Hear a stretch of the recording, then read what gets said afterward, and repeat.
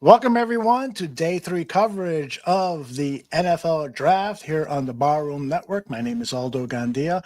Joining us later will be Johnny Santucci. I know he was grinding the tape with Bellissimo for about an hour or so just before the show, so he'll be joining us later. Danny Shimon has agreed to join us after the Bears make their picks and share their opinions.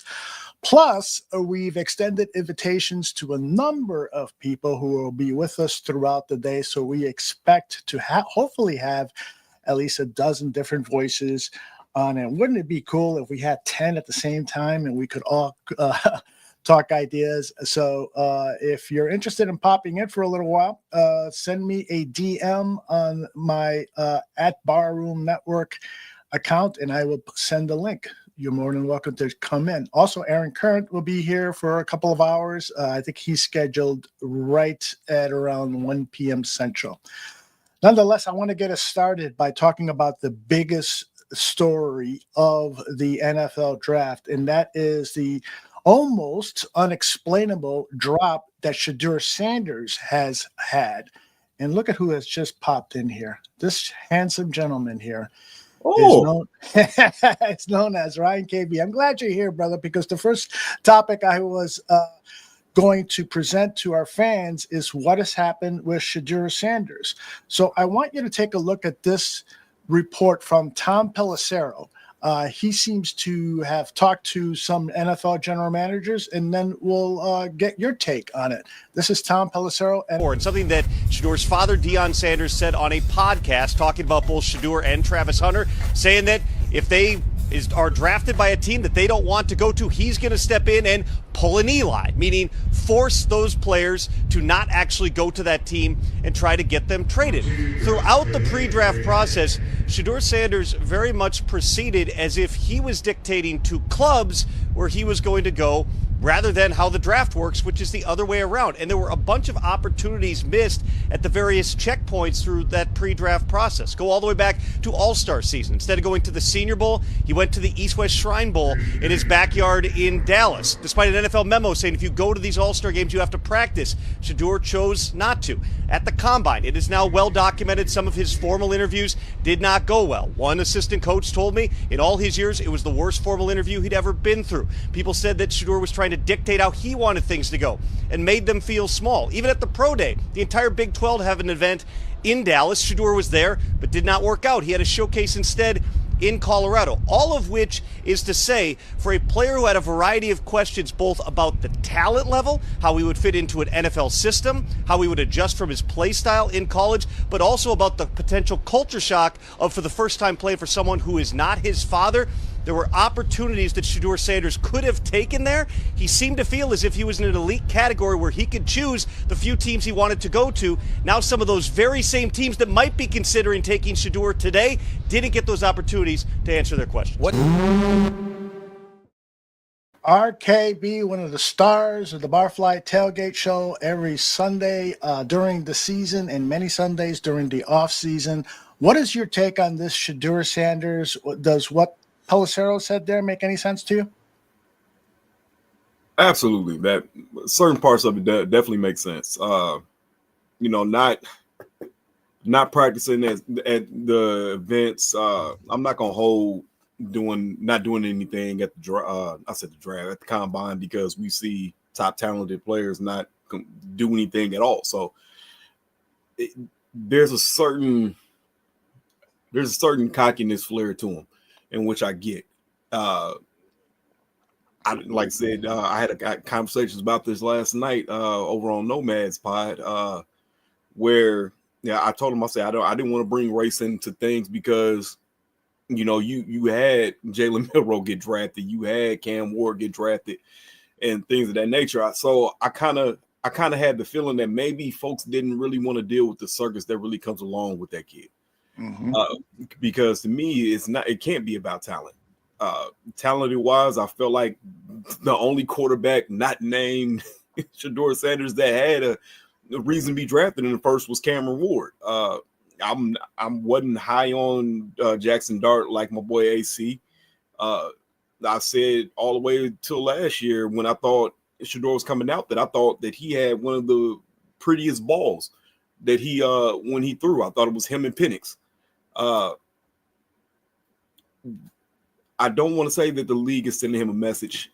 I hope it's not one of those things, but you have to look at the situation in its totality. Yeah, he might have bombed interviews. He might come off as cocky, but at the end of the day, you want your quarterback to be, you know what I'm saying, to have that kind of that cockiness about him, to carry himself with a certain flair, man. It's unfortunate. I feel like he's going to get drafted. There's no way in hell that he goes undrafted. I feel like a team is going to take a shot on him, and whatever team does decide to take a shot on him is going to get – you're going to get a first-round talent. It's going to really depend on, after that, the work that he puts in and how much of a chip he carries on his shoulder right now. Anybody that Tom Brady comes by and endorses, you know what I'm saying, it can't be a hype thing. I pay attention to the evolution of the kid. You start at Jackson State. You carry Jackson State to a title in a SWAC conference. And I went to Grambling State. I know all about the SWAC. You carry them to that point. Yes, you got Travis Hunter, you got your pops, but then you come to Colorado. What people got to realize is Colorado's roster at that point was pretty much Jackson State. There wasn't a lot of top end talent on that team. Very bad O-line. I mean, you had a couple decent pieces, and of course, you had Travis Hunter. But that was Jackson State that played those games, man. That's a 4-win team. Right. The next season, you kind of start to get some pieces around them. Still, to this point, your best player on the team is Travis Hunter. No other Colorado players have been drafted. So you get into the whole thing of, oh, well, they're retiring his number and all this other shit. Yeah, it comes off as a little discredited, and it's like, oh, what did he do? Nobody talked about Colorado before them boys got there. Yeah. Right. No, I mentioned this last night. I said, how many people were going to stay up late to watch Colorado play Colorado State? Mm-hmm. That's right. Those games came on at 11 o'clock, okay, and had hella viewers. I don't care about them retiring his jersey. The man apparently broke a shit ton of records for passing at Colorado while he was there. Yeah. My thing is this: his impact on that team, whether or not y'all want to say, it was Dion or he had Travis that he was throwing to. The simple fact of the matter was, bro, those teams aren't really talented right now. Mm-hmm. They're still building that program. That's why you're starting to get some of these kids transferring over, because they want to play for Deion Sanders. They want to help build that program. That's how you get Kaiden Salters transferring from Liberty, who, by all intents and purposes, is going to be, an early round pick. I'm not going to say a first one, but maybe second round, third round pick as a quarterback. They got a highly rated quarterback to come in behind Kaiden that is going to be waiting in the wings. You're starting to get some of these transfers that are highly touted recruits that are now deciding to go there. But like I said, man, I feel like he's going to be drafted today. Absolutely. Whoever decides to take him, like I said, I'm gonna leave the race portion out of this, because, like I said, I can't call race when 2 black quarterbacks are drafted already. Absolutely, yeah. There's a lot of issues with that, and we'll be addressing it again in a moment. But first, I got Barrelissimo here with us, and he's only available for a short time. Hey, yeah. Barrelissimo, how are you, what's up, brother? What's up, man? I'm awesome, brother. And I also have Eric. Eric, the pronunciation of your last name is Wachter, right? That's it. I nailed it. Look at that. We made progress. And man, Barrelissimo, man, long time coming. How you been? I'm good, thanks. Yourself? Good, and thanks again for having me on again, Aldo. It's been quite a while. Yeah, it's been too long. Absolutely. Eric and Ryan, Barrelissimo has some tape for us, and so this is great that you guys are here so that you can ask him questions. So Barrelissimo, I'm going to let you take it away. I'm going to put the tape up. Tell us, first of all, what we are watching. Right. So first of all, what we're watching is this guy here. You'll see, in terms of the things I want you to really sort of pay attention to is his hip level in comparison to the rest of the offensive line. There's only one guy who's 6'8", and it's that guy there. For context, this is 2021-22 tape. That's Rukaroro, who's a pretty good defensive tackle. Can he play left tackle? If you watch his base and watch his hip level, it doesn't really come up that much. Greg Gabriel earlier on in the show, if you missed it, you need to go back and watch that, by the way. But he said he plays with a flat back. He does play with a flat back sometimes, but it's not a problem having a flatter back as long as your ass is down. The problem with a flat back is when your hips are up and you've got a flat back and you're like that. That's a problem. That's less of a problem because you've still got a flat back, but you're in a position of power and position of strength. And you can see there, that's Rukaroro, a guy that basically everyone that went against him in the ACC had problems with. And he's doing a pretty good job on the left side. He's still the same guy that he was to be honest. He's the same guy on the left side that he was on the right side. Yes, he's a year younger here, obviously, and he's a year less experienced. But in terms of technique, this is him a cut-off block on the backside zone. So what you want to see him do is get in front of his man, keep driving him downfield, and then you're running back, basically. You want to see your running back stretch and then cut back off whatever gap that he sees appear here. And that's what he does. And looking at it from the All-22 angle again, you'll see him working across the face of Ororo. So, I mean, obviously, Ororo initially he's lined up inside. There's Ozzy. He's got to get across the face, basically, not commit one way or the other. Whichever way he wants to go is basically what the running back is going to read off the back of. So you just do a zone block, which this is. As he comes across the face of him, he's uncovered because you go to the inside man. But he's just basically going to get across the front of him. That's where he's working his feet up, and that's where you talk about having a low, flat back. Yes, he's got a flat back, but look at those legs driving. Look at that position of power from his base. A flat back isn't so much of a problem when you've got good core strength. It's the way that taller guys, generally speaking, it's the way that they keep their hip, the way that they keep their base lower is to have a flat back because they're 6'8", but he's got to keep his hips down to be able to maintain that. To add some context, this is 2022 tape when he played on the left side. The only year he played left tackle. Great. Yeah, and I think it was 611 snaps at left tackle, so it's not like he's inexperienced. Absolutely. And that's what you see here. Obviously, it's a three-man front, working the three-man front, sees the blitzer come across, see him disengage there. Mm-hmm. So what he's doing is, he's got his guy, and as he disengages to go to the tight end, and we've got the linebacker looping around, that's where Ozzy gets his eyes onto, which is really good play. He's maintaining his zones. They're a zone blocking scheme, both in pass protection and in the run. So again, you see him get a touch from the tight end there just to say, I'm here, I'm attached. Again, this is just zone action, so you're not really going to learn that much from that. That's where you sort of see him with a flat back is when he's traversing. Mm-hmm. And this is where he does need to just basically, this is where the flaw that Greg was talking about, and he's coachable. So what you'll see is he kind of, because he's not really going full speed, that's where it shows up more. It really does sort of show up more. And you sort of see him sort of leaning over a little bit. And as he sets and resets his feet, he gets even lower. He gets even lower with his shoulders. You just want to see him drop his hips down to keep his shoulders up. That's all it is. But that's very, very teachable. He's got good length and all the rest of it. So that's a bit of Ozzy. And I thought what we could also look at is Colson Loveland. I could show you 2023 against Purdue where he had lots of catches and he did lots of great stuff. But I want to show you Illinois. And the reason why I want to show you Illinois is because he's basically got a potato gun at quarterback. And what you'll see is you'll see him work. He's just got fantastic technique. When people are trying to compare him to a tight end, I think you need to compare him to people like, if you want to say Ben Johnson, then you would say compare him to tight end and Amon-Ra because his ability at the top of his stems is really good.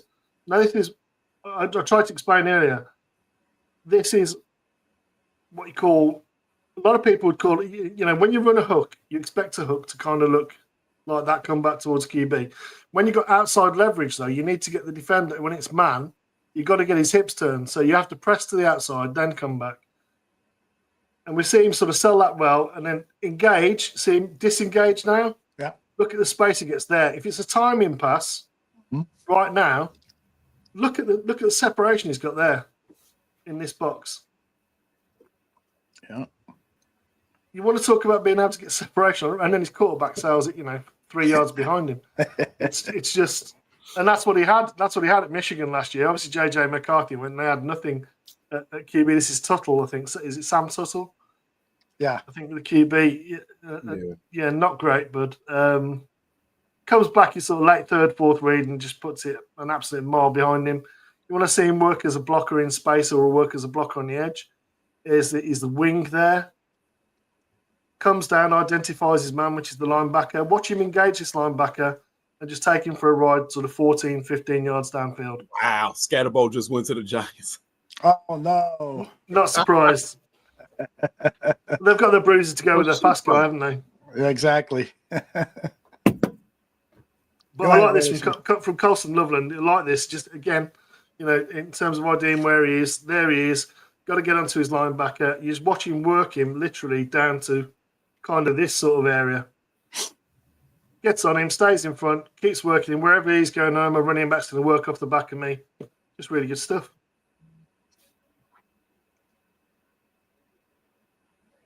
Split as a wideout. So why is this important to see him split as a wideout? Well, if you notice, Illinois is going with a cornerback over the top of him. Mismatch. It's a mismatch against the cornerback, but it's even more of a mismatch. You've got him on linebacker. This is him blocking outside linebacker. Oh, nice. And again, just stay sticky.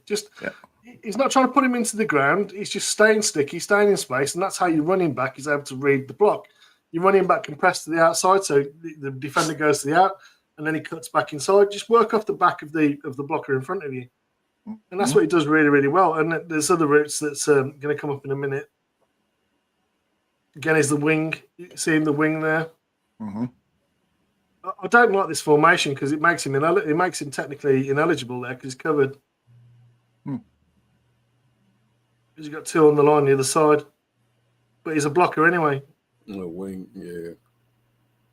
But that's just a like a tunnel screen, but with the halfback going to the tunnel screen on the outside. So just block the man in front of you, identify your target, which he does outside at 17. That's my man. First man up. So he's the point of attack. And you'll notice a couple of times there's going to be like a sweep where he's going to be the lead blocker.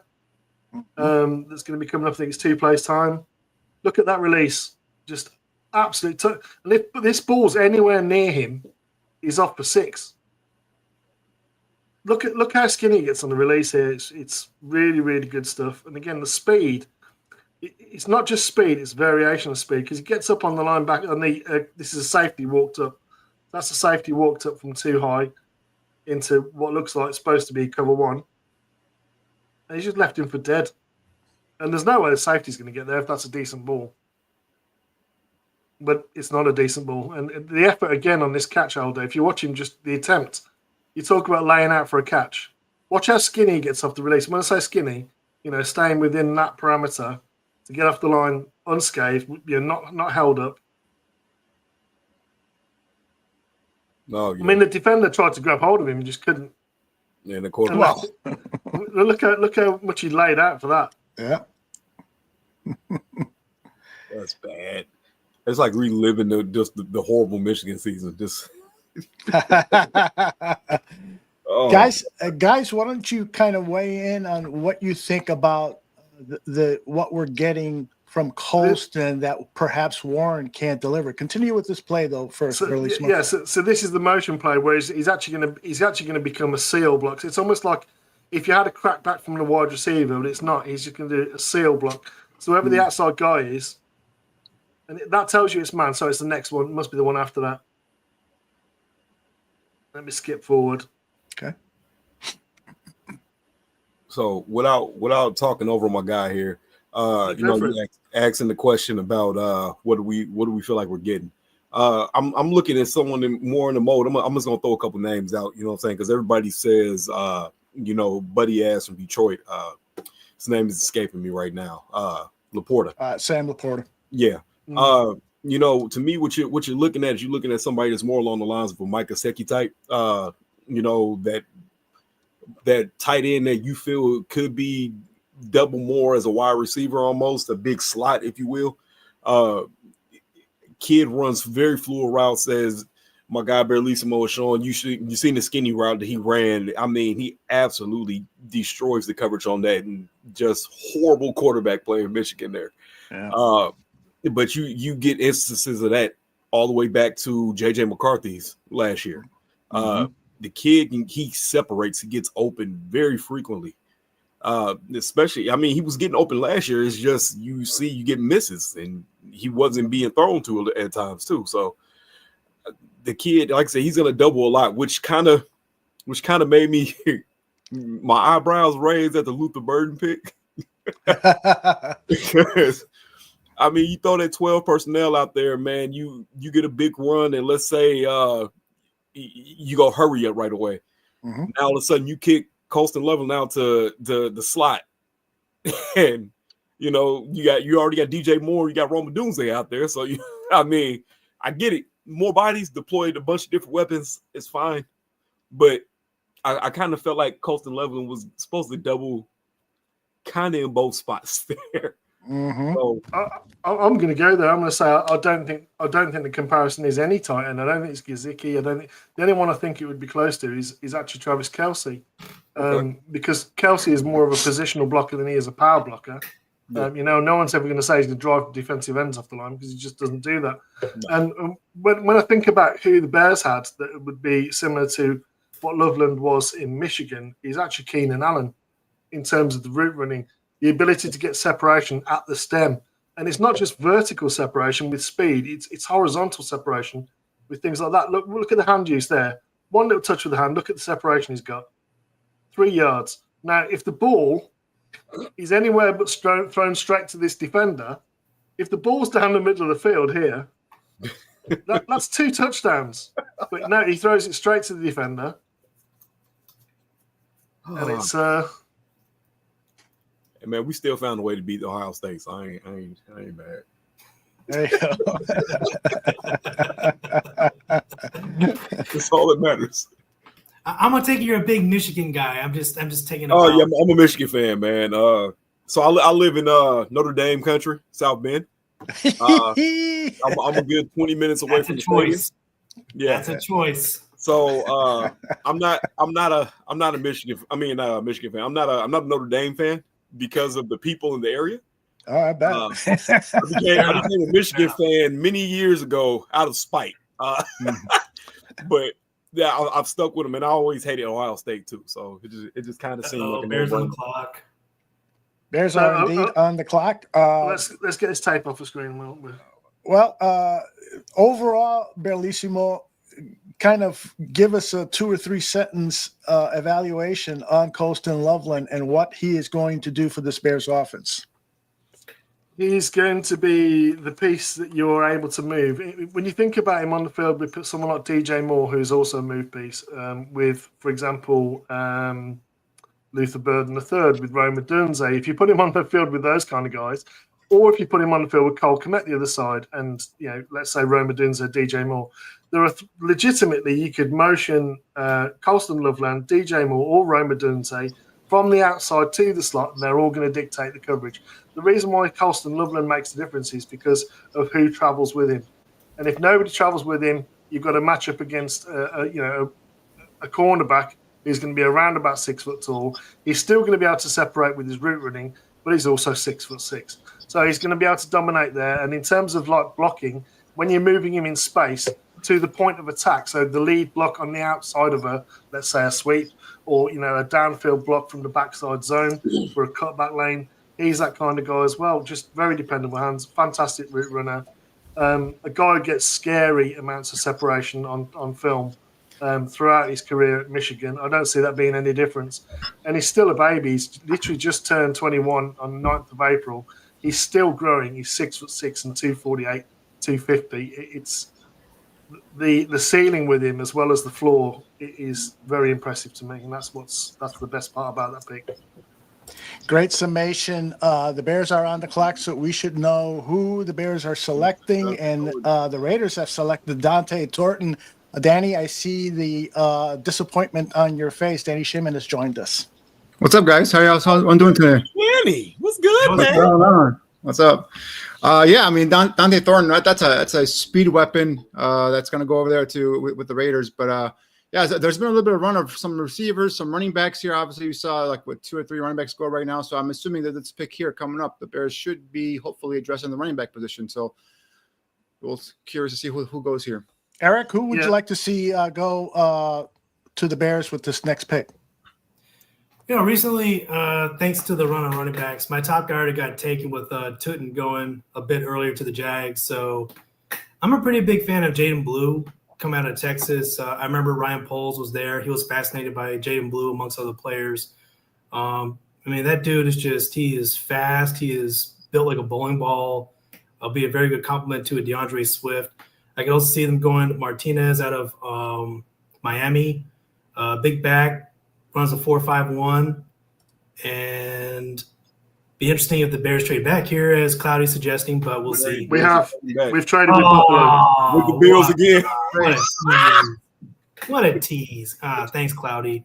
The Bears have traded pick number 109 to the Bills in exchange for 132 and 169. Yeah, well, Jaden Blue could still be available. I think Danny had him late on day 3, right, Danny? Do I recall that correctly? No, more of a day 3 pick, yeah, but not late. But he's a more of a change of pace kind of back in terms of being someone you can use as a weapon, right? In the offense, you can get the ball out in the backfield. You can also get him out in the passing game. He's got that 4.3 speed. He's a guy at 5'9", 196 pounds. You would him. And in that wide zone or inside zone kind of gaps or scheme, you give him a little crease there, a little sliver, and he can take off. He's a home run hitting back every time he touches the ball. So, but yeah, I saw him more as not as a compliment to Swift. I saw him more as a weapon that you can utilize him. So I still think that you probably need a more like a downhill bumper, a guy in between the tackles to be a nice compliment to DeAndre Swift. But yeah, Bills again here trade with. I said yesterday, although Brandon Beane and Ryan Poles have this connection on draft day to make these trades. So I'm not sure. I mean, this is the 4th or 5th trade they've made over their careers there. So yeah, Buffalo jumps up here. I wonder if they're going for someone in maybe a linebacker or maybe even a running back. We'll see how that goes there. We need to ask Ray to get back on the show because his Buffalo Bills they're the favorite dance partner of Chicago for the last couple of days. That's like, in this week alone, 2 trades of the Bills. Last year they made a trade of the Bills. They've got something cooked between Joe Sheen and not Joe Sheen, I'm sorry. They got all those personnel cooked between Buffalo and Chicago. I'm about to say Joe Sheen went to New York, and he's probably going to get fired after this year, but that's just me. Tragic. But he's from the area too, man. We got our pick that we traded away for the center/guard. We got our fifth round pick back. There you go. So 169.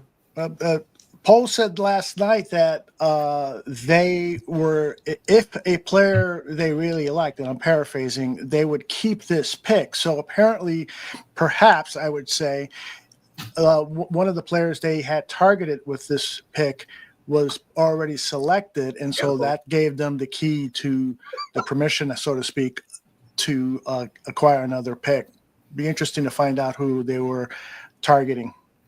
I feel like it's been running backs. Like they traded back yesterday, right after Travion Henderson got taken right before them. Or not, that's the wrong pick. My apologies. But I want to say like right before they picked on, 41, they just traded right back. Yeah. Travion Henderson went 38, so they picked their best player on the board at 39 and then said, all right, deuces, we're going to trade back a little bit at 41. And then today, you see 2 running backs taken on the board before the Bears got on the clock. They trade back again. So it's a very interesting situation. There you go. The big defensive tackle from Kentucky has been selected by the Bills with that pick 109. I really liked Deion Walker, but he didn't have his 2024 season was a little disappointing according to some, and so that's perhaps why he has dropped to day 3 because he was a 2nd or 3rd round pick after his 2023 season. He was playing significantly overweight for me last year. Is that what it was, Barrelissimo, you think? It really affected his ability to keep air in his lungs. He was gassed a lot last year. Sounds like me when I go up the stairs. Let me let's talk about running backs. I got Tooch's running back list here, so I'm gonna flash it up on the screen. These are the running backs that Tooch has as his day 3 wish list. Let me not cover our guest's face. I'll cover mine a little. So, guys, let's go around the horn, starting with Ryan. Who do you like here from this list of remaining backs? It's interesting that he's got Ja'Cory Krosky Merritt as his number 3 because he had a super Shrine Bowl game, scoring 2 touchdowns. He had an injury-riddled 2024 season. A lot of people see him as an undrafted free agent, but who knows? Maybe he's going to be drafted here soon. Ryan, who do you like on this list? Oh man, I got a few on this list that I like, man. I bet. I got some good names. And then it's another cat that's not on the list that I absolutely I just have a special place in my heart for. But the first name that's jumping off the board to me, Dylan Sampson. He's a hell of a player to me. But I kind of look at him in the same light as I kind of look at Jadon Blue. I like Jadon Blue. I feel like he'd be like a Timu version of getting my man from Detroit. What's his name? The Gibbs. Jahmyr Gibbs. Jahmyr Gibbs. He's like the Timu version of Jahmyr Gibbs to me. I don't think he can do all the things Jahmyr Gibbs does, but you want to talk about a home run threat, somebody you can, swing out the backfield, catch a ball and take it to the house. Jadon Blue definitely can do it. Damian Martinez would be a good power back. My other guy, I see he's number 15 on that list. He entered the season as probably the number 1 back in Oklahoma State with Ollie Gordon. Man, it's just a bad year. That's a bad year. His stock dropped badly. Yeah. But you can get Ollie Gordon late in the draft because to me, you still need somebody to really step in and fill in the power back role. I feel like Ollie Gordon can do that. Man, like I said, man, DJ Giddens is another good one. It's still some good names on this list, man. But if I'm dropping back and I'm not looking for a swift replacement right away, I wouldn't mind taking a guy like Ollie Gordon, man. That's just me. Okay, Eric, who do you like? I've got kind of a selfish agenda for getting more Florida Gators on the roster. So there's Trevor Etienne come out of Georgia. That's talk about disappointing seasons. You got to think when he transferred to Georgia, the expectation was he's a first-round pick in terms of talent, but then he just has a bad year in Georgia. Turns out to be a bad business decision on his part. But Trevor Etienne, make no mistake, he's still a game-breaking player as a running back when given the right opportunity and the right blocking up front. But another player that's really intriguing is Brashard Smith out of SMU. I remember he was a top 30 for the Bears. He was a top 30 visit for the Bears. He is definitely a player you can have all 3 downs. I don't think he's quite as physical as some would expect, some of these other backs on the board, but Brashard Smith can really ruin a game by himself.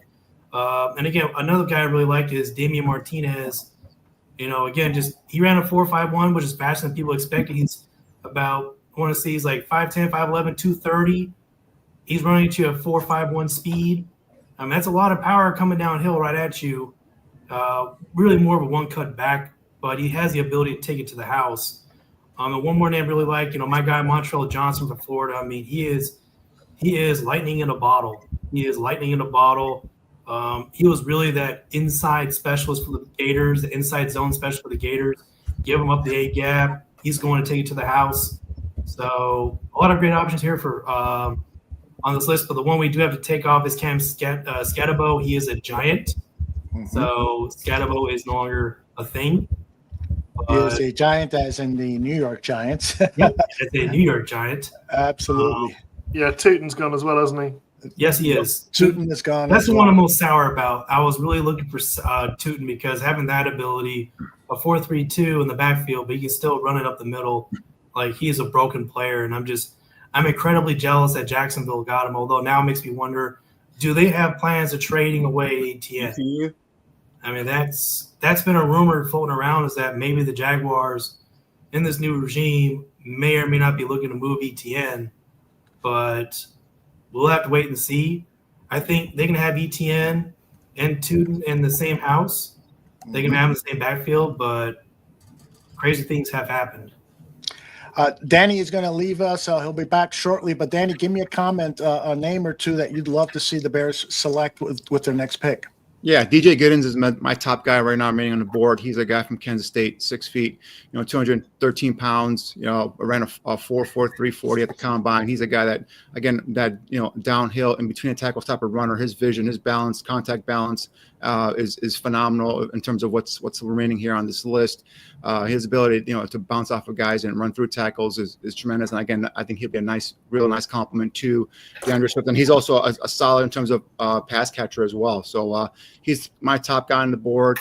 And then followed by Taj Brooks, another guy from Texas Tech, more of an underrated type of back, a bigger type of back, a guy that can, both these guys can be bell cow type of backs as well. So carry the load. And Brooks, when he lowers his shoulder at the goal line, runs through contact as well is tremendous. And also a guy with quick feet, and another back that can run between the tackles and has got quick jump cut ability and can weave through traffic. I think Giddens and Brooks are up there.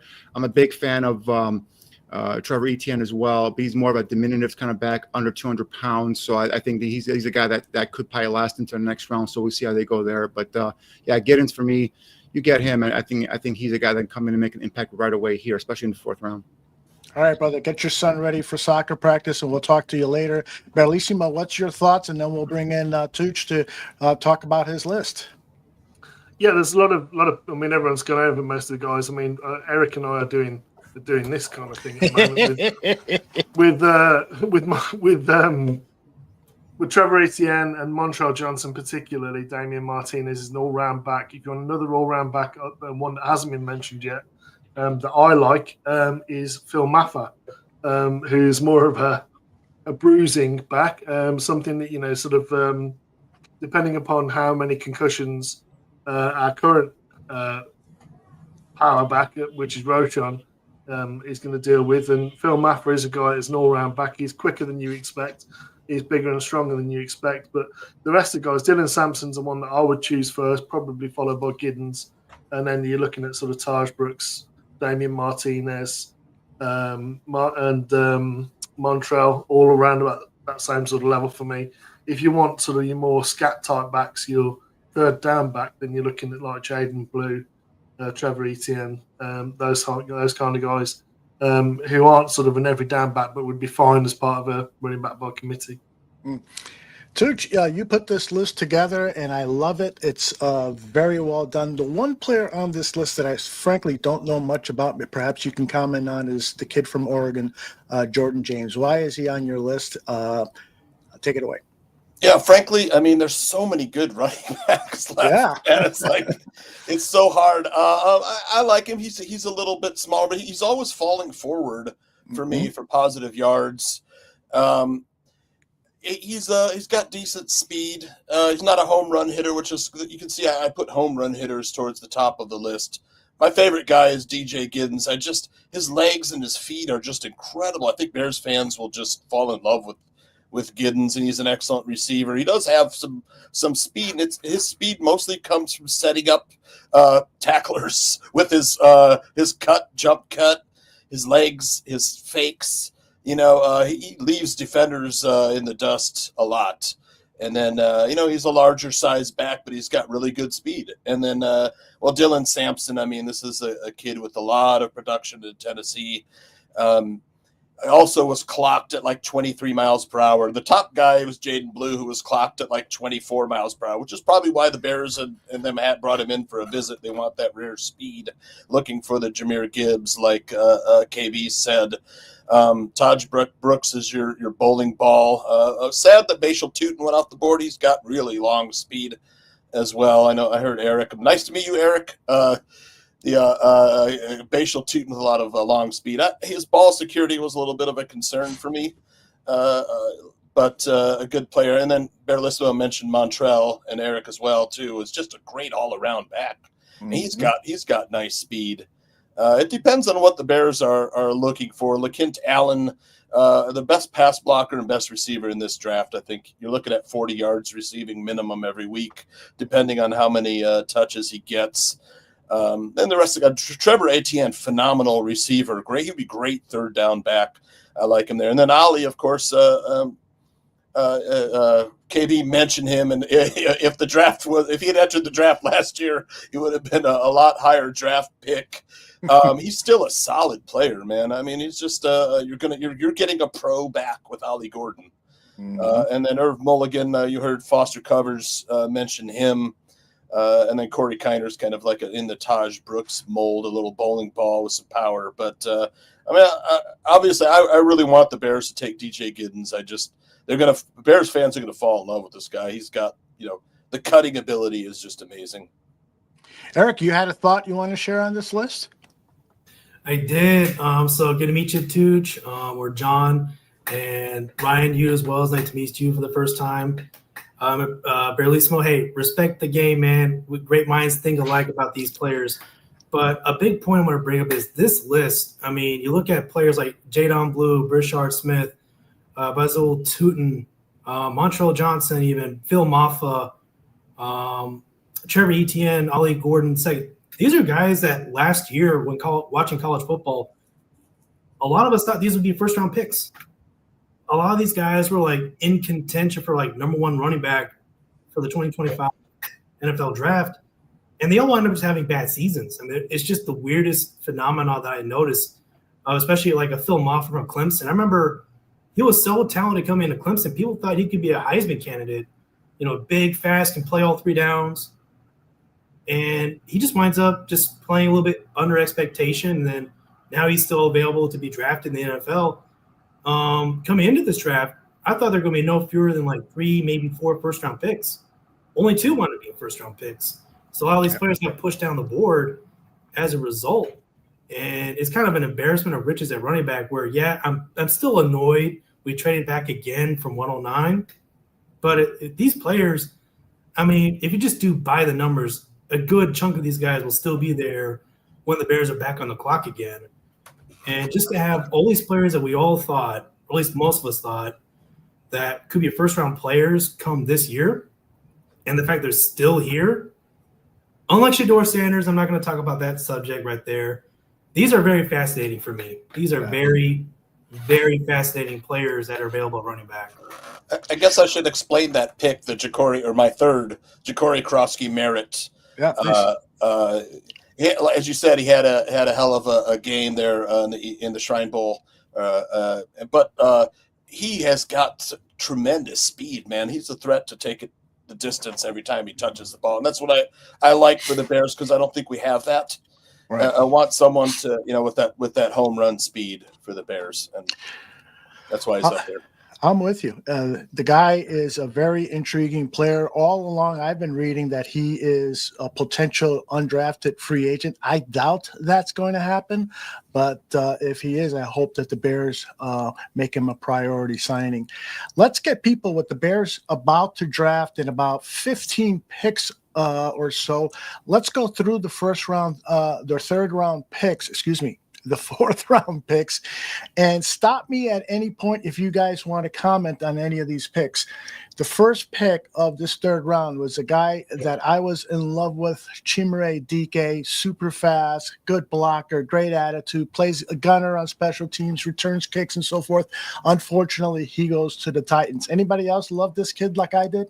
He is a Florida Gator, so of course he had my stamp of approval. Although discovered him. Go ahead, Berlissimo. I'm just going to say I like Elijah Badger better. Oh, okay. That's a kid from Florida. From Florida. Excuse me. Yep, okay. Yep. Elijah Badger, man, he was a good football player. It's kind of amazing. Right. Florida's in this rut. They've had this was the first player drafted from Florida this year. It's kind of a showing of the signs of Florida going from being a regular producer of first and second round talents to nothing at all. That all changed with DJ Lagway's draft eligible. Y'all can bookmark me here. He will be one of the 2 quarterbacks taken in the first round at a minimum in 2027. But that's also a long time away. And you bring up DK, you bring up Badger. I mean, they're not the flashiest receivers, but their acceleration is insane. They have some of the fastest acceleration amongst receivers in the draft.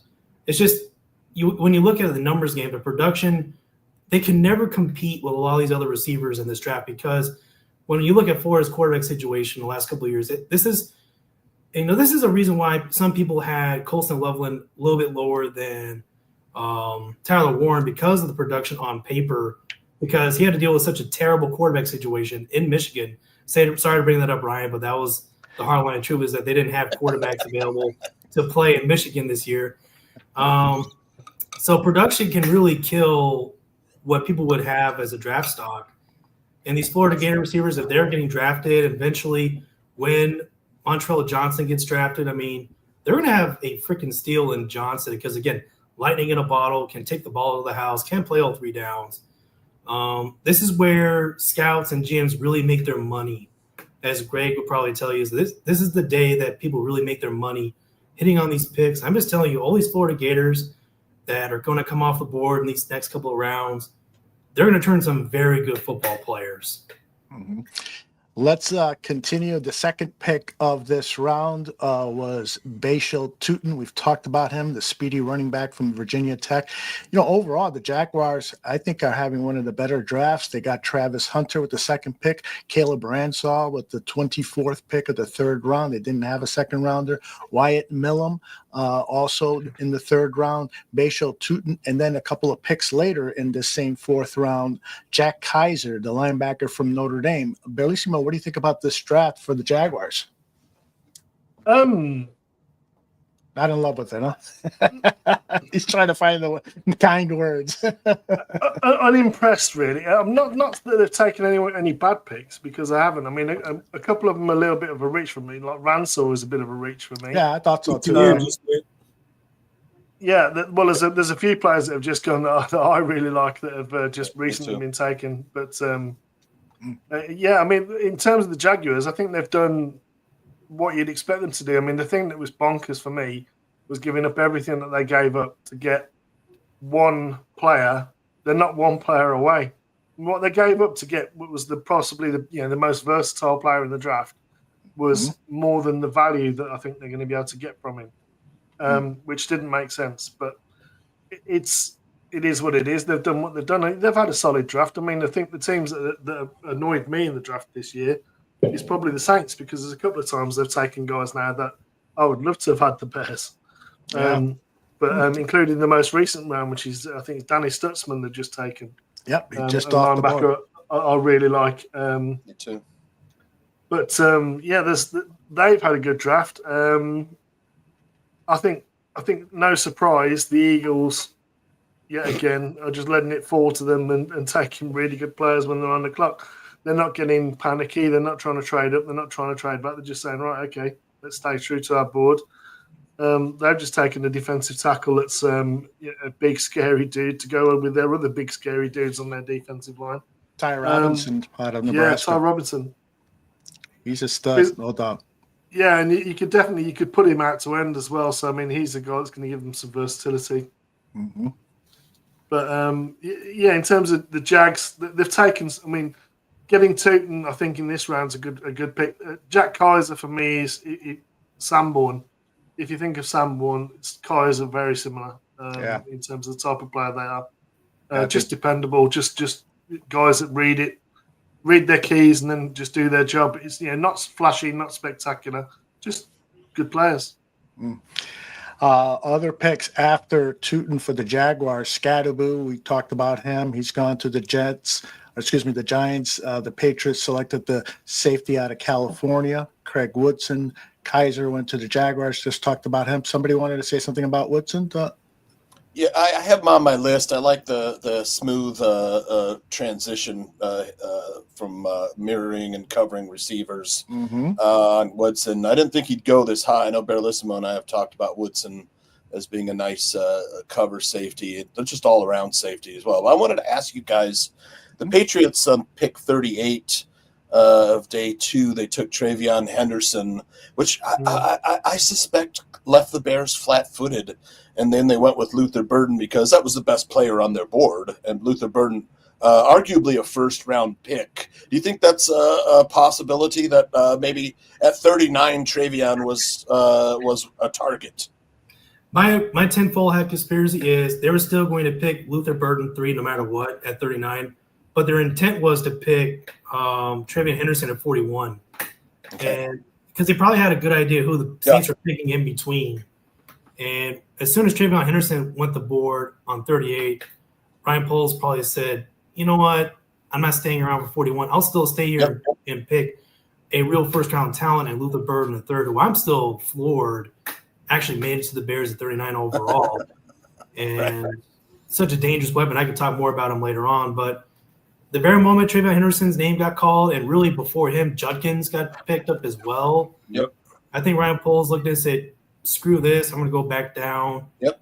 And then when he finally was on the clock again, he picked up his offensive tackle, which I felt the Bears I really think the Bears had an agenda to pick a new starting offensive tackle, whether it's right or left, with one of their second-round picks by the end of the day. So they picked up 2 extra second-round picks to make that happen. But if Travion Henderson was still there at 41, then he is without a doubt a Chicago Bear.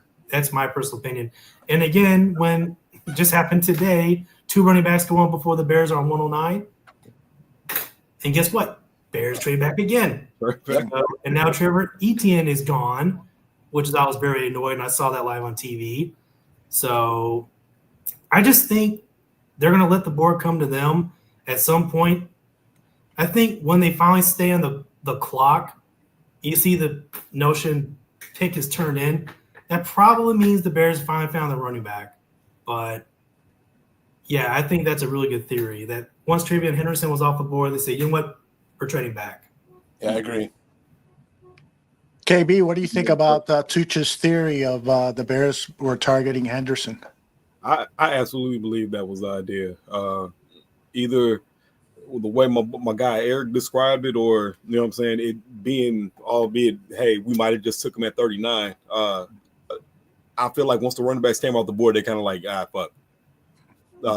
Let's take the best person on the board at that point, which was Luther Burden. That was for all intents and purposes. But that next pick is just like, look, we can trade back, try to grab some more assets, and do what we need to do. Yep, it allowed them to target Trapillo. You know, I think they wanted him all along. That he was a definite target with the Boston College connection, and his father, a former player in the NFL. They wanted Trapillo, and they were going to get him any way possible. Yeah. So I do feel like if he wasn't picked beforehand, we probably would have ended up with Henderson. But the board falls the way the board falls, man. The draft guards are fickle bitches. Indeed. There is 4 guys at the 10, 11, 12, 13 spot that I would have loved to have seen with the Bears, just like Bellissimo just said. Danny Stutzman, the linebacker, goes to the Saints. C.J. West, the defensive tackle out of Indiana, goes to the Niners. Trevor Etienne, the running back from Georgia, to the Panthers, and Cody Simon, the linebacker out of Ohio State, goes to the Arizona Cardinals. Guys, what are we missing out with Cody Simon? What kind of a player is he? Bellissimo, jump in. Prototype will linebacker, sideline to sideline, run and hit. Guy, he's very, very quick, for his size. Just a good linebacker. Again, with Ohio State, what you're going to get in their linebacker core is good fundamentals in tackling. You're going to get guys who are going to read their keys and play their landmarks in coverage. Just dependable. But he's definitely sort of a sideline to sideline run and hit type guy. Not sort of a plug the middle of the offensive line. Plug the D line and take on a guard. More of a run around the blocker and get the tackle type of guy. But good linebacker. Texans have selected Woody Marks. I don't know much about Woody Marks. It's a running back, I think, right? Really, a running back? Yeah. He's a running back. He's not overly impressive in my mind. That's a reach. I mean, he's a decent football player, but to trade a future 2026 third-round pick, wow, to move up for Marks. He's old as well. He's like 24 years old coming in. Yeah, they already have such a short lifespan in the league, and you sacrifice a 2026 third-round pick to move up and get him. That's a head scratcher. He was not on my short list. If that's Well, there are running backs that I think is just way better that are still on the board. Yeah, I agree. That makes very, very little sense to me. I mean, if you're gonna take Woody Marks, why not take Taj Brooks? Yeah. So teams should have better and Caleb faster. Williams. Dane Brugler says that he's not a big play creator in the passing game, averaged fewer than 6 yards per catch in college. Only 4 of 261 career catches resulted in 20 yards or more. He has a workhorse mentality, but the tread is worn after almost 900 offensive touches in college, despite the fact that he was only a one-year starter. So that's interesting that he would say that about Woody Marks. But Woody Marks is off the board, and all Bears fans are relieved. Yeah. Good stuff. There's no point panicking and reaching for players like this. I mean, the Bears are in a good position here to the Rams traded still up. pick up some really good players. Yes, the Rams have traded up. Auburn running back Jarquez Hunter, Aldo. Oh, okay. So Hunter is off the board. This was one of the guys on your list. One of the guys on my list. Yep. Mhm. Let me give you a little on him if I could get up his page here. Sure thing. Yep. Out of Auburn. Auburn. Yep. Had my notes here. Let's see. 1,201 yards. 6.4 yards per carry, 8 touchdowns, 21 catches, 155 yards. He's 5'9", 204, ran a 4.44 40. Productive, he's got a really good vision. He's got that second gear that you want, to explode through the holes. He's got the good lateral agility. He's the player I liked. I mentioned yesterday too. Would have been nice with the Bears. Decent receiver, good yards after the catch. Scheme versatile for all, zone, gap, or power run. Really nice soft hands out of the backfield and a really high football IQ, good character. It would have been nice on the Bears, but I like DJ Giddens. Typical Auburn running back, a cannonball on legs. Yep. Basically, is what he is. Not wrong. Yep. Not wrong. The guy's a power lifter in his spare time. That's and he's built like that as well. He's absolutely. I mean, he's 5'9" and nearly 220. He's absolutely rocked up. Quadzilla type running back, but he's they're very much RPO offense in Auburn, and that's kind of what he's gonna, sort of stand, gather, read, and take the one cut type runner. But 5 running backs. Pace. Yeah. Guys, let's since we've got 14 picks to the Bears' next draft, let's talk about Shamir, drafted yesterday by the Chicago Bears. There is the injury concern. When we learned that he was drafted by the Bears and news came out that he's got a rod inserted in his leg, all of a sudden, there was flashbacks of past draft choices of the Bears being injured and being of no value. So this is Ryan Poles when he was asked about the injury. He had a procedure to get that cleaned up, and the beautiful thing, it actually settles us, is he did his pro day. So you see him do a full D-line work. I think it was Joe Cullen from Kansas City did it, and Joe Cullen's pro day workouts are like exhausting. And he did it and did it well, so we feel comfortable where he's at. And obviously, we have a lot of filters that we work through with our doctors, with medical rechecks to make sure that we're comfortable with where everything's at. I can definitely see the allure of Turner, despite the fact that he has that injury. I put together some sound clips from his meeting with the press yesterday with highlights. This is what it looked like. Man, playing with an edge, being an edgy guy, playing with fire like that is always good. But, you got to know how to control it, and you can't let it control you.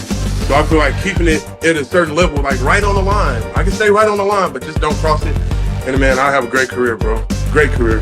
To me, you can't be a football player, especially a D lineman, putting your nose in there, putting your hand in the dirt, if you ain't got a little something to you, bro. So you always got to play with a little fire, with a little edge, bro. I feel like that's what makes football exciting too, Get to bounce around and, get your guys hyped up. Just kill, bro. Literally just go, bro. That's all I'm thinking about, bro. As soon as I touch the field, all I do is go, man. And I've been having that mentality since a kid, bro.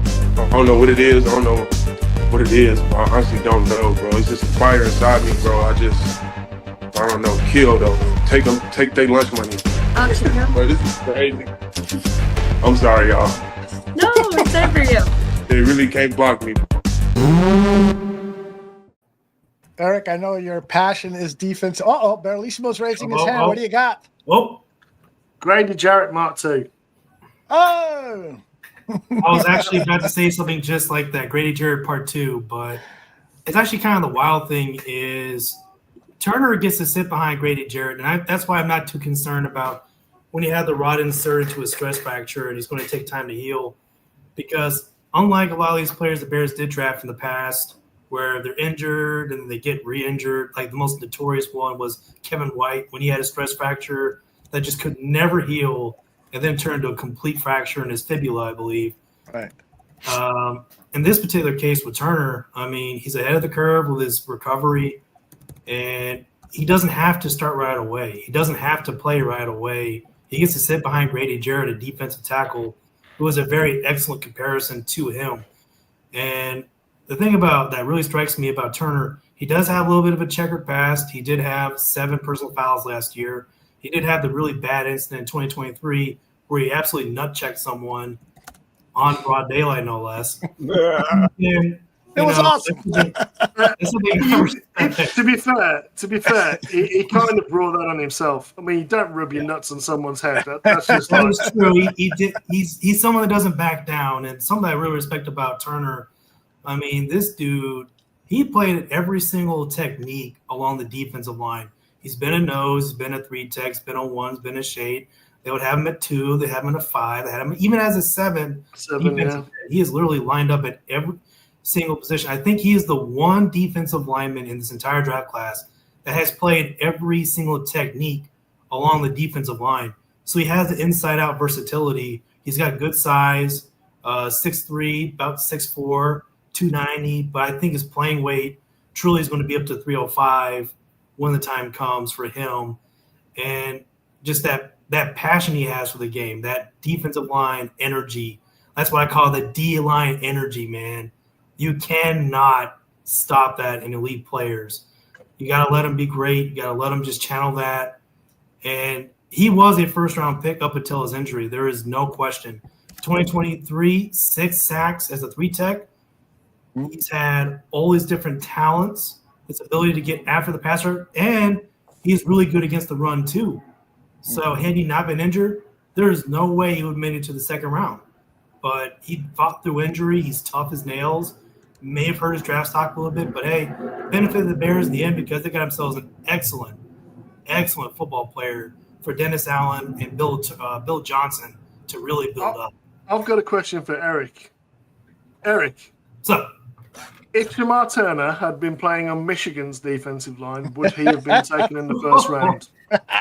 Whoa, that's a hard-hitting question. So let me get the question correct. If Shamar I'm gonna say to you, look at the stats, look at the tape, and then tell me there's a massive difference between him and Mason Graham. Ooh, good question. Yeah, that's a good question because if he was on the defensive line with Mason and also Kevin Grant, and that would Ryan can hate I would me. not say. That's fine, bro. I would not say he would be a first-round pick if he went to Michigan. Because, I mean, you got Kevin Grant, you got Mason Graham. One went 5, one went 16th. And 13th. 13th, thank you. Grant. And that's a great question, Bellissimo. That's one I'm going to have to say that's the one situation I would not have him as the best defensive tackle in the room. But at the same time, he's just an excellent football player. Anywhere outside of Michigan, he really excelled. If it were to be in Michigan, he'd compare the stats. Compare the stats side by side between him and Mason Graham, and then they're very similar players. They're very quick off the mark. They've both got very violent hands. They've both got an extremely strong initial punch. The difference was Shamar Turner was completely miscast as a 2-tech, two-gap 2-tech, which is not what he is. He's a 3-tech. Mm-hmm. If you put him in a 4-3 as a 3-tech, you would have seen the best of him. I mean, the production would have gone up. I wouldn't mind saying he would have doubled his sacks if he'd just been a 3-tech exclusively, because his ability to beat. I mean, the amount of times people tried to cut block him and he just washed them down and ran straight over the top of them was scary. He hits you with one arm as a running back, you're going down. It's that simple. The guy, violence is in his play. The only problem was when you're trying to evaluate him on Texas A&M defense tape it's pointless because he's just completely miscast. Same as the other, Shamar Stewart. Yeah, he's got very little production. That's because he's being completely miscast. You try and play him as a 3-4 end. It's not going to put him in a good light. But that guy, once he learns some pass rush moves, he's going to be a good player. But he was just an athlete. He was just put in a position that wasn't his fit and asked to go. But I like Shamar Turner. And the stress factor, the one thing we'll say about this Aldo and rest of the panel is that I'm less concerned about that. Yes, Kevin White had the same injury. Yes, Kevin White never learned to run a route tree at West Virginia, and he never learned to run a route tree at Chicago. That's why he flamed out, not because it was a stress fracture. It's because the guy never worked on his craft to perfect route running. The guy was fast in a straight line, and he couldn't cut. That's a problem. And the thing is with you look at Shamar that we've got Shamar Turner, and you watch him, and it's not so much about the lower half; it's about his get off and his violence with his hands and disengage, and that's how he wins. That's how he's going to win in the NFL as well, in my opinion. Well, I actually like the pick. I think he's going to be better as a 3-tech, and we're going to see a lot better production. Latham Ransom to the Panthers is annoying because he's the best safety on the board by a long way for me. Mm-hmm. It is a kick to the nuts that so many names in this round are off the board. Guys that I think many of us were hoping the Bears could land, but they've traded back, and so they've missed out on some good players. In 9 or 10 picks, we'll learn who the Bears are selecting. Hopefully, it'll bring a smile to our faces. We'll see. Yeah, that was a good safety that we could would have really been a nice player for the Bears that fans would love. Mm-hmm. An enforcer. All right. Yeah, he really lays down the lumber. He is that's one of the hardest hitting safeties in the draft. And then I mentioned yesterday that the Bears have so many questions at safety long term. And I think John was going to bring up something about that too. It's just the Steelers are on the clock, and I'm wondering if Shador goes here. Could it be? Could you imagine? I really want it. I really want it. I do too. Mike Tomlin is a good coach. So we can stop talking about it. Tomlin would be do us all a favor, please. Yep. But could you imagine, just for shits and giggles, if they pick Will Howard here? Oh God, Will Howard, please. If they do that, is Quinn Ewers still available? Yeah. Oh my goodness! Riley Leonard. Riley Leonard. Oh, it would be a good spot for Shador. Can I offer you a Kyle McCord? Hey, Kyle McCord. Shoot, let's put my guy Graham Mertz out there. He's not going to get drafted, but why not? I mean, all right, that was a bad joke. I'm sorry, but the fourth round is I never liked Graham Mertz myself, so that's saying something. Wisconsin to Florida, right? Wisconsin to Florida. Florida. Yeah. That's what pissed me off about Billy Napier was insisting he could play over DJ Lagway. I understand true freshman versus super senior, but when DJ Lagway blew the doors down and broke all the records in his first career start, you let him play. You just screw it, let him play the year. When DJ Lagway finished the year 6-1 as a starting quarterback as a true freshman, that had never happened in Florida's history before. And I'm just let the kid play. Speaking of quarterbacks that you could take that would be even more disappointing, DJ Uiagalelei. Oh, yeah, that was a big disappointment. Because that guy's been playing for, 35 years now in college? 35 years in college, and he was the number 1 overall recruit. You want to talk about a rise to fall and then a fall to just through the floor? I've just seen someone describe Latham Ransom as a CTE demon. Ouch. There you go. The Steelers bypass the quarterback. Oh my God! Jack Sawyer. That was the guy I wanted to. Was Jack Sawyer? Oh man. Oh no, Mel, freaking Kuiper Jr. Someone's got to check on him, man. He's I haven't heard from him. Maybe need to put Amber Alert out there, but this is nuts. That list. Hold on. What? Oops. Sorry, I had it updated, but can you put Carmen Rucker on that list, please? yeah, I had to have him on there too. And I would be happy with any of these guys. Let me just. I think I uploaded the wrong one. So give me a little minute on that. Oh man, what I Yeah, Jack Sawyer would have been a nice fit on this. Oh, come on, really? Really? Now, has Braden Swinson been taken yet? Nope, he's on my list, number 1. Why has Jack Sawyer been taken over Braden Swinson? I know. Well, the Steelers do things their own way. That's for sure. They do. It just confirms to me. I think this is all but confirming that they're going to sign Aaron Rodgers at this point. That's just my tinfoil hat conspiracy for that. It's just such a mistake. Yeah. Just let them just old saying go fuck around and find out. Let them find out. If they thought Russ was a nightmare, oh my God. they're gonna go from Russ to Aaron. Yeah, that's a choice. All right, so Sawyer's gone though. It's a bold choice, Captain. Let's see if this works out for him. Swinson's still there. Yep.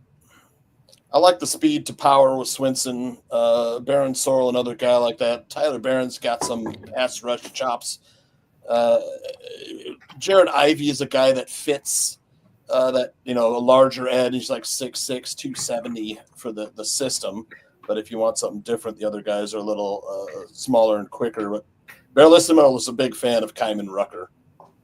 Yeah, I love him. I think he's got the best pass rush set out of any defensive end outside of day one. I think his pass rush moves are the most refined out of the lot, to be honest, of who's left. Well, I like Baron Sorrell as well. I've been talking about him since October. Yeah, I do too. Another guy who's like 250, has a lot of power for that, even though he's not one of those bigger edges that Dennis Allen likes. They still can convert speed to power quite well. There's still some good edges out there, Eric. Mm-hmm. The type of defensive ends that I naturally sort of gravitate towards are the type that I used to hate trying to block. And that's guys that don't give you 1 second's peace, guys that are constantly active. Yeah. Guys that it's very difficult to get a read as to what move they're going to come at you next with, and it's when you've got someone who's a one-trick pony, it's actually relatively easy to stalemate them or stop them. But when someone's got a pass for a set where they can come at you 3 or 4 different ways and it all looks the same initially, that's difficult. When a guy doesn't give you a second when you set up and you fit up on him and he's constantly active, he's moving side to side, he's constantly fighting your hands, that shit is exhausting. And that's the type of guy you want on your defense. So he doesn't fit the metrics in terms of height, size, length, the rest of it, but he's a guy I would that Carmen Rucker, the guy I liken him to, and maybe it's lofty, is Jared Verse.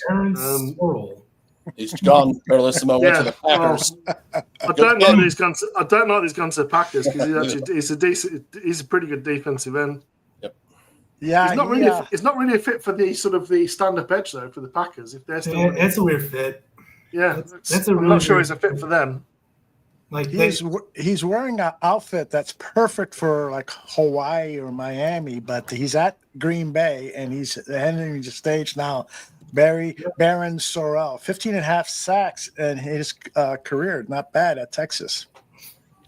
Yeah, just kind of what Berliso mentioned, though. Just kind of a weird fit. Like, I guess they're going to do like a pass rush by committee next year in Green Bay, but what I really don't like about committee approaches, it's pretty simple to stop that approach. If you don't have any one guy that's dominant, then you're just, all right, I'm going to throw out this one minion, send the next guy up. All right, I'm going to bounce him out the club. All right, send the next guy up. Bounce him out the club. If you don't have that one truly dominant player, that pass rush by committee never works. Mm-hmm. And that's what Chicago tried last year behind Montez Sweat. We saw the results. So a little weird what Green Bay is doing here, but, hey, not a bad football player. Yeah, I don't know. 4+ sacks in each of his last 3 seasons. The folks in Green Bay look happy. I tell you what, the crowd is smaller than it was the first 2 days. So Packer fans are not coming out strong as they did in Chicago here.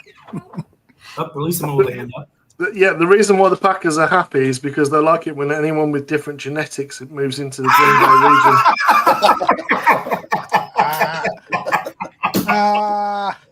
There, there it is, D. Starren. D. That was Starren the Packer asked for a joke, Packer joke, and he got it. Good one. There it is. It's just like every joke you make to Bama fans, you can apply to Green Bay. That's just my philosophy. It's like the number of names you count on hand at Lambeau Field. Me. That's a different person. I've never seen him before. I know, right? It's just like it's the same thing I say to Bama fans. You go to Lambeau Field, the number of names you can count on, the number of names at stadium, you can count on one hand. That's horrible. Absolutely. That's horrible, but it's life. And two of the names are Billy Joe. Billy Joe, Tommy Lee. Billy Joe, Bob, Ray, Bob, Joe, Billy. That is enough, Billy Joe. KB, when you popped back in after your break, you made a big reaction. Was that because Sawyer went to Pittsburgh, or because Sanders was overlooked? No, I was upset that Sawyer went to Pittsburgh, man. I like Sawyer. Even with me being a Michigan fan, I kind of felt like he was the lifeblood of that defense. Yeah, been a really nice guy to have on the Bears D, man. I just felt like leadership wise, he would have been nice. Yeah, would have been a good pick. That's a true Pittsburgh Steeler, though. Jack Sawyer. Absolutely, he's got Pittsburgh Steeler, and now he gets to join that defensive line. I mean, that's an embarrassment of riches up front. Yeah, that's a very, very specific message that you just put up on the screen there. That was pretty specific. That's pretty niche. I mean, aim hard by all means, but that's quite niche. Bears. I need a beer after that, man. No, actually, after Bellissimo's joke, I need a freaking beer after that. That was perfect. Really, I agree. Beer and some cheese. Maybe a dog. What? I don't know, man. I just might be a dog, baby. Yeah. Barrett Carter. It's all Packers have got, isn't it? It's basically the cousins, cows, cheese, and you nailed it. That's basically all there is. Indeed. Barrett Carter, by the way, was one of my favorite linebackers in this draft, and he went earlier in this round to the Cincinnati Bengals. And you guys have any thoughts on Barrett Carter? I thought he would have been a nice fit for this defense, for the Bears. I really think that's the best pick of the draft for the Bengals, because the first few picks for the Bengals are kind of head scratchers. Mm-hmm. I was never a big fan of Shamar Stewart, to be honest, but when you look past that, you look what the Bengals did just this round. They're getting good value in day 3. I'm just looking at that defense, though. I mean, especially if they trade away Trey Hendrickson, if they wind up doing that, that defense is taking a nosedive. Mm-hmm. I'm just being frank. So it's like they're kind of almost anticipating some sort of divorce, and they're loading up as many different defensive linemen as possible, because at some point they may have to part ways with Trey Hendrickson. But yeah, I think for this particular pick by the Bengals, really good pick. So Baron Sorrell was the last but one invitee to get drafted so far. And we know who the other one is, because he's a quarterback and his name is Sanders. We got about related to Dion by chance. Could be related to Dion. We got about 7 picks until the Bears select. I'm going to take a 5-minute break. Tooch and KB, can you continue hosting the show? Oh, absolutely. Thank you. Tooch, I've just DM'd you something, Tooch. All right. It's interesting. The Bengals also took linebacker Demetrius Knight from South Carolina. So they're building up their linebacker core through this draft. Their linebacker core was an older linebacker core, so probably not too much of a surprise. Yep. New defensive coordinator, new linebackers coming in as a result. Just like everywhere you get a new coordinator, you're going to get some sort of change. It's kind of funny. Like people, they always talk about when a new defensive coordinator takes over, the first thing they change is the defensive line. Not always. I think actually the first thing that typically changes are linebackers because you have a whole different style of football. You've been playing downhill, you have coverage. What's up, Earlissimo? I have a question for you. Did the Bears draft in the second round a better receiver than the Packers drafted in the first round? Yes. Without a doubt, yes. Without a doubt. Because when you look at Bird, I know again, this is just one of those scenarios where quarterback play really did screw him over. The production wasn't great on paper, but when you watch Burden play, I mean, that's a bad man. Running around 6 foot even, 210, can line up anywhere on the field at receiver, inside or out. There are legitimately times where I thought last year Luther Burden III was going to be the first receiver off the board in the draft class. Do you see a bit of Debo to him, Eric? Dylan Sampson to the Browns. Bit of Debo. I don't see the Chargers pick. Kyle Kennard to the Chargers. Have the Browns taken 2 running backs now? Yeah. Why would they take? Didn't they just take? I don't know why, because they're about to say goodbye to freaking Nick Chubb. I think that's why they're doing it. Chubb is a free agent, I think, right? Yep. I think this is going to seal the deal that they're going to move on. Anyone got a Chubby for Chubb? There we go. I mean, he would look good as a Chicago Bear. I mean, absolutely. He would be a good Chicago Bear if the Bears continue passing on running backs. They kind of think, I mean, the other tinfoil hat is if they pass on running backs so long, maybe they are going to eyeball a Nick Chubb, which I do know from people I trust that they did make a run at Kareem Hunt before he ultimately re-signed in Kansas City. Chargers are just taking a good player. Yep. Kyle Kennard, went to the Chargers, and then Dylan Sampson. The question from the chat room, guys, do you think Poles may trade for a running back like Brees Hall or someone else? I would say not. No, just with the lack of draft capital we have remaining. I wouldn't rule it out, though. But, I mean, I like Brees Hall. I mean, I'm 25 Can I offer you a slightly used receiver from Cincinnati Bearcats? You can offer us that. You can offer us that. I kind of take responsibility for that question because earlier I did say that I think there is a better than zero chance the Jaguars are going to shop ETN after the draft, and that could be a very good pick. I mean, considering the Bears do have a connection to ETN, the pass game coordinator came from Jacksonville. Do we want two DeAndre Swifts in the backfield though? Yes, this is a great question, Barroom, because I'm like, I don't care I'm not drafting to pair with DeAndre Swift because in my view DeAndre Swift is ultimately replaceable, and if you were to trade or cut him, you're saving some money with only like a $1.3 million cap hit. But after the season, I don't expect DeAndre Swift to be here no matter what. So. Yeah. I'm not like drafting with DeAndre Swift or Roschon Johnson in mind. If I were the GM of the Bears, I'm drafting to get a guy that's going to replace either of those guys and move on from them. But we got a question here from Cloudy Future. Should the Bears draft a specialist like a kicker? Barroom, they've drafted 2 punters in the past 3 drafts. I'm about to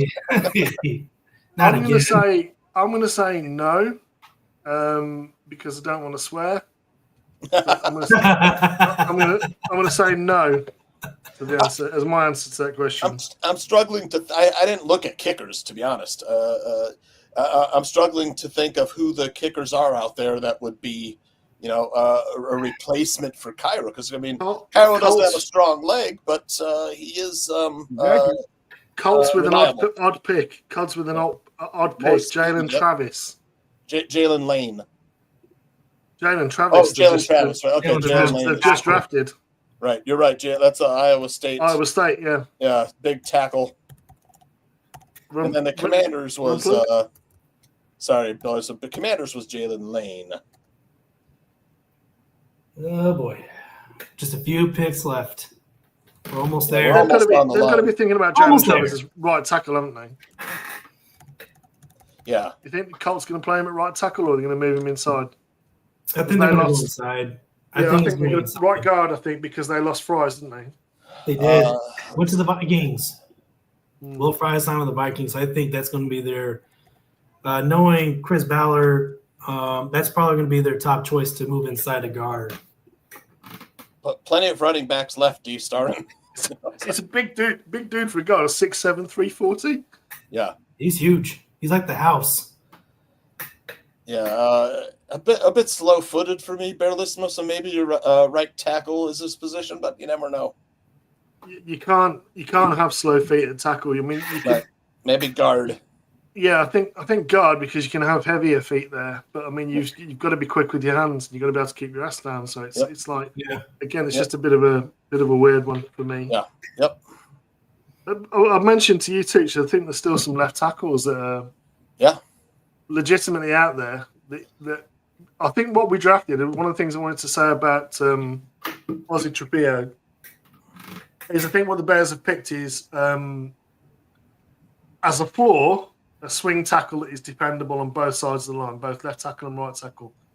As a potential high side, a big, huge left tackle. That's the potential I see with him. But there are some guys that are still available that are legit left tackles. Yep. I mean, I know the one that you like, Jack Nelson. There's Logan Brown out of Kansas. There's the John Williams out of Cincinnati. There's Carson Vincent, Alabama A&M. Those are all guys that are left tackles specifically. And Miles Hinton, the guy I've been mentioning, that I just don't know why he doesn't get more love than he does. Yeah, Michigan left tackle, KB. Miles Hinton? He's decent. Oh, not bad. Like, this is my thing, man. I feel like when you draft O-linemen from teams like Michigan and Iowa, Wisconsin, I say Wisconsin, you're gonna get a solid O-lineman. Yep. I would never say a Michigan lineman was bad. So, what about an Ohio State lineman? Would you say an Ohio State lineman? Yeah, you got to say them too. Faux cheesy with the question, fellas. All these running back passed up. Do you think that Ben Johnson is okay with the running back? Or I would say no, he's not. No, we are definitely taking one or two. Yeah, and I think we had a question earlier. So like, are all the running backs gone? Yeah, no, we're still not even close. Running backs left. Right. 2 more picks away. While this great bonding time continues. So Jets have just traded up with the Eagles. Oh God! That's how he rolls. What is Howie rolls? Ravens pick in yet? Because I really love the Ravens draft. Teddy Buchanan. Teddy Buchanan. Yeah, I actually really like him. I had him in that mock draft I showed you earlier, Littuch. Yep. Again, the Ravens look like they're going for the all-Raz team. Yeah. Because Teddy Buchanan's a Raz monster. What school is Teddy Buchanan from? California. Yeah, Cal. So let's have a look, because I want to see who's on the clock now. It's actually quite a good moment that when Baron Sorrell got announced. The Green Bay Packers are celebrating because he's not in their gene pool, but it's quite a nice moment because he was waiting there for 2 days and he still stayed there. He didn't leave. He stayed in his. And it's nice to see him actually be able to get out on stage and see the cousins that he sees in front of him in Green Bay. Do we have the Ravens pick? I love the way they draft, man. They're so good. Yeah, Teddy Buchanan. Okay. I mean, I still can't believe the Ravens walked away with Mike Green in the second round. That is such a filthy pick. Then again, though, the Ravens are they're treading on water because, or rather, should I say thin ice? You've already got the situation with their kicker, and now you got thank you very much, Cloudy. Yeah. You can. Definitely help. So Matt, Jets have taken another good safety, Malachi Moore. They trade with the Eagles then, right? Yeah, and they took Malachi Moore. That's actually a good. I like pick. that one. Yeah, that's a good pick by the Jets. It was on my safety list. 7 interceptions last year. Yeah, I was mentioning that the Ravens. They're definitely taking their shots this year. Definitely a risky choice with Mike Green, but he's a baller. I'm just curious how the Ravens are going to navigate the whole situation for the remainder of the season because Justin Tucker, you've got the allegations against him. You got Mike Green, allegations against him. You've got a GM that's going out on a lip and fighting for his guys, which I can respect, but that is a dangerous game to be playing. Then again, though, I think the Ravens, they probably handle this situation more often than any other team in the league, so makes sense. And you're still getting a damn good football player at the end of the day. So that's one of the picks that I still can't believe he fell to the Baltimore Ravens, and he's going to have, I think, a pretty good career as a result. I absolutely believe he's going to have I feel like he's going to have a great career. Like I said, to me, I felt like pass rushing wise, I thought he was the best pure pass rusher in the draft. I liked him over Abdul Carter as a pass rusher. I felt like in the right situation, you cater to his skills and his development, you could have the next Khalil Mack with that guy. But you know what I'm saying? You got to make sure that his character concerns don't prevent him from progressing in his future. So as Bears are gonna be on the clock, who do we want out of Devin Neal, DJ Giddens, or Damian Martinez? Let's put that question. DJ Giddens for me. That's my guy, and I'll take any of those other guys like Jaden Blue. I love Ja'Cory Krosky Merritt. That's one of my guys. Mm-hmm. But DJ would be a great all-around pick. Yep, that would be a really good pick. Ryan? I think it'll be running back or defensive end here. I think trending towards running back, but yeah, I mean, there's been like 6 or 7 running backs taken just in this round. So you got to imagine the Bears are thinking they better take one. It's now or never at this point. I think it's now or never unless an act of God happens where one of these guys falls to the 5th. Of which, thank you, Buffalo, for giving our 5th round pick back again. We appreciate that. That was the Austin Booker pick, wasn't it? It was. That's the insane part. Courtney Cronin pointed out that same draft pick that was part of the Austin Booker trade. We give it back to Buffalo, and now we get it back again. Oh man, we might use it this time. Bears are on the clock. Here we go. Saskatchewan Roughriders have just said we'll pick you, Shadeur. That's tragic. That's rough. Wow. Mm. And the Saints have already taken Tyler Shook, right? Yeah, quarterback. Yeah, from Louisville. Yeah. I mean, he's got a big arm, but man, he takes a beating. A lot of times. He has a long lineup. He's 26. Yeah. He's had a lot of injuries already. We are on the clock. I'd rather have Shador. Yeah. We're on the clock. They have a Saints. The TV doesn't say that. Just that's the annoying thing. Come on, chat. Who do we want? Who do we want, chat? The barkeeper. Who does the barkeeper want here? I don't know. I want the best player available. Wait, you were gone for 5 minutes, and that's all you can come with? I was going to say me, either Swinson or, probably Swinson or Giddens, man. Yeah. I want the player that the Bears want because my trust is in them. You guys who follow these players much more than I do, study them and so forth, have stronger and better opinions as to whether that's a good fit for the Bears or not. But, I'm hopefully in the hands of a Ryan Poles, Ben Johnson leadership team that is going to make the right decisions. Can't say that I've agreed with any of the other picks that they've made because they were all surprising. Every single pick was a surprise. But, that's not my job. That my job is to bring your voices to the masses, and you guys present your interesting opinions. So everyone, I'm assuming, made a guess as to or their preference as to who they want. Oh, there it is. Oh boy, Quincy Riley. For the Saints. That's it. Oh, to the Saints. The Bears up next. Because I was going to say Quincy Riley was the guy that I wanted for the Bears. I don't even know who he is. I don't either. Anybody know who he is? So Aldo, do you like how he kicks the ball? Oh, is that what he is? A kicker? Okay. No, he's not. He's not a kicker. Okay. Quincy Riley. That's a defensive back. Let's see if wrong spot. Oh, defensive backs. See, he was not on AC taking his shots.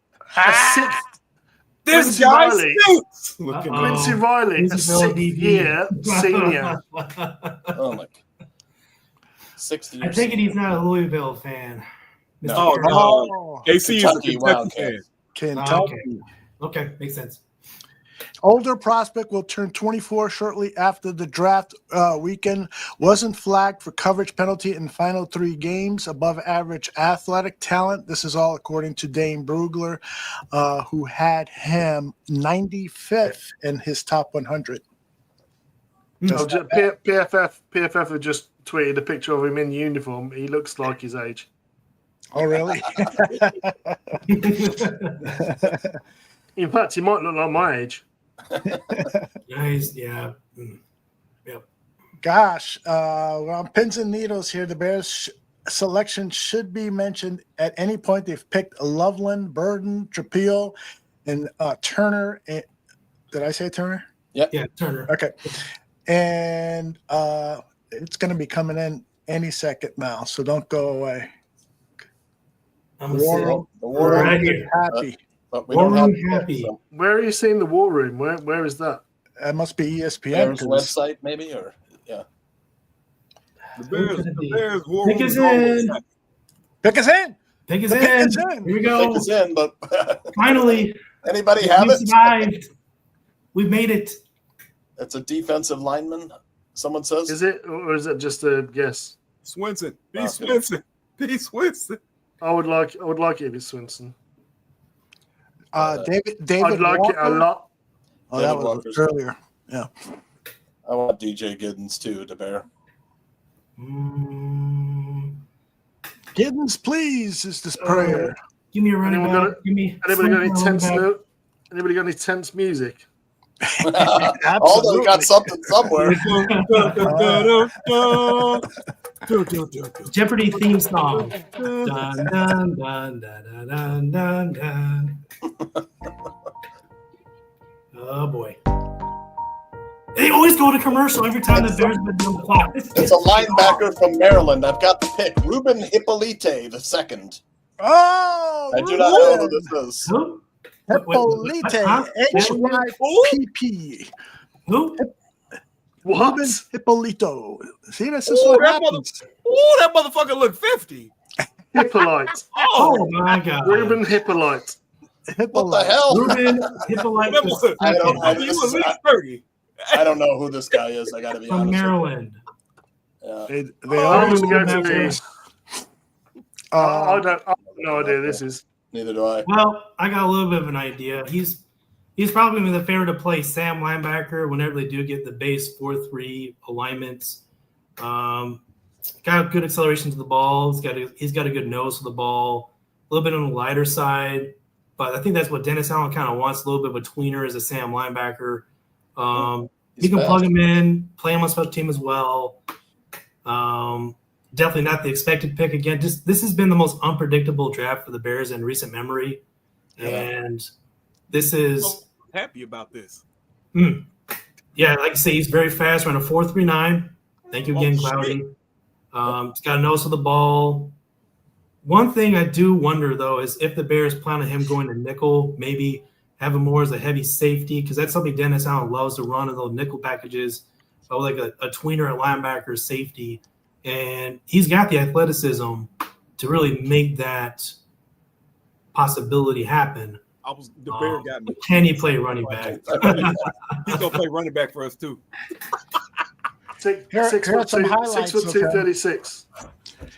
Some highlights on the screen of the Bears' new linebacker, Ruben Hippolito II. Such an unknown to some people that Dane Brugler didn't even provide a player profile on him, despite the fact that I paid $20 for this guy. But just looking at these highlight reels, he's certainly a very active active player, like our guy Eric was saying. Looks like TJ Edwards, but fast. I think he's an instant starter if they bust out a Sam linebacker. Because that was a role we saw fill for the last few years by the great Chicago Bear that went to Dallas. No need to bring up the name for memory. He's the Mike in all of these clips so far. He's the Mike linebacker. Yeah, he's a Mike, but I think he's going to start off as a Sam. He's got the athleticism, the versatility to play. Like from that point right there, coming outside the box and being able to come back in, he's got similar size to Nick Bolton. He's got good size, and I I think as a Sam, he's going to thrive at first. If they do decide to kick him inside later on, that would be a good option. But I think right away he's going to be a Sam linebacker, probably playing special teams a little bit. Then as time goes on and then his house scheme, he's going to be given more opportunities to roam more inside. Quick reaction to the ball there. I'm playing it in slow motion. That way we can get a better sense of him. Yeah, at the moment, what I'm seeing is a guy who's like very quick to read his keys. So looking at linebacker, he's watching the guard, he's watching the RPO release, he's waiting to see if it's give or pull. It's give. He goes straight to his hole, hides behind his defensive line, runs to the ball. Doesn't have he made that arm tackle there and tried to knock the ball out, but doesn't have long arms. 31 and 5/8, a wingspan of 77 and a quarter. But he runs to 40 in 4.42. So that's probably they want.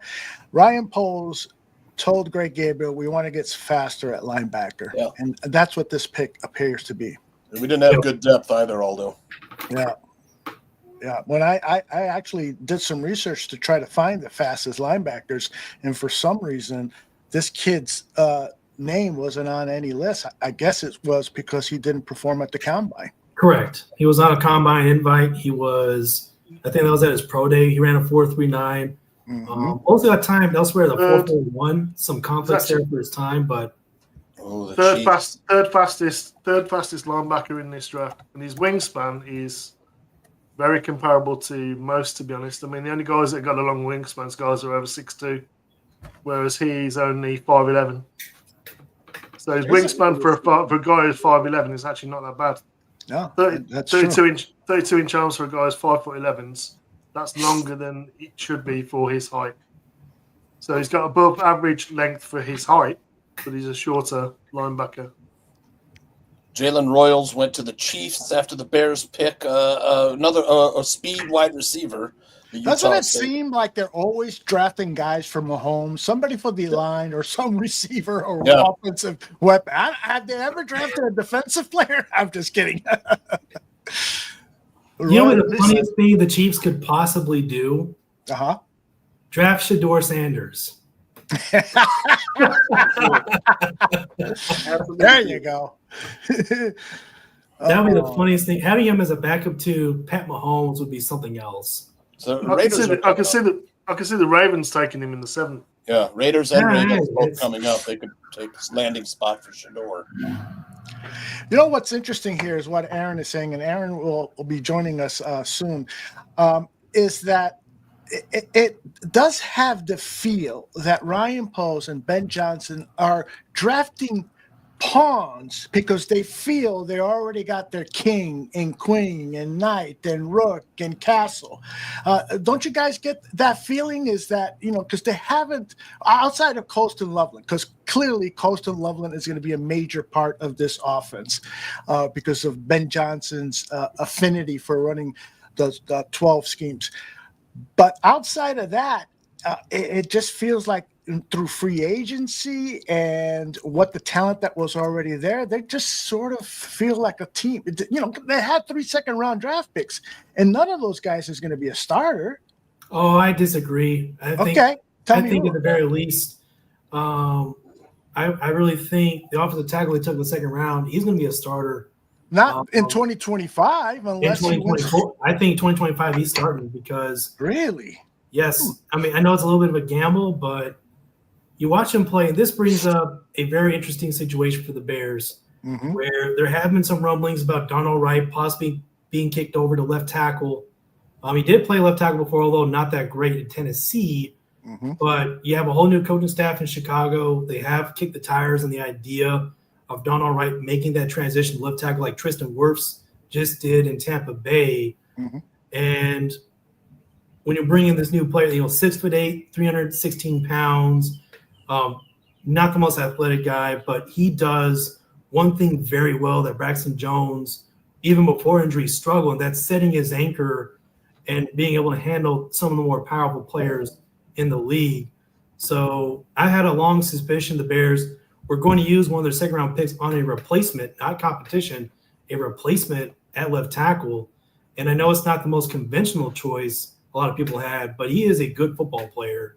And you give a guy like Dan Rochar that ability to mentor and to develop him. He's done fantastic work in his career in the offensive lines back in New Orleans. I know he's had players with similar issues where they're very tall, kind of lunge out a little bit, don't really keep their back straight. They don't have the most bend. Dan Rochar has done good work all throughout his career. So to have that selection made in the second round, I think he's going to be a starter day one. I think Burden, it depends if you line up in an 11 package. You get 11 personnel grouping. Burden's going to be the first receiver off the bench. He's going to make a handful of starts his rookie season. And then Turner, again, he's not going to be rushed into action as a starting defensive tackle, but he's going to see a lot of snaps being played. So, well, but again, that goes to my point. He's going to be a part of the rotation, but he's not going to see the majority of snaps unless he makes rapid progression and the matchup is for him. And then I disagree about Ozzie. I don't disagree at all about the talent and how you described it. I think you're spot on there. I just don't think that the Bears are going to move Darnell Wright out to the left tackle position. And I think that expecting us to see Ozzie move back to the left tackle position that he hasn't played since 2022 and have him beat out Karan Amagachi or Braxton Jones, I think that's a little bit of a stretch, but I could be wrong. That's just my gut feel. I don't have super intel on this. I'm in agreement with that. Yeah. But could it be a hedge against Darnell Wright, not giving him a second contract, Aldo? I mentioned that with Greg this morning. It could be that Ozzie is the Darnell Wright insurance policy. If Darnell doesn't take off to that next level, or that the Bears think he's not going to be worth what he's going to be asking for once he hits free agency, which will be in 2 seasons. So by drafting Ozzie, we're covered there. So that's a possibility. Then again, Braxton Jones is a free agent next year anyways. That's another excellent point, because then Ozzie could compete with Karan in 2026, right? Just found an interesting little nugget from the RAS athletic scoring. The comparison, the linebacker who most closely resembles Ruben Hippolyte is Patrick Queen of the Ravens. Yep. Oh, that's nice. In terms of all of his metrics, that's all of the 8.22. Okay. So his 3-cone was elite, 8.91, 6.963 cone. His 33 vert, which is mid. Broad was 9.10, which is mid. Shuttle 4.34, which is mid. 10-yard split 1.51, that's fast. So yeah, Tonka Hemingway to the Raiders. I like him. Yeah, Tonka. 310. Tonka truck. Yeah, great name. I remember Tonka. The Tonka. Tonka. Great name. Tonka. All right, Tucci and I talked about it on our previous show. Just his name alone should make him a Bear. But they passed on Shador. Again. Brady and Shador kind of have that connection, Yeah. Did any of y'all see I shared it with Aldo before I logged in, the story produced by Tom Pelissero. Did anyone of y'all catch that? What were your thoughts about what Tom Pelissero put out this morning about Shador Sanders? Let me play it. I played it earlier at the top of the show. I'll play it again because I know we got a lot of new listeners. This is thank you, Eric, for pointing me to this. All the way to March 2024, and something that Shador's father, Deion Sanders, said on a podcast talking about both Shador and Travis Hunter, saying that if they are drafted by a team that they don't want to go to, he's going to step in and pull an Eli, meaning force those players to not actually go to that team and try to get them traded. Throughout the pre-draft process, Shador Sanders very much proceeded as if he was dictating to clubs where he was going to go, rather than how the draft works, which is the other way around. And there were a bunch of opportunities missed at the various checkpoints through that pre-draft process. Go all the way back to All-Star season. Instead of going to the Senior Bowl, he went to the East-West Shrine Bowl in his backyard in Dallas. Despite an NFL memo saying if you go to these All-Star games, you have to practice, Shador chose not to.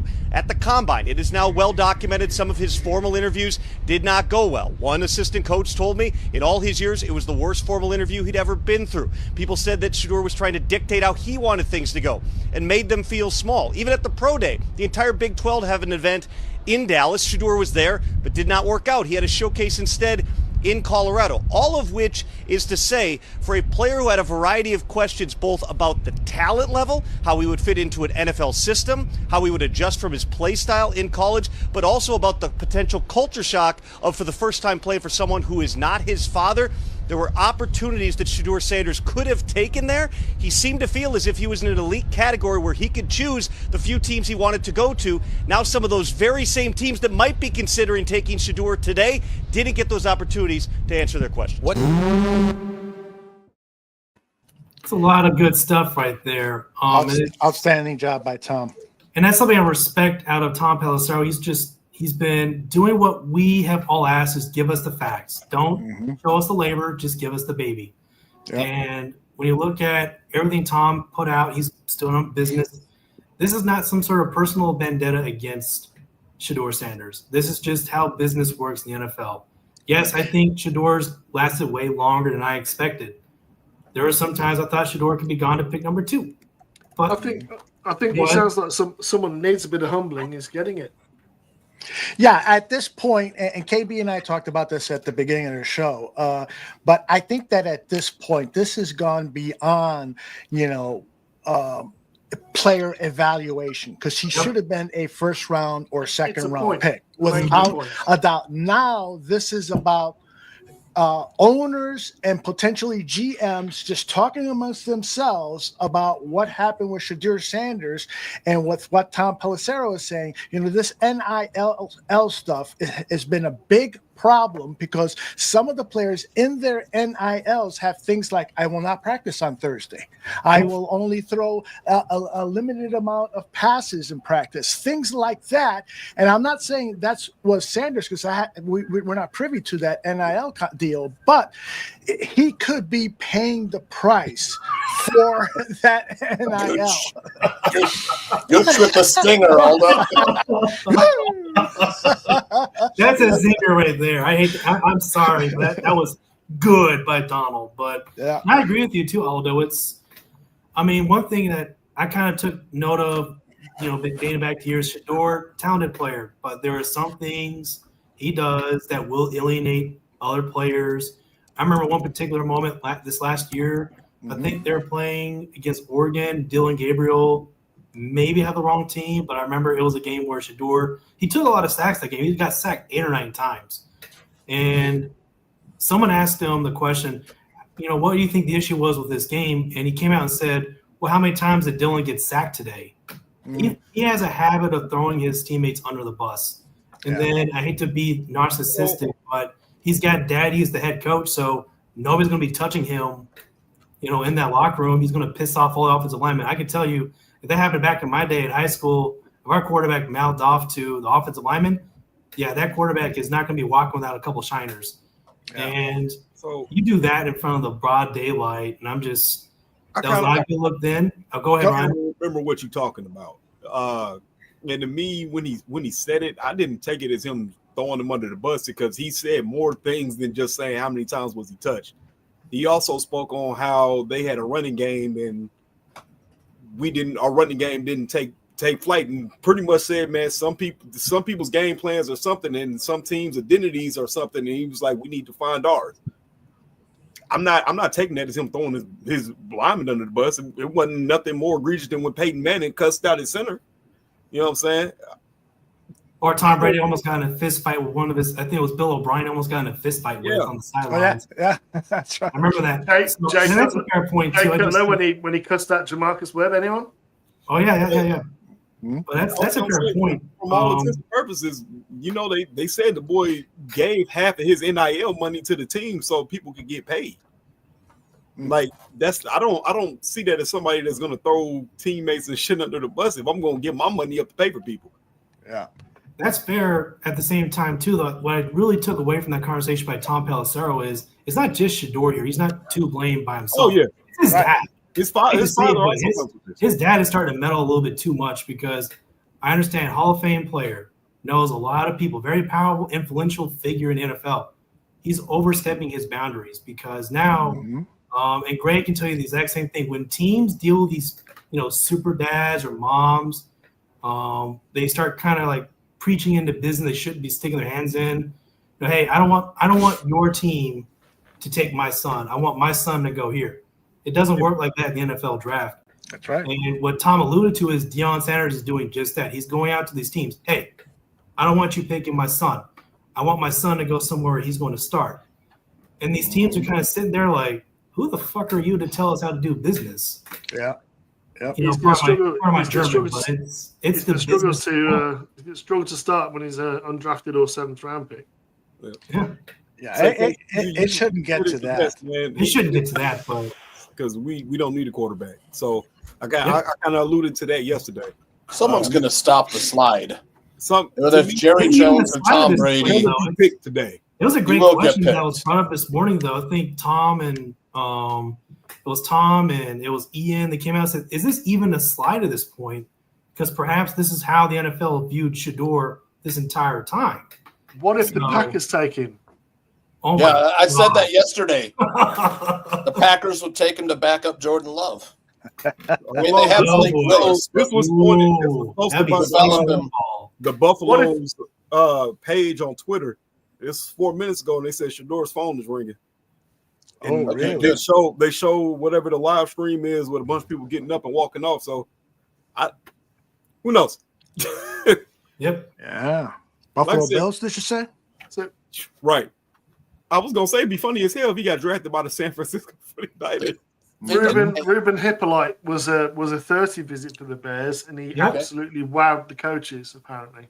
Nice. Well, look at that. Francis St. Paul, long time veteran of the Bears. Yeah, that was his scout. He's been about damn near 30 years, I think. Yep. Francis St. Paul. I saw that Unagi like eventually be a Mike or a Will. I can agree to that. I think day one he's going to be a Sam, and then he's going to play special teams up front. And then as he develops his game, he could definitely slide over to Mike. Will be interesting whenever they decide to do that. But I shot a text to Greg, and it's a fast linebacker, and they want, as Aldo mentioned, they want more speed in that linebacker room, especially when they start going to those nickel packages. Joshua Farmer to the Patriots. That's a good Patriots having a good draft. Yeah, Patriots having a pretty good draft. They are. That's a good pick. So that's good. I just, I mean, Sanders' talent far exceeds where he'll be drafted. It's that's to fair. Me, a shame. If he were to not get drafted at all, I could future story could be just lights up the CFL, there. CFL, UFL, whatever it is, and then comes back to the NFL when the team really needs a quarterback. You know, that would be a great story, I think. That would be Draft Day 2 produced in the future by Disney. Yep. Right. I do think that, just on another note on that Sanders topic is that Roger Goodell is probably sitting with his best PR communications people because this could come back to be a very controversial issue. I bet you the NBC Nightly News will, in their second block, be talking about the mystery of Shedeur Sanders falling so far in the draft. It's going to be fascinating to see. By the way, I want to share this from Courtney Cronin, another note on our newest Chicago Bear. Courtney tweets out, Bears Assistant Director of College Scouting, Francis St. Paul, on Maryland linebacker Ruben Hippolyto II. We're getting more than just speed. We're getting instincts, toughness, a leader that can help our defense. These he and Eric must have been talking. Fourth round is over. Fourth round? We're in the fifth round, baby. Sorry, I'm sorry, Aldo, but you are making me chuckle with that pronunciation of his surname.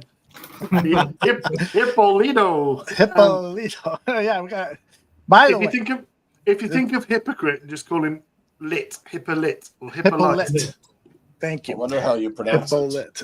Aldo and I need to know this. Yes. Pronunciations are important for the two of us. Yeah, I tell you what. Last night or the night before, I dropped the ball. Instead of saying Colston Loveland, I kept saying Copeland Loveland. And I was like, I need to cancel myself right now.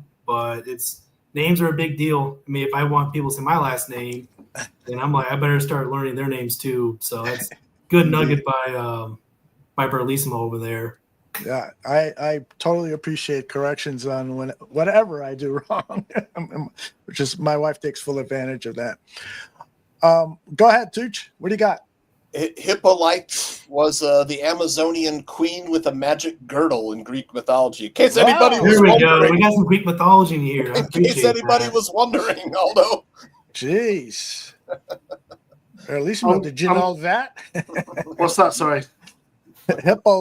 Hippolyte, whatever, is named after a Greek god. If he was a defensive lineman, if he was like 300 pounds, I would say elite hippo. Actually, it's not the case here. Yeah. Well, because he's only 230 pounds, we have to call him Hippo Light. Thank you. Hey, that works. That I works. like that. Now I will remember the pronunciation. Thank you for drawing a picture. Hey, I just lobbed the ball. Barlissimo spiked it down. Good job. Indeed. That was the alley-oop. Hey. Indeed. Vikings All right, on the how many picks to the Bears next pick? Is anyone I wrong? I'm gonna have to say bye-bye, everyone. George. Thank you, George. I'll be joining you in the chat, so I'll see you there. Very good. I'll buzz you on Twitter. Don't worry, I'll buzz you on Twitter. We can put our minds together offline. Definitely, man. Definitely do it. Right. Okay, cheers, Barlissimo. guys. Many thanks. Bye-bye. Thanks, Bye. Bear. Later. All right, there is another topic perhaps we can touch on in between picks here, and it's probably something that we could touch on now and then later in the show when we get more people in. But the whole Luther Burden thing, we were just talking about Shadir Sanders, and Burden was clearly upset that he was not chosen in the first round. Yep, He should be. Here's just a glimpse of how he interacted with the media the night he was What selected. you got to do to come in and compete and just bring that chip on your shoulder? I can kind of see it on you right now, but to come in and actually compete to contribute in year one. So I just gotta learn the playbook and take it day by day, and just be me, do what I've been doing my whole life, proving everybody wrong. So that's my mindset. Now, everybody knows that he definitely has first round talent. So why did he drop out of the first round? Well, this is Steve Smith's podcast. He and James Palmer, I think his name is, discussed the issue. Teams that went to his pro day, and he showed up exactly what some people said he was, which was he wasn't the best version of himself that you want to see and invest in millions of dollars. Heard similar. What I wanted to ask you that jumped out at me from multiple people, and I thought this was really kind of fascinating. Completely different player with the ball in his hands compared to when he's running the route. And that was said to me by more than one wide receiver coach in the league that I asked. It was funny, Steve, honestly, because there was like one receiver coach who was like, I wish he ran routes the way he ran with the ball in his hands because he'd be a way better player. But like, he can be dynamic when the ball gets in his hands. He puts his foot in the ground and can go a certain direction. He can do all of that. Within the route, none of that happens. If he doesn't get the ball when he believes he should, becomes unfocused. Okay. Explosive with the ball in his hands. You get a lot of usage out of him. At times, they seem to force the ball to him. There's the criticism right now. Okay. Against bigger and physical teams, didn't answer the bell with the same energy. What is clear to me is that Antoine Randall either didn't know that or he doesn't give a shit. He loves this player. This was his pick. Go ahead, Tucci, you raise your hand. To me, when I heard Ben Johnson on the phone with Luther Burden, it appeared that he had talked with Eli Drinkowitz, and he was okay with Luther Burden. Missouri head coach Eli Drinkowitz. Yeah, right. Who he has spoken fondly of. Go ahead, Eric. I'll say I agree. It's the later for me. I don't think they give a shit because when you look at who Antoine Randall is as a coach, right? I mean, he's dealt with some very strong personalities already as an assistant coach. I mean, Jameson Williams, the one moment I think was a Thanksgiving game that we want to erase from memory where he he told James Williams to shut up after Stevenson was getting under his skin a bit. It was a penalty, and Randall is he's as salty as they get. Yes. So, and then on top of that, I think it's really a situation where Luther Burden III, if he was being drafted by a team expecting him to be wide receiver number 1 on day one, it was not going to be a good fit. And on the same side, if they go to a situation where you already have 2 alpha dogs between DJ Moore, Roma Dunze, so you're coming as receiver number 3, and you have a very salty, crusty dog as a receiver coach in Antoine Rondeau, he's going to thrive because now you're not going to be under pressure to be the number 1 receiver. You're going to get your opportunities to play. I mean, Ben Johnson's going to tell Luther the same thing he's going to tell Colston Loveland. You don't have to be the star. You don't have to be the number 1 receiver or tight end. Just go out and make plays. And everybody's going to have an opportunity to eat in this buffet for the Bears on offense. So I think it's a perfect situation for him. Again, first-round talent, had no business of being there. He had every right to be pissed off because he got screwed over by bad production from the quarterback. I think Drinkowitz is a little guilty of how he was used as well, a little too much, up against the line of scrimmage instead of letting him run around field like he's capable of when he has the ball in his hands. This will humble him a bit. He's going to have that pissed off energy. Is going to make him better. No block, no rock, Aldo. Yeah, that's right. What do you think, KB, about what Steve Smith and his partner James Palmer were saying about Burden there? I feel it's a fair criticism, man. You got to love Steve Smith's work, period, when he does some of these wide receiver breakdowns. Yeah.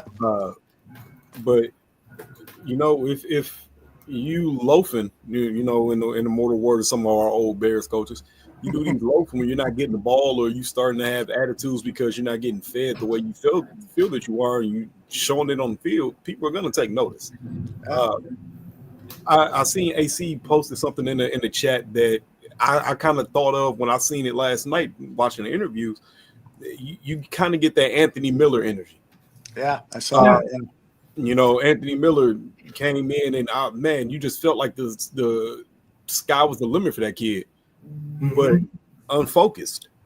You got to hope that Luther Burden comes in with that focus and, like I said, and this is very cliche, but that chip on his shoulder to want to come in and work and to understand that, hey, man, DJ Moore, Roma Dunze, Cole Kmet, Dylan, I almost called him Dylan, said Colston Loveland. Dylan Loveland. Yeah, Dylan Loveland. All of these guys are gonna get fed, man. Zacchaeus is on this roster still. I don't really think that Devin Duvernay is gonna have a big offensive presence, but I mean he still has the speed to do a couple things to be a gadget on the offense. So you're gonna have to humble yourself and realize, man, you're not gonna get the targets that you're looking for. Yeah. This is the NFL. I believe Randall L will keep him in check. You've seen the energy Randall L had when he got on the phone. So I absolutely believe he's gonna look at this at Burden and take this personal. You understand what I'm saying? Absolutely. Absolutely. So, like I said, man, I also feel it's some stuff I feel like might be at work later on with this whole Burden pick. I went down the rabbit hole yesterday. I'm not gonna do it again today. Okay. I missed it. Oh man, I was on another pile when I brought it up when I seen it and I compared him to DJ Moore, and then literally right on the board they say his comparison was DJ Moore. Yeah, that's what I said. Yep. And I was like, man, we kind of get thinking. Hopefully, this, the rumors last year about Caleb and DJ not being on the same page and DJ being frustrated.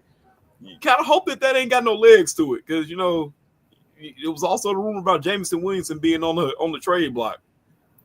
Well, I think someone mentioned when you have an offensive coordinator with the play calling IQ of a walrus, end quote, that kind of added frustration to everything. So I think. Yeah.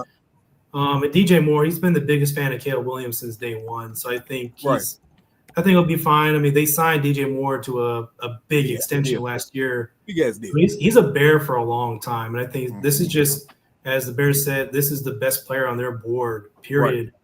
But something I did not expect to happen, I think someone mentioned in the notes, talking about random ass trades in the NFL that don't make any sense. Sam Howell to the Vikings. Wow. They needed a third quarterback, though. They only had JJ and then former Bear backup Brett Rippon.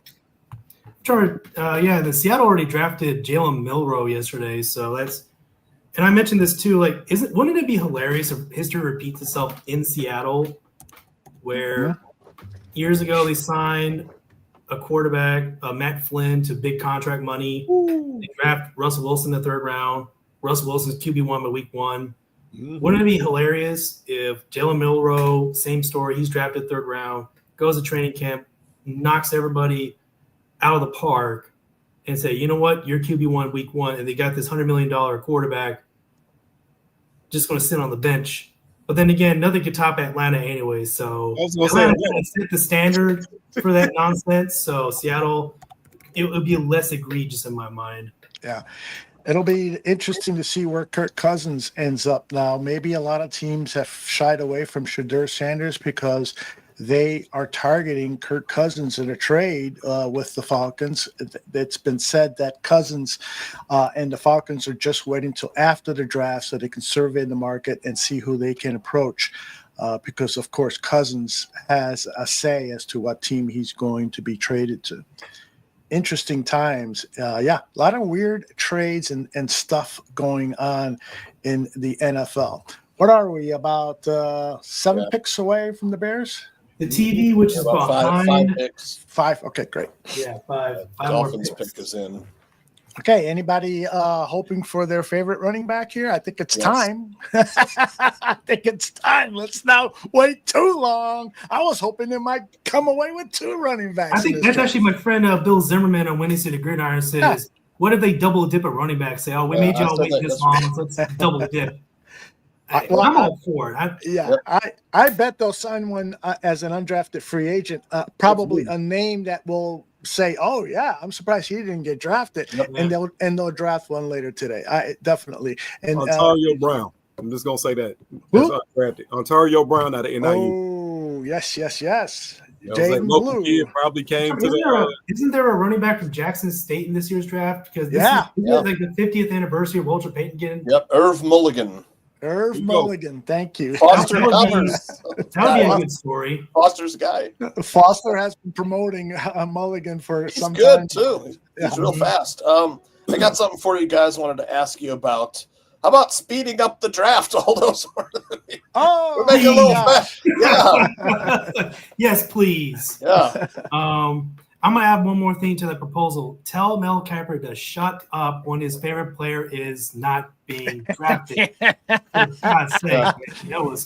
That put me in a soapbox yesterday where all these players are getting drafted in the 1st round. Shedor's still there.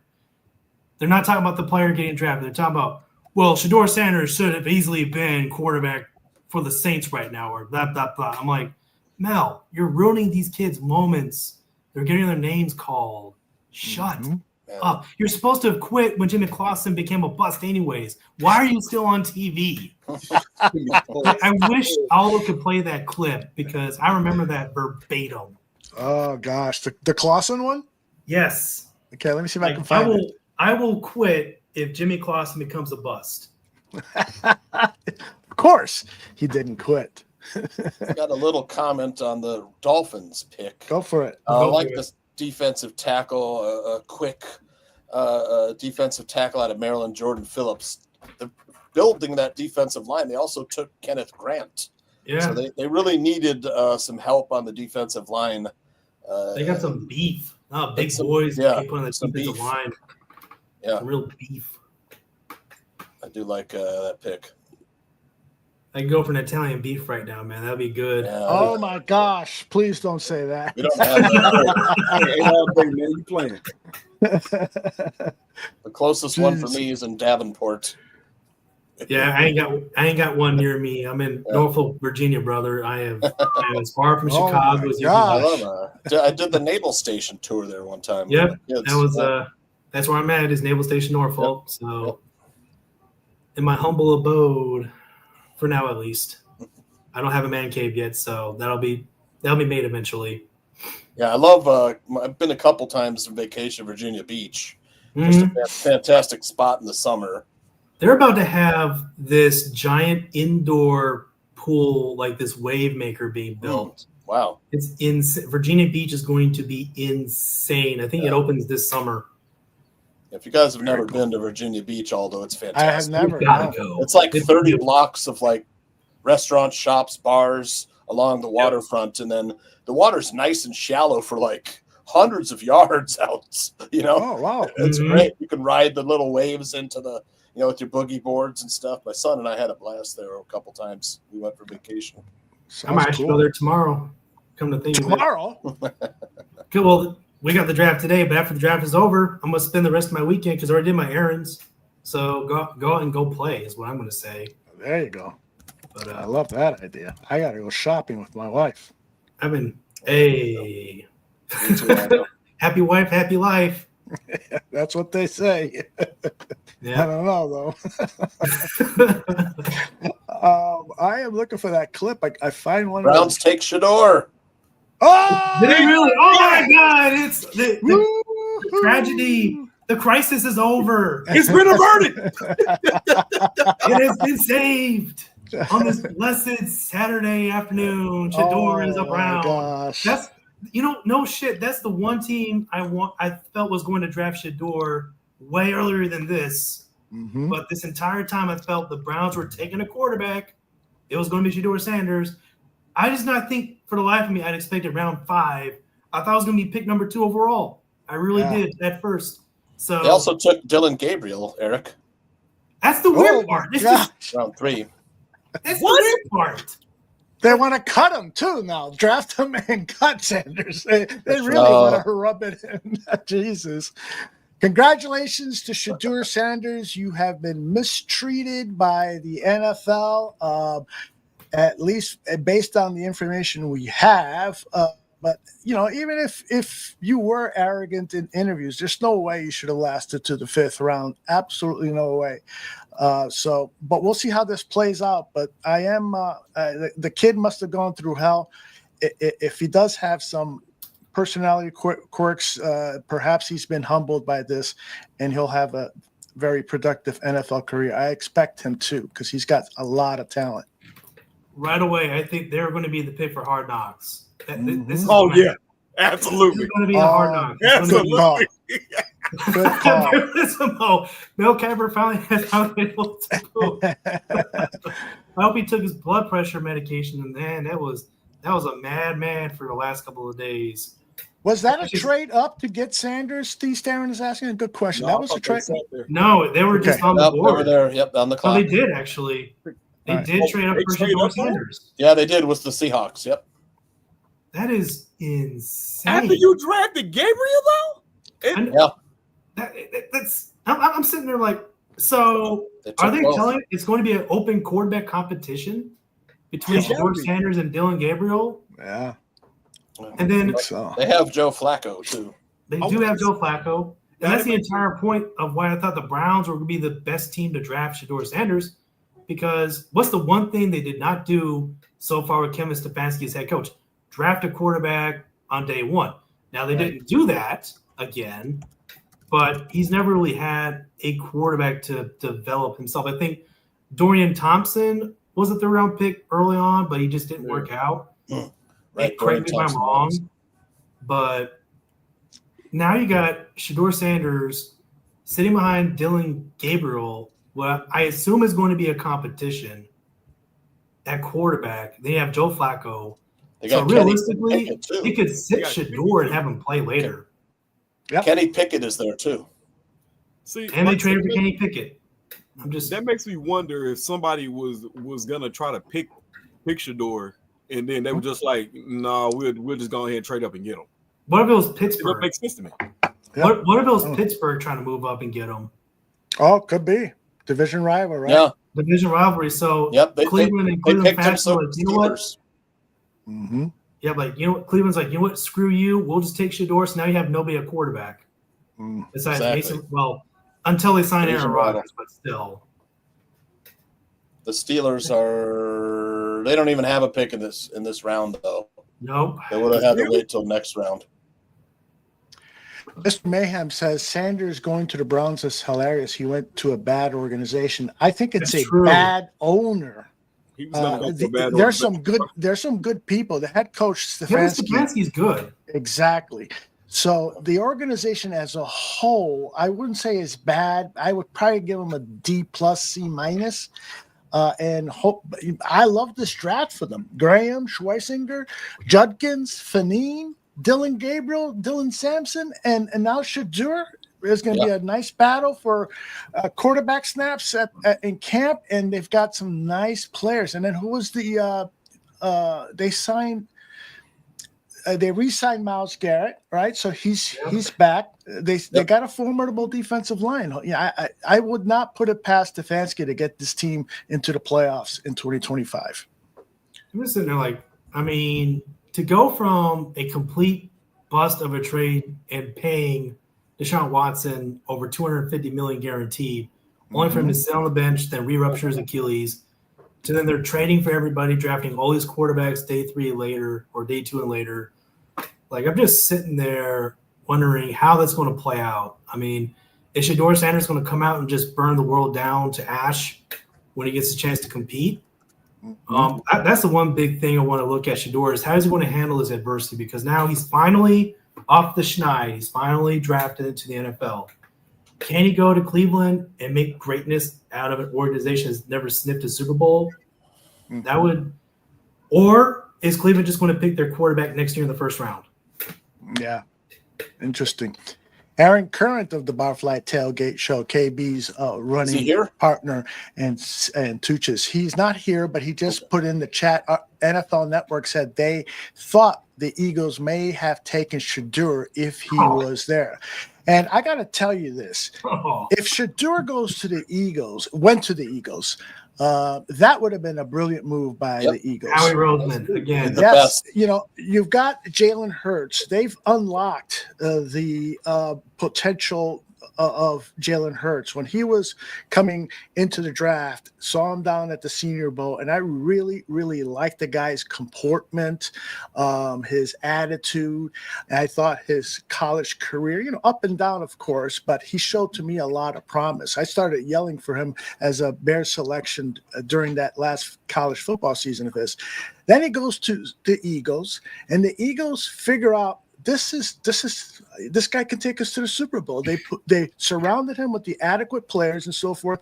And if Sanders would have gone there, the same type of coaching that was applied to Jalen Hurts would be applied to Shadur Sanders, and he could be an outstanding quarterback, maybe a lot faster with the Eagles than with the Browns. But then again, the Browns do have a open quarterback spot. Nobody's really locked in as the quarterback there like Jalen is for the Eagles. I was gonna say after this year, you got to look at it. They probably get rid of Deshaun Watson. I think Joe Flacco is a 1-year rental. Ain't no telling how long Kenny Pickett's gonna be there. So I mean, at that point, the two people you got are Dylan Gabriel and Shadur. So yeah, for sure. I agree with that. I agree. So who's on the clock now? The New England Patriots, who have been having themselves. Their pick is in. I don't have it yet, Aldo, but the Niners are on the clock, and then the Bears. Okay, excellent. Yep. Okay, see, Bear Boy says, I was saying that teams should have been looking at Sanders as a backup late in the draft. And you know what? It's did you guys ever pay any serious mind to Shadur potentially coming to the Bears and battling for that backup spot? No way, right? No. That would have been so disruptive to team chemistry, right? Yep. Way too disruptive. Yeah, because I'm not gonna lie. I feel like Shadur probably would have. He probably would have openly been like, "I'm coming for the starting job." So no, that would have been so disrespectful. Who did the Patriots pick? Braden Swinson. Look at before the Bears pick. The Patriots have been doing this for all week. Stop it. Mike Vrabel, look at me. Stop it. They're taking all of our targets. Yeah, but I don't know who we're picking at this point. I mean, maybe they say Marcus Mabeau. I mean, I guess Mbo, right? Mbo, is yeah. how you pronounce it. I don't know. It is interesting, like what Eric said. Maybe there is some sabotage or a spy is the word I want to find in the Bears and calling the Patriots. Here's what we're targeting. Here's a photo of our board. The Jaguars are just as guilty too. Like a friend of mine, Taylor Dahl, earlier today, they took one of my favorite players. I'm just sitting there like, Jaguars need to chill. I understand you're mad about Ben Johnson not going to Duval, but you need to stop. Stop. I love it. I had to get a beer for that. Have a couple. KB, you drinking anything today? Oh, brother, I got the beer sitting behind the desk, man. I'm probably about to grab one now. I think we can all grab a cold one now that Shador Sanders finally got drafted. You know what? You know what, brother? I'll drink to that. Hold on a second. Cheers to you, man. There you go. I know it's early in the day, but I pulled out the Heaven's Door. Nice. Just started sipping on that. Uh-oh, Bears on the clock. Bears on the clock. Yes, Bears yes, on the yes. clock. Bears on the clock. Come on. Eric, Yeah, the Patriots took a few guys. Oh, damn it. They just traded again. Are you serious? They just traded with the Yep, Rams. they traded to the Rams. Jeez. They were taking Swinson. They were taking Swinson.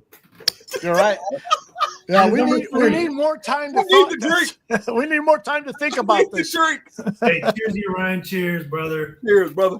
So we traded back to 33rd pick. So we traded way back. God damn. So it's going to be a while before the Bears are picking again. Oh, my goodness. That's just a shocker. Teams are just stealing our fucking board right now. This is ridiculous. Mm-hmm. I am. Did somebody just say what the details of the trade are? I haven't seen it yet. We got Kieran Williams. I don't know. I'm playing. Definitely a joke. I know we traded back to the 169. Okay. That was with Buffalo. So we traded out of this round. Let me see if I can find. We're traded into round 6. I'm going to imagine with the. They probably got another 2 picks for it. Yeah, I would agree with that. See what Kevin Fishbane is saying here. Okay, so here it is. Yeah, so we traded. The Bears traded back again, this time with the Rams. Remaining picks, 169 from Buffalo, 195 from the Rams, and 233. That was from Cincinnati. They already had that. So perhaps he doesn't know all the details in the trade because we haven't added any picks unless they are acquiring a 2026 pick. So I'll look for more information on that. It has to be it, Aldo. I agree with that. We traded away a pick and got, moved back, but, didn't get anything, basically until next year. Right. I can only guess, of course, and I love, coming up with scenarios, that there have been a couple of times in this draft that the Bears target was selected either like a Swinson thing just before or Travion 2 or 3 picks before that, and that this has turned into a bit of a disappointment. So that's why we might be acquiring a 2026 pick because they're saying, gosh, everybody on our board is going away. Why acquire another pick this year? Let's just get one next year. I'm just guessing. If I had to guess, I would think it's a 4th round pick because we don't have one next year. So I traded out of the 5th, got a 6th, and a next year 4th rounder. Cloudy Future doing yeoman's work as our Chiron person announcing trades and stuff. I love it. Has to be a future pick, says D. Starin.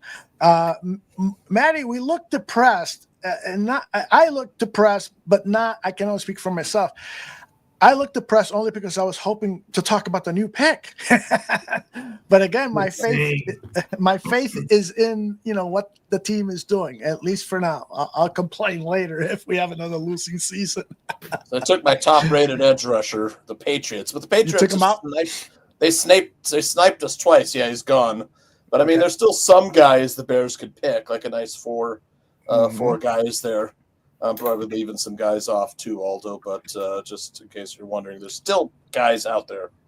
Yeah, and I wish I could comment on any one of those guys that are still available. But I'll trust your word that they're good. The Patriots have sniped us twice.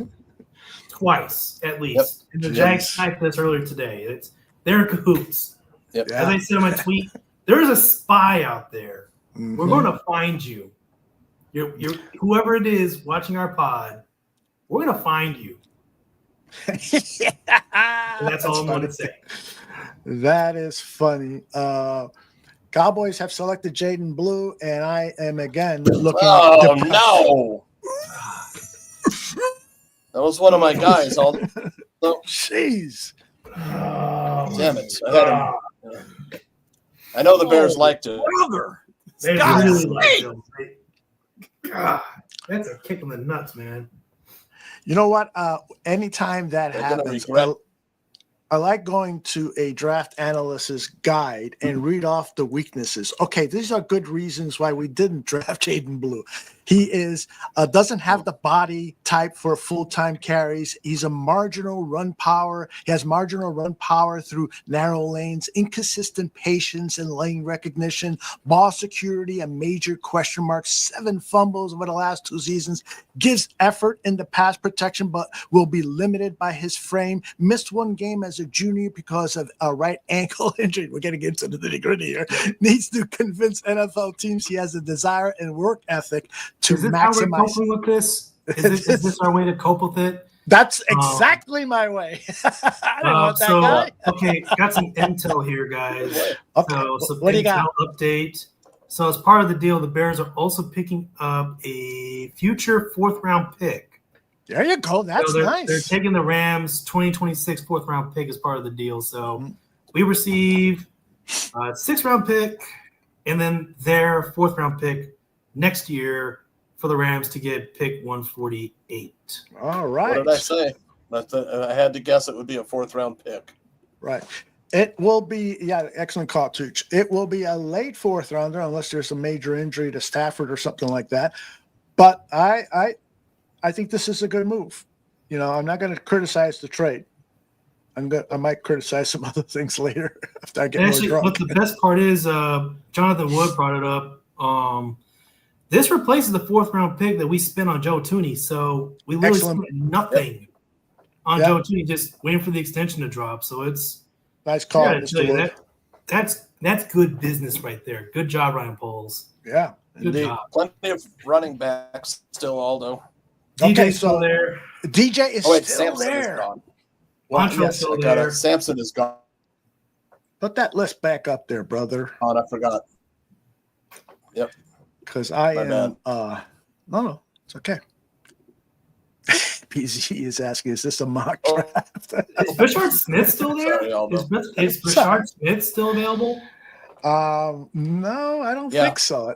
Brashard Smith is still available? Smith, he's still available. Oh, well, we're still cooking with hot grease then. Yeah. As Ben Johnson would say, we're still cooking. Brashard Smith was a wide receiver at one point, correct? He was. Yeah. Okay. Montrell Johnson, pretty speedy running back. But now I would love them to draft. As this saga continues, now I'm really starting to suspect that the Bears may actually be signing a running back soon. In addition to drafting, I think I do wonder if they actually are going to go after Nick Chubb now. I was going to say the Nick Chubb shit now got some legs to it, don't it? Because it was a rumor in the offseason. Yeah, it was a rumor. May not be more than a 1 or 2 year deal, but now that Cleveland picked not 1 but 2 running backs, that kind of slams the door shut on them bringing Nick Chubb back. So absolutely, that's starting to really make more sense. And again, I wonder if ETN does go on the trade block for the Jaguars, that could be something to watch. Update there. Irv Mulligan from Jackson There State. you go. Go ahead, Eric. Tell us about Irv. Foster Covers loves him. With Irv, I'm not as rehearsed on him as a lot of these other players, but I will say he is explosive. He is fairly fast. He's not a Walter Payton clone by any means, for those that catch the reference, but he definitely has game-breaking speed. Did play that lower tier competition, though, so you do have to keep in mind. He's probably going to be a 6th-round pick at this point, but I do like his game. I think when you put the ball in his hand, he's very dangerous at the open field. Reminiscent of Tariq Cohen when he was with the Chicago Bears. Just real explosive guy. Get the ball out in space. He's going to really light things up on the field. I do think he is definitely more of a committee kind of guy as opposed to being, that 3-down bell cow that they want to have on Chicago. At least that's what Ben Johnson's been alluding to. But I do think he'll be a very nice piece to add into that staple in the running backs, especially if they, depending on what they do with DeAndre Swift. I mean, that could be your DeAndre Swift replacement right there. Yeah, I'm with you. So Where did he go? He hasn't. He's still available. You're talking about Mulligan? Who? What? Where? I'm a little lost now. Tooch is frozen, right? Am I frozen? No, I think- I was gonna say he's just a little buffering. He's buffering a little bit. Oh yeah. He buffers a lot. Of former porn star. He does a lot of I restarted my router before the show, so I don't get it. Yeah, my router. There's another Florida Gator. John Marshall Jr. just went to the Dolphins, so that's a nice pick for them. Yep, Jason Marshall Jr. Yep, cornerback, Dolphins. Took Florida pick. Florida. University of Florida Gators. Ozzie Trapillo met with the Bears media a little earlier. He's a long time. You got. Yeah, Tooch, you definitely are buffering. Why don't you jump out and then come right back in, brother? All right. Thank you. I'm gonna go use the bathroom too. Yeah, do that too. Well, make sure you wipe. Yeah, again, that's why I think Ozzie Trapillo, I think he is a candidate to start day one. He's just, he's not. What would you start him? What's that? What side are you starting him at? God, I'm going to start him off at left tackle. Just see how he competes there first. Because granted, I've been hearing this rumor mill for a while that Darnell Wright is a candidate to move over to the other side. Yeah. I suspect the Bears want to try to pillow at left tackle first. See how he does. Because when you think about it, that'll be the best spot for him, considering you have an All-Pro and Joe Thuney at left guard. Right. I've been saying this for weeks. This is if the Bears really want to put a rookie at left tackle this year, this is the year to do it because you have a Joe Thuney at left guard. You have a Cole Kmet that could chip in as a seasoned veteran tight end. You've got a quarterback, Caleb Williams, just got his first season under his belt. And so now you have a great offensive line coach, Dan Rochar. Give him that player, plug him in a left tackle. It may be a little bit of an up and down experience at first, but knowing Trapillo's film, knowing how he fits into this Bears offensive line, it's a much bigger group, much more powerful group at the point of attack. And he does the one thing well that Braxton Jones just has not been able to do, which is containing the bull rush. That's the number one thing that this gigantic specimen has done well. Is you try to bull rush him, he's just going to lay on top of you. Yeah. So, and then the other thing too, Braxton Jones, he just had another significant injury. He broke his leg at the end of last year. Yep. So how is he going to train for handling that bull Exactly, rush? because that's always been his weak spot is not having a strong enough base, not having a firm anchor. So you're coming back in off a broken leg. You probably lost some body mass along the way too. That's just what happens with significant leg injuries. Like whenever I tore my meniscus and had knee surgery, I lost 10 pounds just based off surgery alone because basically entropy in your muscle spaces start just deteriorating. Indeed.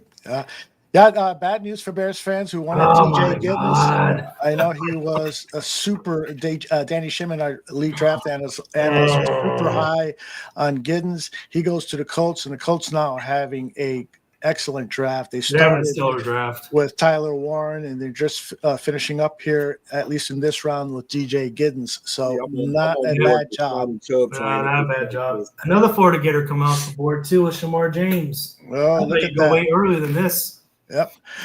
Greg Gabriel will hopefully join us in probably around the last round, and Danny Sherman could pop in at any moment.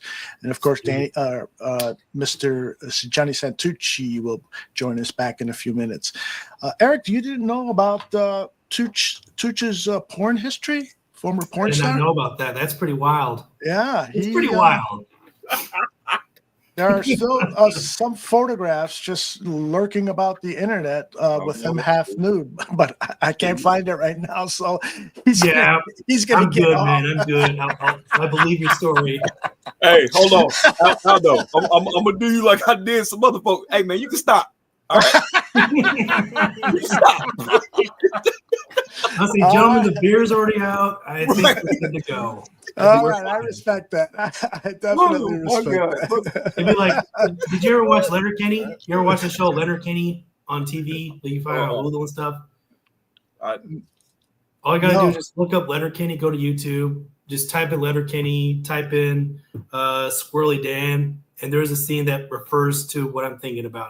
I'll let you find that. Okay, I will. Trust me, I will. Squirrely Dan. All right, let's see what we got going on here in the comments. Tooch Bigelow, lame pipe. Vizzo Joe thinks this is supposed worst draft ever. Oh, come on. No, that's not the worst draft ever. Too early to judge, Vizzo. You know, it takes 2-3 years to judge a draft, right? It's been an excellent draft. I'm gonna stand on business here. It's an excellent draft because the Bears, they wound up getting two different players already that you would expect them to be in the first round between Shamar Turner and Luther Bird in the third. And those are two players that you would not expect in the second round. The Bears got both of them. And I'm just like, this is a really good draft. It's a draft that doesn't have a lot of star power. This was to be expected. All these trades, great point. These random picks. Again, I cannot guess any of these correctly. I remember last year, Aldo, I did my parting shot when I said Austin Booker no matter what, and I just walked off to the sunset, and guess what happened that day? Austin Booker. This year, I can't get a damn pick to sink. Wow. It's just that unpredictable. Danny Sherman's back. What's up, Danny? What's going on, guys? Did you wipe your tears away before you got on?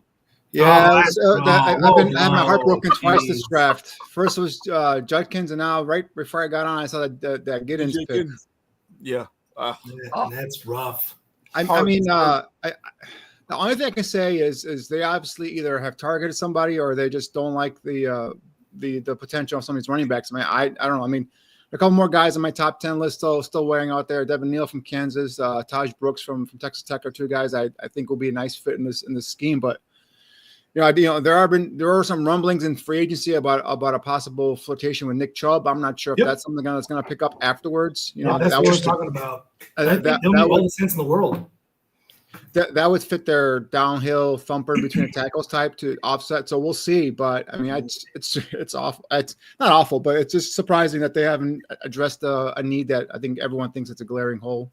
On selfish reason too. Didn't Nick Chubb have like a borderline historic game against the Packers a couple years ago? He just went off on the Packers. I want to say it was him. And I just like that for selfish reasons, just to torment Green Bay all over again. Like we got Nick Chubb in the backfield, so prepare to suck for the next few years. I definitely feel like it would if that was the route they chose to go. I mean, it works because you don't expect Chubb to get a huge bulk of carries anymore. Right. You know what I'm saying? Especially now that you would have him and DeAndre Swift, that you want to talk about being two different backs. Yep. So I was mad at it, but I still wanted us to take I still feel like we need to take a running back. But yeah, with so much talent there, developmental talent, but it would be interesting if this Nick Chubb thing is real. Where'd you hear that from, Danny? There was a report that they had talked about, maybe some flirtation, checking in on him. Obviously, the big thing with Chubb is, the knee injury. I know he came back last year, played a little bit, but how has he recovered from there? How much does he have left? Obviously, someone that's had a lot of carries on his wear and tear on his body. He would be a 1 year contract, so obviously not a long term thing. But Yeah, I mean, I like I said, if they have another pick coming up here in the 169, and maybe they've earmarked, Taj Brooks or Devin Neal or some other back in this class. I've always been saying this is a deep running back class, but I did expect them to have a running back by now, to be honest with you. In terms of this linebacker, they took, Ruben Hippolyte, the second from Maryland. I mean, Yeah, what do you know about him? Yeah, you talked about, although you've talked about in terms of, they want speed at linebacker, and this might be the fastest linebacker in this entire draft class. 5'11", 240, ran a 4.42 40 at his pro day. A 4-star recruit coming out of high school. This kid was recruited by Penn State. He picked Maryland over Penn State, Michigan, LSU, Auburn, West Virginia. So some big Power 5 conferences came after him. High athlete. 4-year starter at Maryland. Started 45 games. Was a team captain in 2023. And you put on the tape, and right away you see the athletic ability. You see the guy's got quick twitch ability, undersized linebacker who has that tremendous 4.4 speed, sideline playmaker, quick to trigger and fill downhill. Can get underneath the blocker's pad level and then fill those run lanes with some physicality there. He's a guy that in zone is where he's aware in zone, and in terms of anybody comes across his path, and you can pick him up quickly. Again, triggers quickly downhill as well. Team captain, so we talked about some of the leadership ability there with him as well. Obviously, the negatives will be he's undersized, right? He's a guy that's undersized with short arms. He gets engulfed by bigger body blockers. He can get powered and pulled all the way. And again, just someone that if he goes up 1-on-1 versus a bigger tight end, for example, a Colson Loveland or something like that, they can go up above him and make plays and make catches. So I'm not sure how good he'd be in terms of, single coverage. But obviously this kid's forte is going to be special teams right away. And that's where I expect him to be there. And hopefully they'll go ahead and develop him. Obviously, when they showed the picture or the shot of the Bears war room, Richard Smith, the linebackers coach, was there with Poles and Ben Johnson. And I knew right there it was a linebacker. I just didn't know it was going to be this kid. Obviously, this is a day 3 guy. I know they got him at day 3, but I think a lot of people were expecting him to go a little bit later on in the draft. So they have a plan for him. I mean, they love that speed and that quickness, and I'm not sure how else they're going to utilize him. But yeah, at 5'11", 240, 4.42 speed, I assume his initial, roster will be, his initial, job initially will be on special teams and making plays there. So. Yeah, Danny, while you were away, we were talking about the trade in that the Bears are acquiring a 4th round 2026 draft pick. So that leads me to believe that perhaps, like you said, they've either targeted a running back late or they're not super crazy about anyone, particularly given that's some of the players that we all like were drafted beforehand. I mean, clearly they were not that interested in DJ Giddens if they're trading that pick away just before he is selected. Yeah, there are a couple of things and it's curious. Obviously, we may never find the truth, but obviously, I think I'm not sure who mentioned it earlier. Maybe Ryan, you mentioned it earlier, where in the second round, they traded down from that pick 41 right after someone took Trevion Henderson. That was me. It was Eric. Okay, so yeah, so that typically that's a good sign that the guy they wanted, it may not have been him, but I'm just saying, like, the guy they wanted was taking, right? So, and right now, curiously, they traded down again once James from Oregon was taken as well, but I believe by the 49ers. Yeah. So that could have been another running back that they had kind of earmarked or targeted for that pick, and then he was gone. So at that point, I think they saw, you're right. Although I believe that they might not be interested in DJ Giddens, because if they were just taking him right there. Absolutely. Instead of risking losing him. So, we'll see what happens. Maybe they do have someone, and I know Jaden Blue just went to the Cowboys as well. That was a guy, we were both kind of like looking at in terms of like a special kind of playmaker on offense, and he just went as well. So I see my one of my safeties, Dante Trader Jr., just went right now to the Dolphins here as well. So, we'll see what they have up their sleeves here coming up. I believe they're at 14 more picks before we get to them. So. And they picked up a 6th round pick, which they didn't have either before that trade with the Rams. So, Dante Trader, by the way, was selected by the Dolphins. So more tears. He was on. Yeah, one of my safeties is left now. I just have one safety left on my top 10, with Trader being taken now, and that would be, I believe, Jalen Reed from Penn State, which is not a bad pick if you're looking for a safety there. So we'll see if they go safety here. But I'm just curious, like, what do you guys think they're going to go after here in this round? I mean, they've got obviously the offensive line, defensive line. Miles Frazier is a guy that I really am high on. He's a guy, play guard at right guard at LSU, can play play some right tackle. I think can play some left guard as well. That'd be a nice guy to bring in here if you're looking in the 5th round as a guy that could potentially back up multiple spots along the offensive line. All right. Eric just sent me something, and it is Adam Hogue, number 38, New England drafts Travion Henderson, and at 39, the Bears draft Luther Burden, and number 40 trade pick number 41. Bears trade back. I see where this is going from Adam Hogue. I'll do a screen grab, but yeah, the message being that just before or immediately right after a player that the Bears might have liked, the Bears trade out. So it's pretty damning at this point. We got to find that spy, guys. We got to find them. Bring him to justice. There must be a spy, indeed. At this point, I think I'm with Danny. If there's an offensive lineman you like, even though I'm at the point I'm at, I wasn't high on trying to take a lineman anymore. But I don't know where you go anymore. Like I said, maybe you can still draft a running back. Like I said, the kid out of SMU that they brought in for the 30 visit. I mean, I get it. If they did draft them, I just don't know where you go now. I'm trying to find something that has what's available left with the prospects, just to kind of try to get an idea. Camp bodies. That's what's left, I guess. All right, so this is the Adam Hogue thing that Eric just sent me. New England drafts Travion Henderson. The pick afterwards, the Bears draft Burden, and then 41 they trade back. Then at 104, Jacksonville drafts Tootin, and the Giants draft Scadaboo, and then at 109 the Bears trade back. So maybe they had their eyes on Henderson, Tootin, Scadaboo, and Jordan James, who Danny just talked about. So it's very, very interesting, Eric. Thanks for sharing that. Yep. I still think the last time though, you had Swinson right there. The Patriots picked him up. I swear that he was the pick for the Bears if he was still on the clock. Oh, what's up, Aaron? What's going on, brother? Actually, I've been watching on NFL Network all morning and had you guys in my ear. You could literally see when the pick came in on NFL Network for Swinson, you see the name change from Shy to LAR. So I feel like it was obvious. How y'all doing today, though, man? Good. The Buffalo Bills are trying to get some Kentucky fans, I think, this year. I guess so. Yeah. First and foremost, I hope the draft is never in Green Bay again because I've heard enough glazing for the rest of my life of Green Bay. But, yeah, isn't it Pittsburgh next year? Yeah, I think your boy might try and make his way up there. I don't know. I might try to take some leave and go there myself. It's time to go see a draft in person.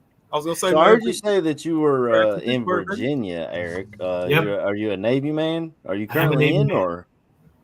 I'm an Army guy myself, veteran anyway. But thank you for your service, first and foremost. You too, comrade. Better luck next time in the football game. Hey, we had Captain America and still couldn't win. I don't know. No, he did. I love it. That's something else. I don't think this is like one of the years where just there are no academy grads that are in line to be drafted this year. It's pretty quiet, but there's that quarterback from Navy that I think next year people are going to talk a lot about. That dude was insane this last year. Like for the first time in memory, Navy actually had a passing game. Yeah, I'm like, we're actually throwing the football down the field further than 5 yards. Like, what is this? What is this forward passing game that we're doing? This is so foreign to me. Like, granted, I know like we Bear fans, we've had not so much fortune at quarterback recently, but for a Navy guy to see just a ball go downfield for further than 5 yards, it was like, what planet am I on right now? This has never happened in my lifetime. Not since Roger Starbuck. Yeah. The thing is, though, it's hard to – you think you're going into Navy, you have a game plan, and then all of a sudden – yeah, bless you, KB. All of a sudden, there's wide receivers wide open down the field because no one thinks that they're not throwing the ball. What are we doing? So kind of Sorry, Amazing. Aldo, I keep cutting you off. No, but I'm going to ask you a question and then I'm going to take a break. AC, bring us some good news. What's the most positive thing for the Chicago Bears in this draft? The most positive thing is that Ben Johnson has got all these tools to work with. They went out in the offseason and beefed up the O-line. You hope Joe Tooney can stay healthy, and I've talked about him on the level of Trent Williams in San Francisco. As far as when he got traded to us, he was an all-pro, 32 years old. So you work with that. I'm still worried about that left tackle position, but you had 3 tackles go off the board before you picked in the first round. You know what I'm saying? So it's either grab the 4th guy you think of or get another weapon, and they chose the weapon. They and I said this on the 12-ounce Squirrel Rock podcast last week. I like Loveland better than Warren, especially with a fit with the Bears where you've already got Kmet. I know Matthew Fochese's a big Penn State guy, but and Danny, you probably could break down the tape better than I can. I'm just looking as a fan. He looked a lot like Kmet to me, so I feel like you were getting almost the same stuff from both of them. Loveland is your move tight end that smooth, but he'll still block too. You know, we've seen that on the tape. So I'm happy with that pick. The second round, Luther Burden. Last year, I thought he was a top 10 draft pick. You know what I mean? But they didn't have a good offense this last year, and all the off the field stuff was coming out about him, about something about his mom and his sister or something. I don't know the details of it, but that pushed him down the board some, and they just felt like they couldn't let him keep falling, I guess. I wanted O-line, or Ursary from Minnesota was there. That's who I wanted. In the first round, I wanted McMichael Williams, but I was happy. I understood it, and I got it. And then you get, I think, a steal in what's the Aussie, the offensive lineman that they grabbed from Boston College. I heard Eric break him down earlier. That was great. I mean, he's just a mountain of a man. And that's what we need, somebody to hit somebody in the mouth. These edge rushers. I wanted Jack Sawyer. My man KB was there with me on that one.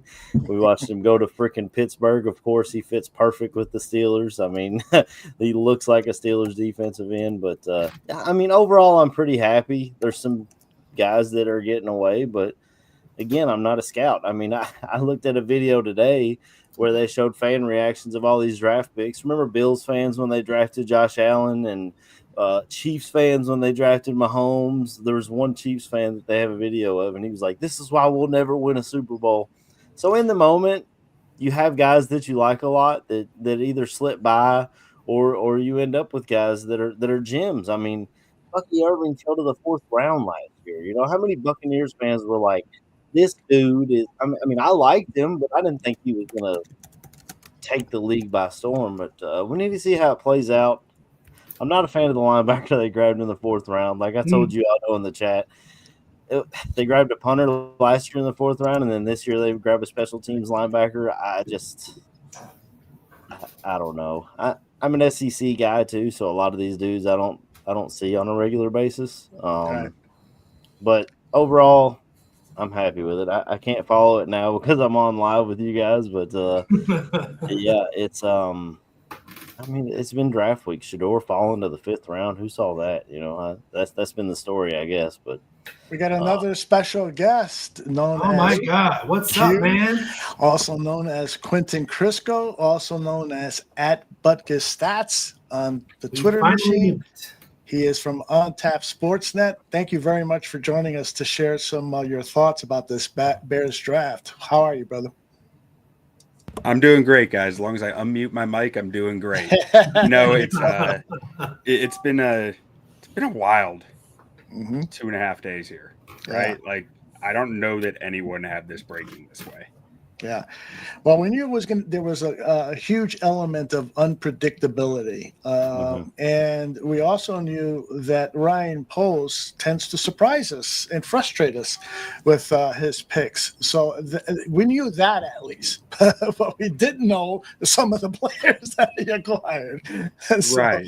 Yeah. What's your biggest concern? AC just took us through, the positives. What's your biggest concern about this draft? I mean, people are gonna go at this comment because there is plenty of upside with a guy like Colston Loveland and a guy like Luther Burden.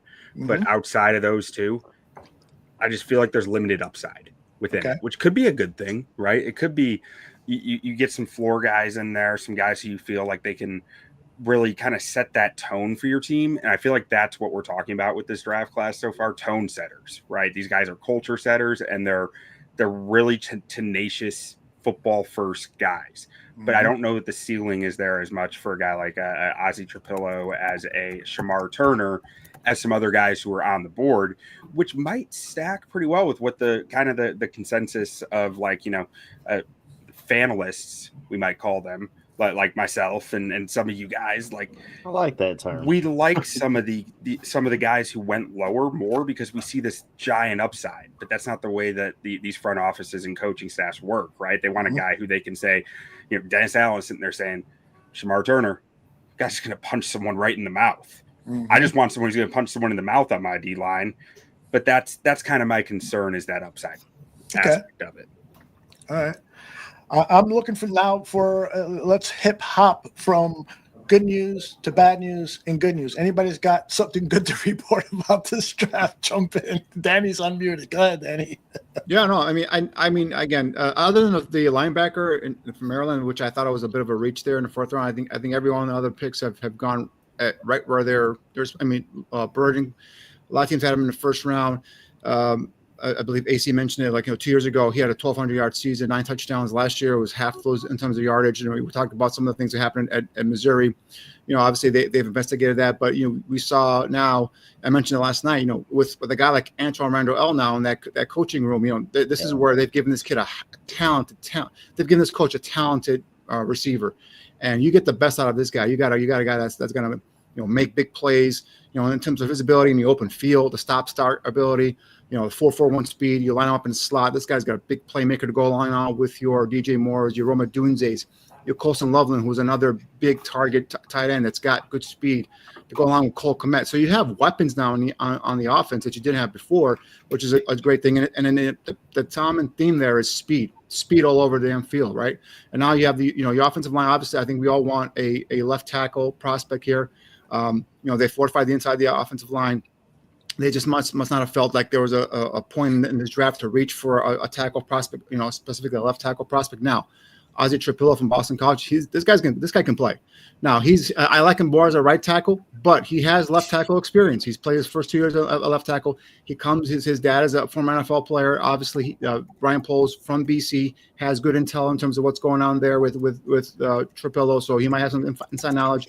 Plus, guys, he comes from a Bill O'Brien offense, which is a NFL system. So he does some of the stuff here, some of the concepts they're going to run here with under Ben Johnson. It's not going to be outdated with Trapillo. So I wouldn't give up on that kid. He has a shot at particularly maybe even starting at left tackle. We'll see how that goes. So I think that's a good pick there. Shamar Turner, he's a guy that 2 years ago, 11 tackles for loss and 6 sacks coming into this season with Texas A&M. He was one of the top guys in terms of interior defensive linemen. Now his production went down this year.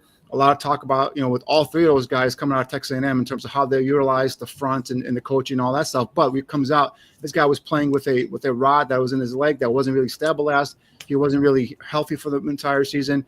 Didn't have that great of a season as anticipated. But you talk about a 3 technique, a guy with quick twitch, ability to get upfield and get into those gaps and be a penetrator. This guy has that. Now, where I knocked him a little bit was run defense. A lot of times double teams. He couldn't stand his ground. He was getting mauled by double teams. But now knowing the fact that he had a rod in his leg that wasn't stabilized, could that have been the issue there? Could he not been someone that was fully healthy, that had a healthy base underneath him? That's why he was getting mauled in a run game. So these are all the context things that we don't have access to that they do.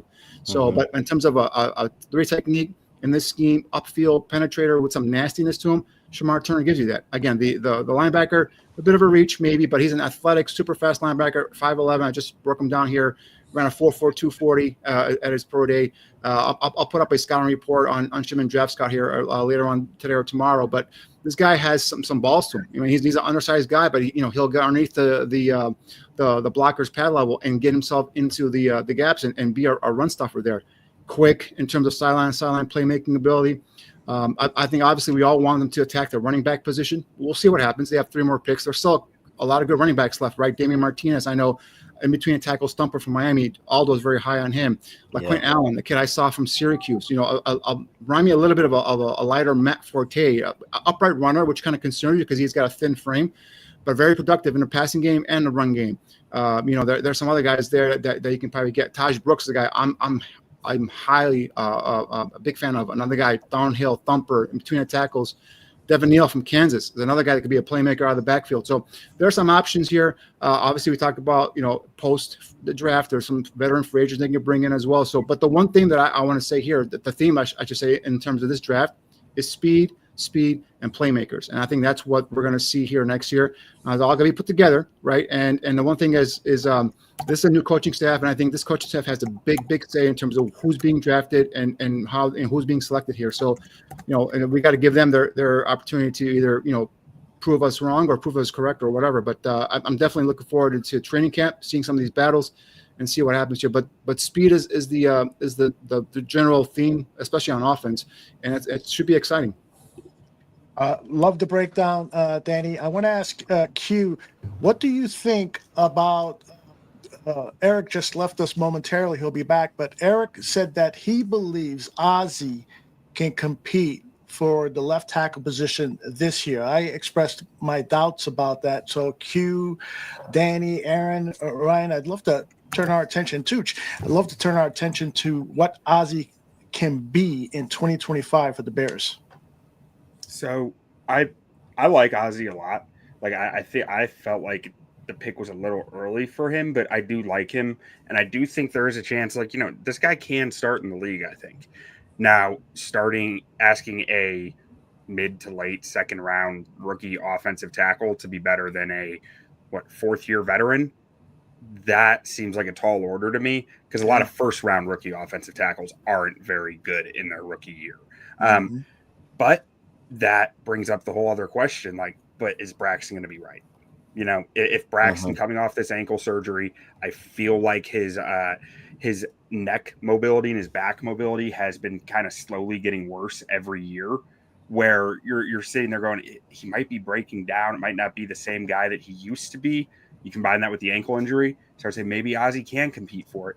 And I one thing I want to point out here is that Ryan Poles and the Bears O-line coach, Dan Rauscher, have both called out that they like what they've seen from Karan Amagaji this offseason. Yeah. I think it's still too early to completely write him off. I don't like counting on him because he's still basically just a giant unknown in my book. But I'll tell you what, when I watched that Washington tape last year, I saw quick feet. I saw a guy who can move faster than his size would imply, and a guy who had a real anchor with some body flexibility that you don't find often, plus 36-inch long arms, an aggressive demeanor. He wasn't good. He was pretty awful in that Vikings game. Don't get me wrong, but there was stuff to be excited about in the physical profile that's all still there for him. Excellent. What do you guys think? AC, I didn't want to cut anybody off the way I seem to always do. I love the size, and he's just a freaking mountain, dude. And I loved what Q said about Karan Amagaji. I think we even heard Greg Gabriel here on the Barroom talk about, don't sleep on Karan. I know he went to Yale. He's a third-round pick. He's got a lot to learn. It's not exactly a football factory, but the measurables are there. I mean, like you said, Q, 36-inch arms, you can't teach that. You know what I'm saying? But if you get, and we've heard a lot about this O-line coach, this Rochar, the things that he was able to do in New Orleans with not the greatest of talent out there. Remember, they were always up against the salary cap. It's not like they were able to go out and get superstar left tackles for him to mold.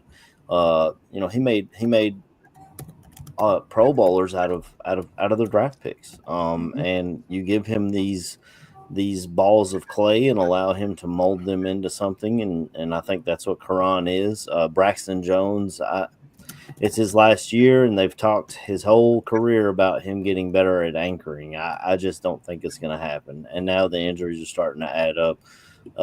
I don't know if I think this guy will start, especially right away, but I mean, you throw him in there at training camp and see what you got. Greg talked about Karan missing training camp and how important that is, especially with your offensive line, because that's when you're hitting people. Through the season, you don't hit anybody. You're saving your hits for game day, so it's not like you can actually get your feet wet. They just kind of, you said, threw him in. They threw him into the deep end, but the pool was made of gasoline, and look, watch out, it's on fire. You know what I'm saying? And he had to learn against. I think he played in Minnesota, correct? So you're learning against Daniil Hunter, one of the premier pass rushers in the entire NFL. Oh, and by the way, it's one of the best defensive schemes in the NFL as well with Brian Flores. So it's a learning experience, and we'll see how everything turns out. But I'm definitely not down on I'm glad they went trenches. I know you said it was a bit of a reach, Q, but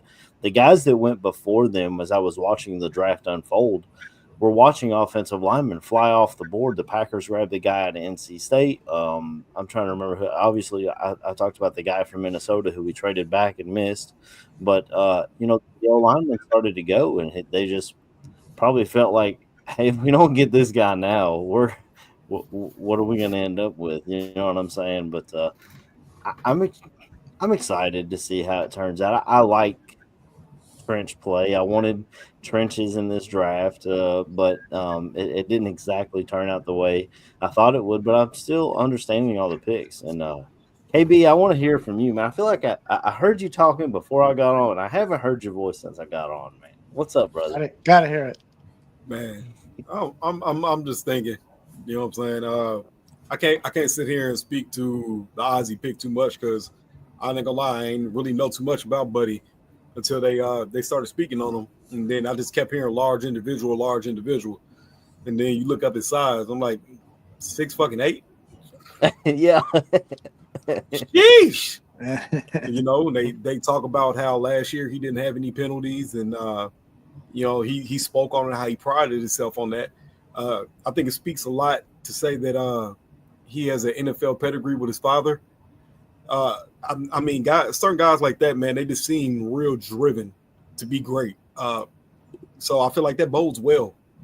I didn't know he had snaps at left tackle, so seeing that he had the snaps at left tackle sounds kind of nice. Maybe he'll kick over and he'll start at left tackle in the off season, and get some reps there.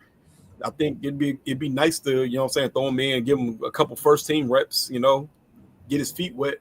Then we still got the preseason, so I'm interested to see. He definitely could be a future left tackle pick. I mean, I'd love to see a guy that's 6'8", blocking for Caleb. That'd be fucking awesome. Yeah, for sure. All right, let's hear from Shimon, Tooch, and then we'll hear from the defendant, Eric. In terms of talking about Ozzy's particularly, he's a plug and play right tackle for me. But obviously with Donald right tackle, I don't anticipate. At least I hope they don't move him to left tackle. Just keep him right tackle. And then, like I said, with the snaps at left tackle previously, that might be a bit too much for him. But you know what? I will give him an opportunity to go out there and compete at left tackle. That's Ozzy, because he is sound in terms of his assignment, in terms of his technique. Those BC boys, they get coached up well in terms of offensive linemen. And there's a couple more guys that are going to go probably today. And one of them is that center, Drew Kendall, as well. So these guys are well coached. And like I said, he comes from a pro-style offense. So I will give him a shot, go out there and compete.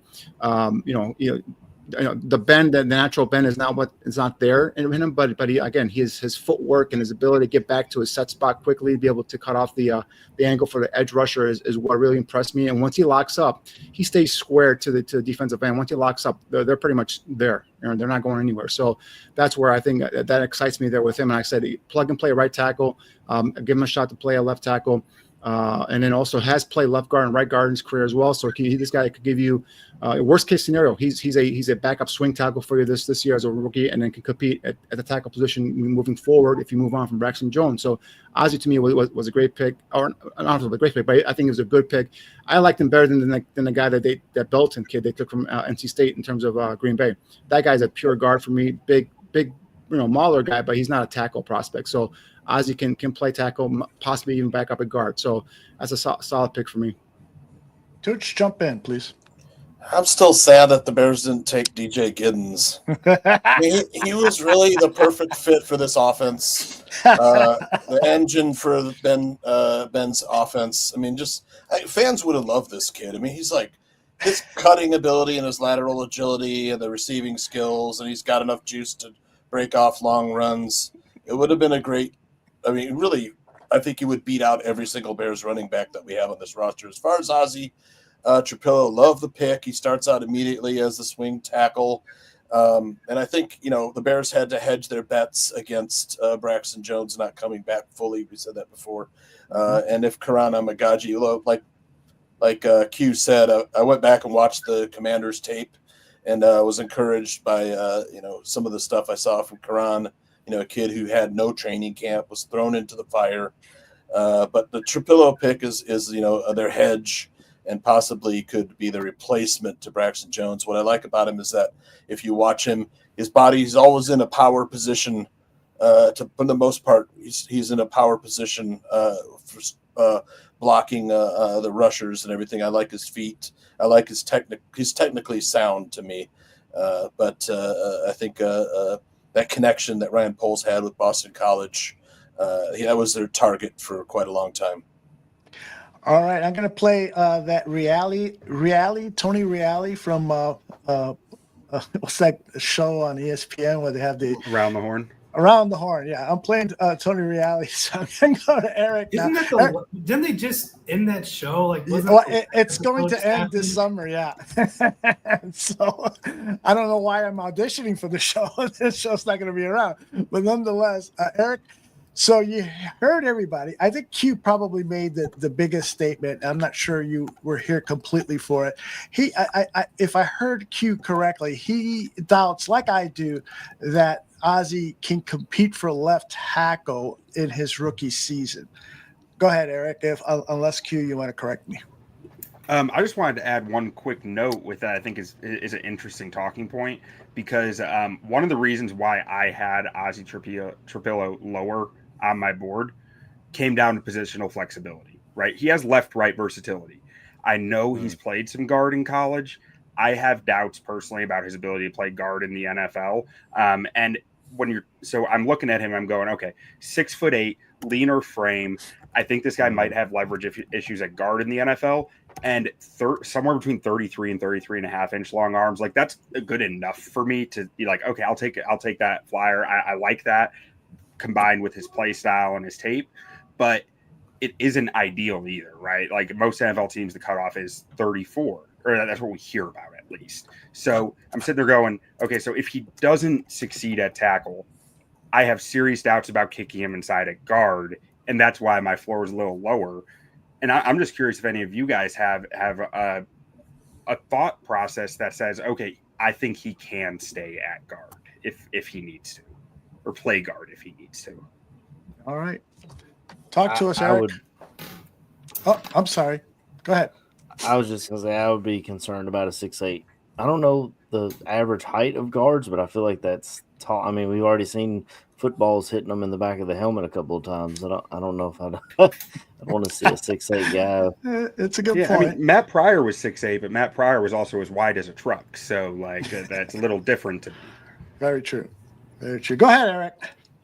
All right, Your Honor, I'd like to state to the case, this is where I prove everybody wrong on the board. So we'll go ahead and kick off with that. But all kidding aside, so when it comes to me believing that Ozzie's going to compete for day one, starting at left tackle, there are just so many layers to this onion that we're going to peel back a little bit. So the first and foremost, people are going to note most of his starting time was at the right side, as you see in this clip right here. But also, I mean, the Bears are pretty adamant that I think it was particularly the senior director of player personnel came out and said that he has the versatility to play left or right. And basically, he's going to be given a shot day one to compete for a starting job. And when you look at all these different factors, what does Ozzie represent that Braxton Jones does not? He represents strength, a very firm, deep anchor to drop. He can, as you see right here, he just doesn't budge. You try to use power moves on him, he's not going to budge whatsoever. He's just going to sit on it. And then when you look at what else he brings to the table, he brings this real nasty mindset, and I'll try to wrap up a little bit because we're on the clock again. Don't worry about it. Go ahead. But when it comes to what Ozzie brings to the table for the Bears that Braxton Jones does not, where he gives up a little bit of that flexibility, that athleticism that you love to see in Braxton Jones, he just has this ability to really set the edge, to really just not let a power rush get through him. And that's something the Bears really struggled with a lot last year, all across the offensive line. If you just take a sledgehammer to the Bears offensive line, it was going to crack every time. And they, of course, that was part of a big reason why they gave up a leading like 65 sacks last year. Besides Caleb Williams holding the ball too long at times.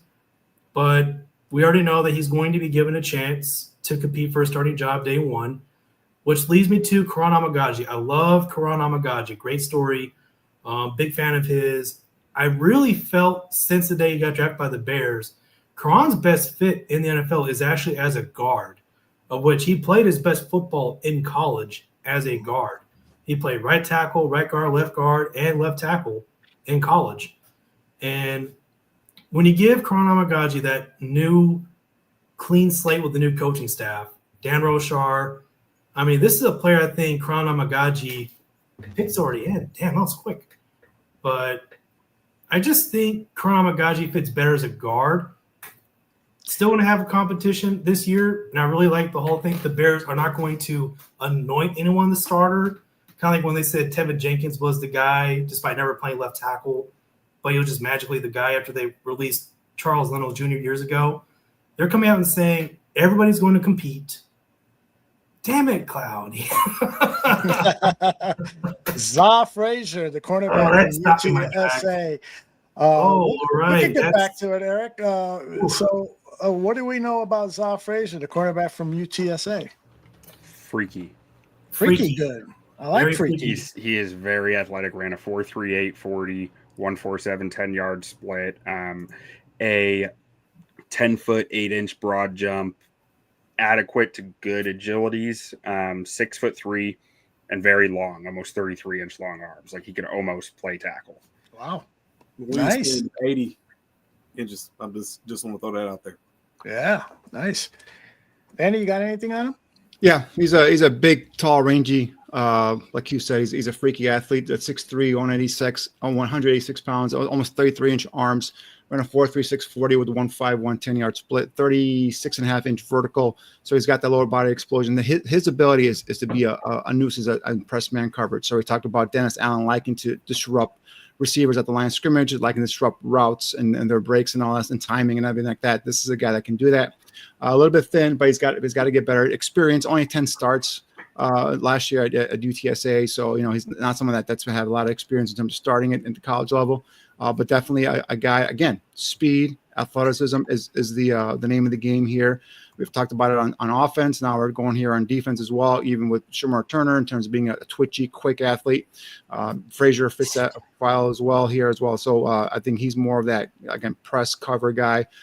Transitions out of a zone are not the greatest, but he can get better there. But, if you are with Dennis Allen, you're going to be playing a lot more of the press coverage, and disrupt timing and everything like that, the line of scrimmage. So I think he fits in that profile there as well. We'll need him maybe a year, maybe to develop, get stronger in the weight room, but definitely a long-term prospect here and someone that I think loved the FBS with 6 interceptions last year.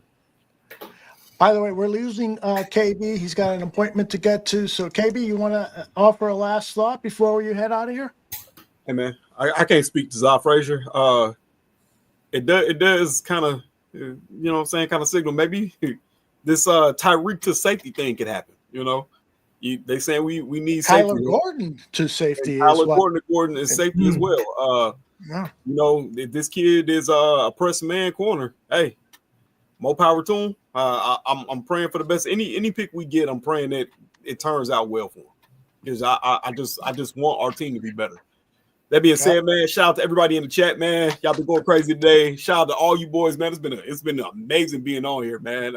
Eric, man, you're very knowledgeable, brother. I love it. Absolutely love it. Q, you jumped on late, man. First time really seeing you. Nice to meet you, brother. Hopefully Nice to see meet you. Yeah. And of course, it's always love to get on here with Danny Shimmy, man. That's like a bird, you know what I'm saying? When a blue jay flying through the yard, it's like, oh, it's Danny Shimmy. Hey, man. And then you got my beer wearing brother up there above me, man. He knows always love, man. We get on and we always do this thing together. So hey, man, and the Podfather, man. Love you, KB. You do your thing, brother. You're legendary, brother. Legendary. In So my love own to mind. all y'all, man. Y'all keep doing your thing, man. I'm gonna be tuning in, still listening. All right, KB. Much love. All right, man. Y'all boys take it easy. Bear down, KB. Bear down, y'all. Can catch him on the Barfly Bear down, Tailgate Show. Thanks for popping in. All right, more thoughts on the new cornerback, Eric? I don't think I heard from you. I mean, he's definitely a freak of nature. 6'3", 186. He's got really good press ability. I do believe. If you want to talk about converting someone from corner to safety, I mean, you could actually make a really good case for him to do that. Of course, one thing to note: 186 pounds. He's got to add a lot of bulk to that frame. Maybe get up somewhere between 195, 200. But I mean, the kid can play. He's very sticky in coverage. He's got like an insane, I think someone brought up the RAS score is like a 9.26, 9.36. Yeah. I mean, the kid is athletic as hell. So at this point in the draft, you're looking at traits, seeing if you can actually develop them into something special. Again, like Barlissimo, 6'3" press man corner. Dennis Allen's going to love that. He loves playing a lot more man coverage as opposed to Matt Eberflus. And I just think for depth purposes, the Bears, as we saw last year, if they start taking injuries at corner, they're real shaky behind Tyreek Stevenson, Kyler Gordon, Jalen Johnson. So more competition at the back end will be very welcome for this Bears secondary. And again, I just do wonder, do you put Kyler Gordon at safety? Do you potentially put Za as a safety? I think that would be very interesting to watch. And Cloudy, I mean, he's really bringing the heat here. San Antonio as well. Hey, UTSA, San Antonio is where I was born at, in San Antonio, Texas. The kid can ball, so he's very good late round addition against. I'm just flabbergasted a little bit. They have yet to pick a running back, but hey, they still got 2 more picks. But again, I just think they're potentially eyeballing a running back for agency anyway. So good pick. No real complaints. Just needs to hit the weight room. Outstanding. Any other thoughts? Q, you got any more thoughts on this kid? Not specifically on Frazier outside. I think Zion McCollum came out of UTSA a few years ago, went to Tampa with Todd Bowles, and he's become a pretty good corner. Very similar kind of profile, being a hyper athletic guy who was very raw. But this pick outside, just going all I know about him is he's an athletic freak. But I'm just sitting here wondering, what on earth is wrong with Damian Martinez, with a guy like Devin Neal. There's a few other running backs that are sitting here that, pretty much everyone had projected to go way earlier than this. And I just don't get what's driving them down, I don't think I guess no one has any answers to that, right? I was looking at Devin Neal. Devin Neal is definitely the guy I was looking for. I'm trying to find. I was way higher on. Go ahead. Am I delayed for you guys? Because I say and then I can't. No, you're good. That was on me. Go ahead. Yeah, you're good. Okay, all right. I just wanted to make sure. I was trying to look him up in the Beast. That's why I was so quiet. Dane Brugler puts out the Beast every year. I was trying to find. I didn't even see his name in there. And which, in the 5th round, or are we in the 6th now? We're just starting the 6th. Oh, we're almost done with the 6th, aren't we? Yeah. No, we're almost done with the 5th. We got Oh, okay. At least on TV, 5 more picks. I don't know. Yeah, they're in the 5th. They're almost done with the 5th. Okay. They're going to jump in. Bears picked up a 6th-round pick with that trade with the Rams, so they have a 6th and a 7th left. They have 2 more picks left. Mm-hmm. Man, I wish they. Dennis Allen's one happy boy right now. He's getting some good depth competition right now between linebacker and secondary and the defensive line. Dennis Allen's getting some love right now. Yeah. A bunch of speed, big guys, speed, athletic freaks. Be part of it. Out of curiosity, am I the only? Am I standing alone on this show right now as the only Ollie Gordon fan? No, I like him. 7th round. Okay. I like him. He's a good football player. I remember last year he was one of my top bets. We talked about a little bit earlier in the show where just all these running backs that are still on the board, we thought were going to be like day 1, day 2 picks. Ollie Gordon was one of those guys. He just has a bad year, and just as we're seeing, it's killing all these stocks. Like I never thought Martinez or Ollie Gordon or my guy from Florida, freaking all these players are just falling to the 6th round when they all have the talent. Oh yeah, is it Etienne? Trevor Etienne went to the Panthers. No, you went to you went Carolina. Oh, yeah, you went to Carolina. Miles Frazier to the Lions. Danny, it was a guy you that's had my guy. liked for the Bears. Lions doing work again. Lions. He was top 60 on my board. Like clearly there's an injury or like an interview issue or something for him to fall this far. I hate that the Lions get Miles Frazier and Tate Ratledge. Like that hurts my soul. There's some big boys in that Detroit offensive line. I mean, they parted ways. I think it was Kevin Ziegler went elsewhere, so they, just restocked the board interior wise. The offensive line. There's some behemoths now in Detroit. They're just all big body dudes, and that's what ideally what's going to happen in Chicago is they're a much bigger group too. So it's just bring out the big boys. I'm all for it, and that's just Detroit's having a good draft so far. Yeah, now I'm interested to see how Ben builds this offensive line into the future because, obviously we know who our starters are coming this year for the most part, but the Drew Dahlman aspect makes it really interesting to me as far as he is such a outside zone, wide zone center, and it doesn't really offer you much from a power gap aspect in the run game. And I wonder if they lean into that with their offensive line going forward, or if they try to alter it and say, Drew Dahlman is more of a stopgap for them until they can get to where they want to be as a rushing offense. Really what the Bears want in their center, I think Drew Dahlman does fit pretty well. He's not as big as all these other centers that Ben Johnson's had in the past. But at the same time, for Drew Dahlman, he's strong enough to where I think he compensates for maybe just a little bit of a size difference. He's still not small by any means. He's 6'3", about 310 or something like that, if I'm not mistaken. Mm-hmm. So he's still got good enough size as a center, no less. You've got Joe Tooney next to him. You got Jonah Jackson sandwiching between those two players. So I think, they made a point to sign Drew Dahlman as the number 2 paid center in the league. So I think this is his guy moving forward, at least until they find a center they absolutely love in the draft. But yeah, I think, that offensive line is just night and day different from what we saw last year. Just much bigger, much more versatile. Like everybody across the offensive lines played multiple positions at some point in their career. Just that IQ that Ben Johnson loves to talk about, intelligence. It's a completely different group, at least 4 new starters. And if they go out and they move Darnold right to the left side and they plug in Ozzie to the right side, that's 5 new starters, which I don't think there's ever been a year the Bears have had 5 brand new starters on the offensive line. Maybe 2013, but I could be mistaken. I'm sure Jay Cutler year had 5. I remember it was, I think 2013, they finally built the offensive line around Jay Cutler. They brought in Jamon Bushrod, Matt Slauson, Roberto Garza kicked inside his center, and then they drafted Kyle Long and Jordan Mills. So I think there were, in fact, 5 new starters that year. Yeah, something like that. Mm-hmm. Whatever they could do to keep from having Jamarcus Webb at left tackle. My God. J-Webb Nation. Oh, man. The only time he ever blocked people is he blocked them on Twitter. That's it.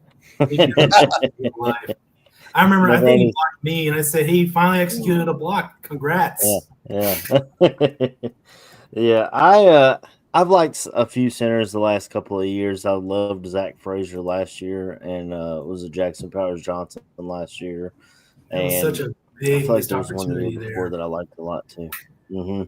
But what you were talking about with the cerebralness of the center position, I think it's going to help us with Caleb Williams being where he doesn't have to call everything out. Drew Dahlman, he had Michael Penix behind him last year, so surely he had to help pull his rookie quarterback along so he would see some things.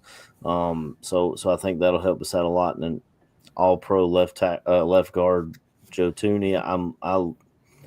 If we re-sign him, I'm probably going to buy a jersey because that's the kind of guy I am. You get Jonah Jackson back to where he played at a Pro Bowl under Ben Johnson, at right guard. And I love Darnell Wright. I know a lot of people are saying, well, he's no Penei Sewell, but if we remember, Darnell Wright ran a wide receiver or tight end workout for this wide receiver conditioning test.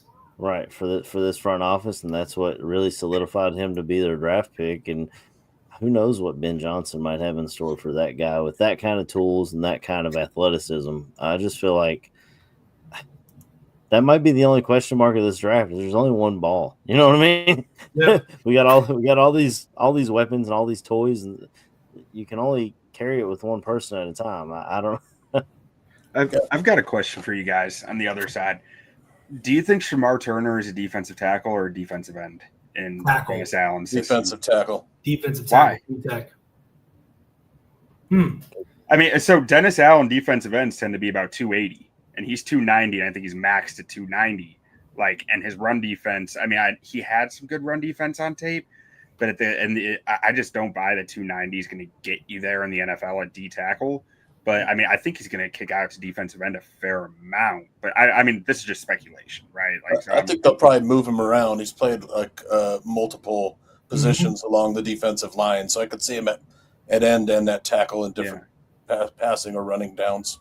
Okay. And because at A&M, he only kicked inside a defensive tackle this year because they got Nick Scorton to transfer over. Yep. That front seven of Texas A&M was unbelievable. It couldn't win them games, though. I know. When you got the athletes on that defense were amazing. But and then you got oil money helping you with NIL. I've got some stuff from Berlissimo. Berlissimo, he mentioned that something that I suspected with Turner is just he was miscast a lot.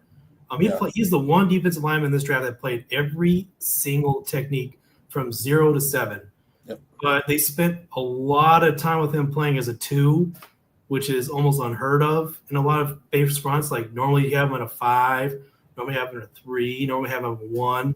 But he spent a lot of times at 2, which is not too common in these days. And I think they because I felt indecisiveness by the coaching staff, to be honest. They're kind of throwing people over the place. Like, we're going to move everybody. Let's figure this out. To me, though, if you don't keep someone at one position, just let them thrive like a 3-tech. I want to say 2023, Turner was a 3-tech most of the season, and he wound up getting 6 sacks. And this is in the SEC. This is against the biggest boys in the country.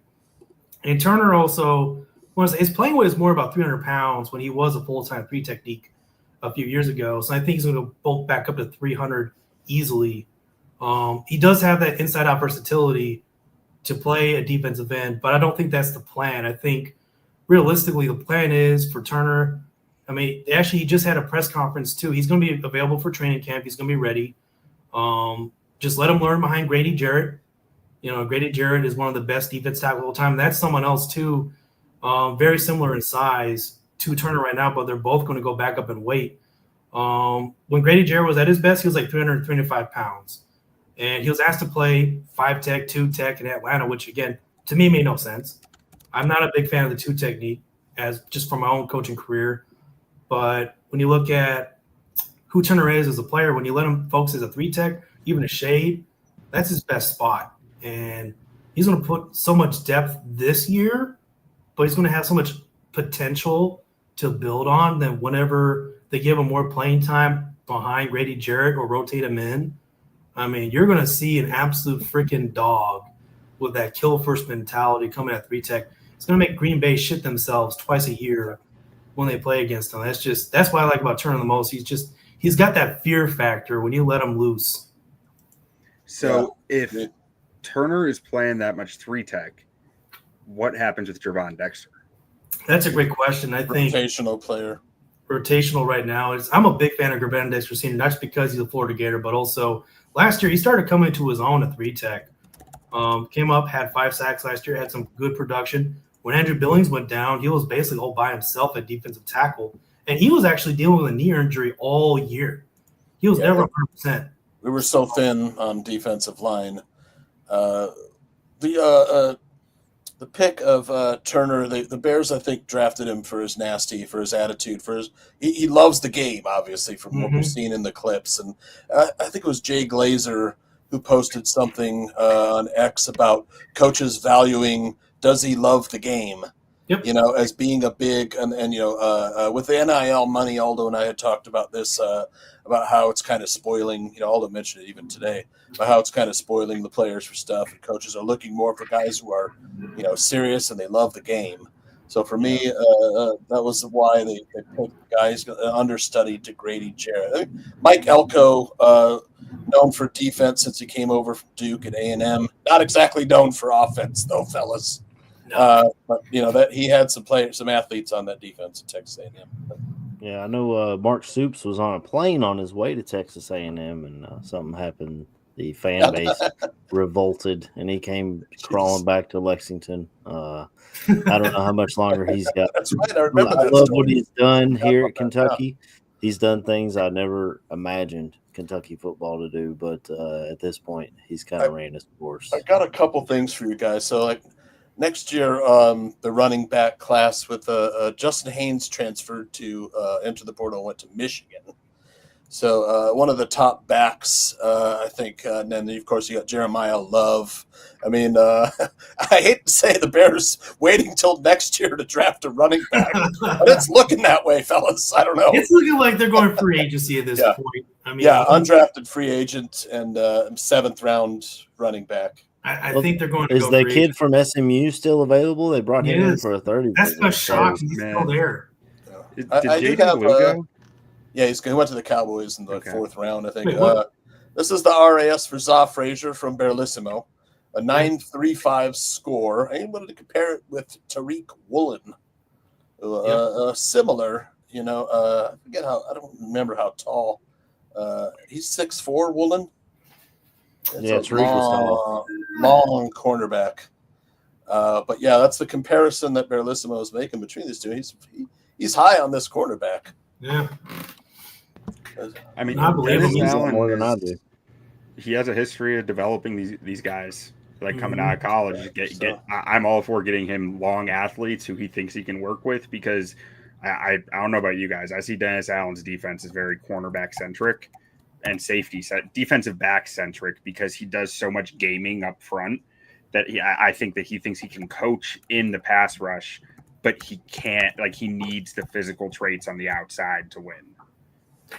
One thing to note too, that this defense, so you've got a legendary defensive line coach and Bill Johnson, who was senior defensive assistant. So they're really going to look at this defensive line being able to generate pressure on its own, or at least being able to hold the point of attack up front, where he doesn't want defensive ends to really crash down in the backfield. Rather, he wants them to like set the edge, hold the edge, and then add on to the pass rush when it's on passing downs. So that way he's not having to send any sort of like he will blitz a bit more than Matt Eberflus did, but he also really likes masking coverages, having these different pattern concepts in the back, and also loves flipping around between what I call a 10 coverage. We got 10 coverage. You have one side playing one side playing 0. It's going to be playing a bit more man coverage. So we know Jalen Johnson's going to be shadowing the number one receiver moving forward, which is really his strength, is shadowing the best receiver on the opposing side of the field. And it may never hurt to have more depth in the secondary. You have Al Harris, who is going to do exceptional work. One of the very best in identifying late round talents. I mean, I remember when Blau. No one ever thought of anything about Blau coming out of the draft, and he just winds up being an all-pro corner the very next season, breaking the records for all sorts of things, for interceptions and interception returns. So you give him a player with such a freaking insane metric like Zay Frazier. Yeah, it's Zay Frazier. It's spelled Za, but it's pronounced Zay. That's going to trip up Aldo and me during the season, man. Thank you, Barrelissimo. Don't worry, Bears fans will start calling him Zach before. Oh, yeah. Hey, we got the Zach guy, that Zach Frazier guy right there. They'll throw an S on the ends. The Frazier's kid out of Texas. Yeah, he's that I Frazier's don't think kid. he's that good. Top 30 visit for the Bears. Does he have the stash like the Ditka yet? Our co-host here does. A lot of cornerbacks in this draft had injury issues. You saw them fall, like Will Johnson, Ben Morrison. The Bears, I'm glad they took a healthy one, guys. The Bears had a very specific board. I get the feeling with some of these players like Hippolyte and say Frazier, raw athletic score guys, if you want to throw that out there. But Foles loves that Raz. He loves that Raz. That's my thing. But he's a Raz man. He's a Raz guy. Yep. You get razzed up every time, huh? Yeah, hell yeah, he does. I just the Bears are picking 19th this round. Bills pick is in the first pick of the 6th round. Ravens are on the clock. The Ravens are Ravens and Eagles, arguably the best drafters in the league. I mean, Poles wishes he was as good as the Ravens. It's kind of easy to draft when you don't really have needs. I'm just saying, I love the picks they make, man. I'm always, they're always improving. They're always top of the league. I think they're also always willing to take risks. Willing to take risks. And that's the change I've seen in Ryan Poles this year. He's taken a lot more risks. Between free agency and the draft. I mean, before this year, we almost never see him go out in front and pay someone top 2, top 3 money for one position group. He always kind of has a mentality let the free agent market come to you. He didn't wait this year. This year he went out and got players and spent a lot of resources and money to build this team. Ben Johnson, in this draft class, bro, this line ain't gonna cut it. This ain't gonna cut it. And then in the draft class this year, he's already Turner. I mean, we'd almost never see Ryan Poles touch someone that came off injury. Years before, you get Turner this year. A first-round grade falls down that far. He's willing to take risk on that. In years past, if Luther were to fall down to them at 2, they typically would pass because character concerns. So this year, he's willing to take a lot more risk, which I give him respect for. Also, you could definitely imagine Ben Johnson pounding the table for these guys. Mm-hmm. And this is a very Ben Johnson-centric draft is what I would say from the beginning to the end, especially the offensive players picked early on. Colston Loveland, 100% a Ben Johnson pick. Luther Burden, III, a Ben Johnson pick. And you could even argue Ozzie in the 2nd round is definitely a Ben Johnson guy. Yep. I remember actually when he called Ozzie on the phone, he's like, hey, we got our big guy. And I'm like, he definitely wanted him from day one. So Darnell Wright coming up for contract soon. 2 years. After 2 years, really, right? Yeah. So, He's still locked up for at least 2 years, maybe 3. Yeah. You got to figure unless there's a massive injury, his 5th-year options getting picked up. Yep. Right. Yep. Yeah, and I think again, it's going to be really interesting how they let this competition break out in training camp. They're going to let. My bold prediction is they're going to let Ozzie test out left tackle first. Yeah. I think that's why he's here. He's the Braxton Jones replacement, whether it's direct or indirect. Yep. And if either he's not panning out or if they think Darnell Wright would be better on the left side, then maybe you see that switch. But I'm very curious how this competition is going to go. Braxton Jones is not going to be able to participate for a little while longer. So that's going to change things a little bit.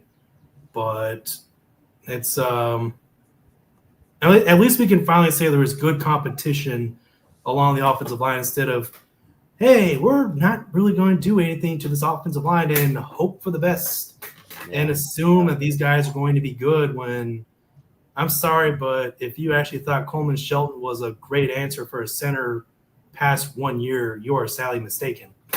And what would you say? The Bears' remaining top needs are running back, safety, guard for me. Running back for maybe sure. Edge rusher. Nose I'd tackle.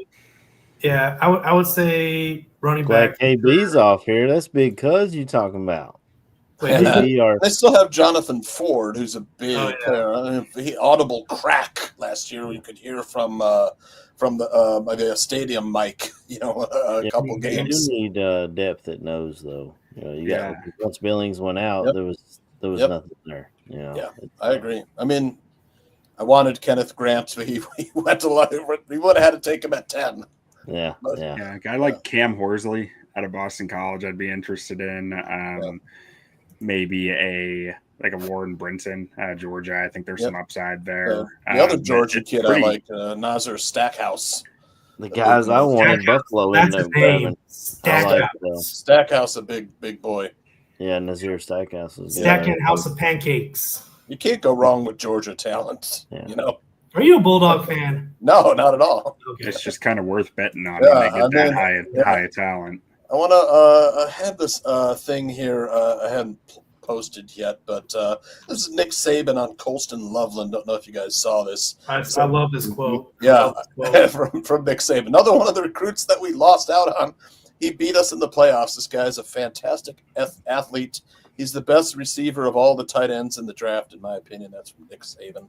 I think you guys kicked off this show talking about Colston Loveland, how he fits and why he was picked over Tyler Warren. And again, my initial reaction was I was a little perplexed. I personally had Tyler Warren as number 1 for tight ends, but that's also for a true tight end. You put him in an inline tight end, in and out of the offensive line, where Colston is definitely more of that receiving specialist. And one really nice comparison I have for him in terms of past Bears is Greg Olsen. He is very, very similar, if not almost identical to Greg Olsen.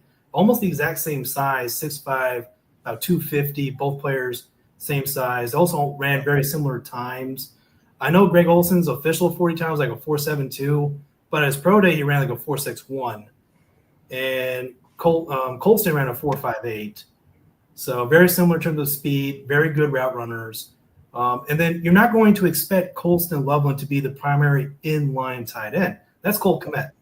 You're going to let him do his thing as that receiving specialist. And some of these comparisons I got for Colston included guys like Jeremy Shockey from back in the day with the Giants.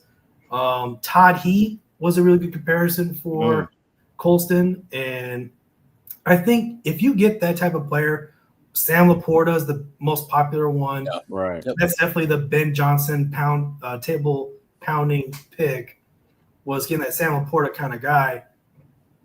I love the route running ability of Colston. Yeah, I love the Colston pick. It's still not the greatest pick. It's not one I'm over the moon for. The one guy I would have been over the moon for in the first round was taking a 6th overall. That was actually Jonte. Me too. So in this year's draft class, it's one that's not filled with star power. There's very minimal star power. It's a lot of solid starting players, and that's exactly what the Bears got in this draft class are solid to great starting players. I agree. And arguably with so little blue chip players, the price was too high for the Bears to trade up to get Ashton Jeanty, and that's why they couldn't do it. Now, I think Courtney Cronin had it that they tried to trade up, and Ryan Poles very smartly said the price was way too high. They went with Colston Loveland, who I would argue is a replacement for Keenan Allen, a big target for Caleb Williams. When they decided not to go with Keenan Allen, they got a nice tall receiver for the sort of same kind of routes that Keenan Allen would run. For me, I'm super happy. It's an excellent target for Caleb. He's actually faster than Keenan Allen. That's the I believe it. he is faster. That big size just running down the seam. You're not taking him down the seam. You can forget about it as a safety. You see that big man rumbling down the seam at a 4.58. I mean, good luck trying to lock him up over the middle. Ollie goes to the Dolphins, a solid running back. There's still some guys left, though. I mean, they could easily take 2 of these guys in the 7th round. Might as well, dude. Yeah. One in the 6th, one in the 7th. I mean, one guy that shined for me at the Shrine Bowl was Ja'Cory Krosky-Merritt, who I love. Had a couple touchdowns in the game and a threat to take it the distance every time he touches the ball. If you're looking at Taj Brooks, he's that kind of bowling ball workhorse back, and then you've got another big bowling ball or tough runner in Damian Martinez. Guys like Rashard Smith, those light speed take it to the house. And then you've got a guy who I'm high on, and so is Eric Montrell, Johnson from Florida, who I think is an all-around back. I compare him to former Florida running back Neil Anderson, who I also love for the Bears. And you got another big bruiser in Phil Maffa, who a lot of people were high on when he started at Clemson. LaKent Allen is still out there, arguably the best pass protector, best pass receiver in this draft at the running back position. I think he'd be good for 40 yards receiving. That's the floor every Sunday for the Bears. If he were to give him enough touches. And you got the coach's son, Devin Neal from Kansas, who's really solid. And the other guys are Mulligan from Jackson State. We talked about being a sentimental pick if Bears want to draft a running back from Jackson State on the 50th anniversary of drafting Walter Payton from Jackson State, and then another little bowling ball in Corey Kiner. So they do have options at running back still. It's kind of like makes me wonder if they've gone back to like the Philly mindset where they're valuing running backs very low in the pecking order in terms of positional. Until they sign the Saquon Barkley. Until they sign Saquon Barkley, which the Bears try to sign Saquon Barkley. Tried to sign him too. Yep. All right, fellas, I got to jump. Thank you guys for having me on. It's been a good time, but I've got to go take care of. Thanks for dropping by. Nice to meet you as well. It's good to finally meet you, man. Y'all have a good rest of the time. I got go Bears. Stats. I'm gonna follow you. So if you want to follow me back, I'm at John Santucci. I just sent all y'all follows. I don't have Eric his X handles. You have to send. I think I just gave you a follow. So if you want to double check. Okay, great. Excellent. Thank you, Eric. Thank you. Yep. I mean, you talk about changing the perception of the running back position. I mean, and I know you guys may have both been high on Gentry. I thought Gentry was not. I know, Tooch, we talked about this on Barfly Tailgate.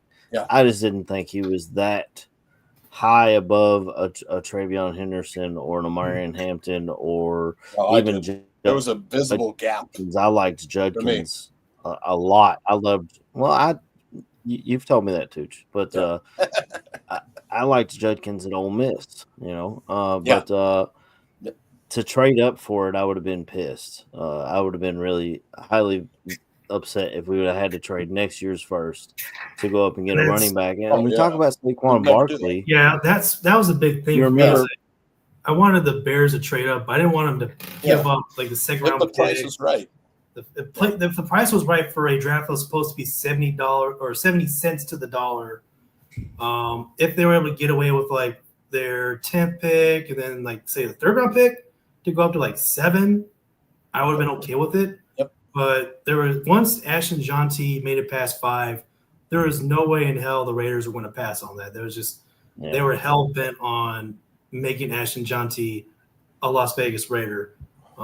So it became kind of once the Browns traded down to 5. I said, okay, do they try to convince the Browns to do another trade? Or the Browns, they already have their guy at 2, but they know they can pick him at 5, which was Mason from Michigan. Mason Graham. Yep. And Mason Graham from Michigan. So it became unrealistic once the Raiders were on the clock. I'm like, all right, there is no way they're going to get Ashton Jonty at this point, so forget about a trade. If we would have traded up there, Mason Graham would have been the guy I would have wanted. Even with Saquon, as great as he's been with the Eagles, he didn't. It's not like he elevated the Giants on his rookie. Look at the offensive line; it's night and day between Philly and New York. Exactly. Kyle McCord goes to the Eagles, a backup quarterback from Syracuse. I mean, he will be the backup quarterback in Philadelphia. I like Shamar Turner better than Mason Graham, dude. Mason Graham was a beast. I like Mason Graham. I like Kenneth Grant better. I wanted him over Graham. I just don't find monsters like that with pass rush juice from the nose. I really like Kenneth Grant. And that's why I was a little upset when I saw him go at 12. It was 13, 12, right? 13 to the Dolphins. 13. And I'm just like, man, that's a big dude. I was one of those people that I hope the Bears could jump back into the end of the first round to get somebody. Yeah. But Grant was long gone by then. I'm like 4'8", 40 at 350 I know. pounds. Jordan Phillips to me is the greatest freak of nature ever. The Dolphins got him too.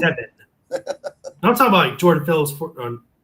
Jordan Davis. Excuse me. Okay. I was the Philadelphia Eagles. 6'6", 340, runs a 4.7. That's insane. Insane. Yep. Yeah. I mean, there's no the price for Ashton Genty would have been stupid if they had to give up any picks next year, and really people were talking about 10 and 41 to get him. And you see, I mean, Ryan Poles has turned our 41 pick into a bunch of picks. I don't know how many he's increased, but he's trading all around in here. What kind of jazzes me a little bit about this trade where we got our 4th round pick back? You know, we got a 4th round pick next year that we traded for Joe Tooney. I mean, it's like I feel like Poles just had to do it, you know, and we missed out on some players. I think like was it DJ Giddens and Braden Swinson. We missed some guys. I'm surprised he went down that far. He went down so far. Ollie Gordon just went to the Dolphins. Was it the Dolphins? Yep. Yeah, I'm going to catch people up on the 6th round. So top of the 6th, the first over pick in the 6th round was Dorian Strong, cornerback out of Virginia Tech. Went to the Bills, the Ravens with B-Hall Cone, another quarterback, Cone. Ollie Gordon to the Dolphins, like Eric just mentioned. J.J. Peggs, defensive tackle from Mississippi, also played a little fullback. That was my favorite player. And rushing touchdowns. Yeah. And Philadelphia Eagles took Kyle McCord, cornerback out of Syracuse. We speculated, though, that the Eagles might have taken a chance on Shedeur Sanders to back up Jalen Hurts. And that would have been a good move here, so they end up going with Kyle McCord. Patriots, the pick is in. I don't have it yet. And then Tennessee will be on the clock at the 7th pick of the 6th round. But the Bears are not picking until the 19th pick, just FYI. I may have to jet out of here. I take my girls to a party. They're 6 and 8, Eric. So they're jazzed to go to some birthday party at some park in Des Moines here.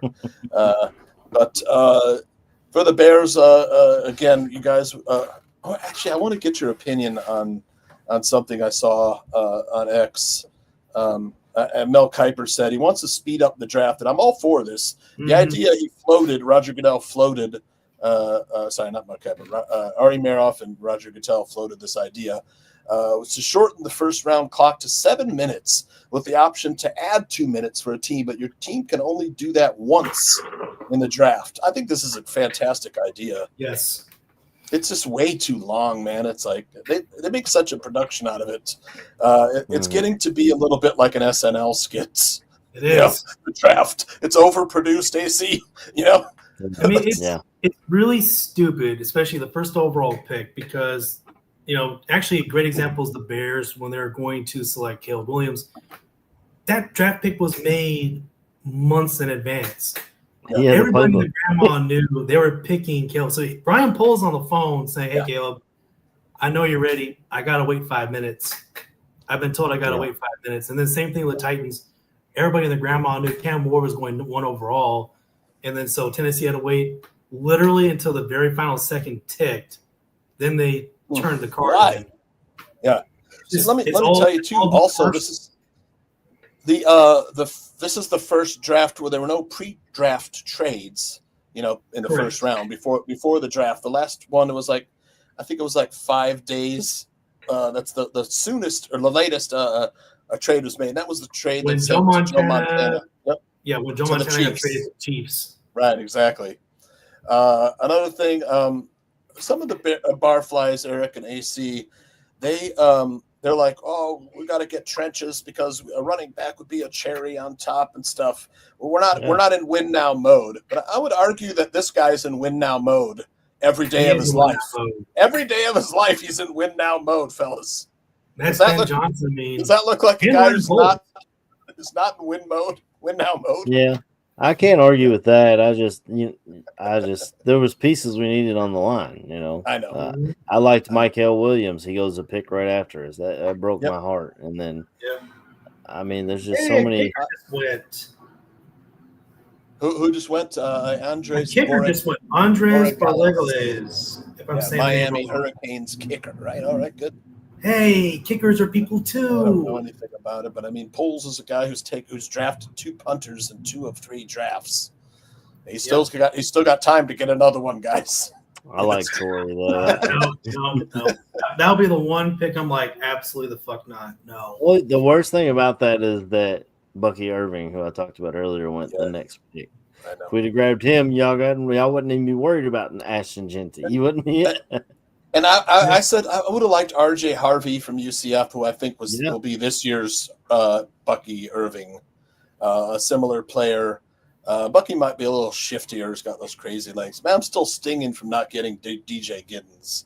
That was just Sophistication said in the chat. He said, "AC, we didn't get our guy Scatterboo. You know, I loved that guy. I got a friend at work who's a Giants fan, and as soon as they drafted him, I said, dude, you're gonna love Scatterboo." And he goes, "I don't know anything about it." He's just a fan. He's not like we are all about it, you know. So I said, just look him up on YouTube. You'll fall in love with that kid. That's the Patriots. It may not fit, but they've sniped us a few times. I don't think Poles had a kicker. I mean, I could be wrong, but I don't think he had a kicker on his radar.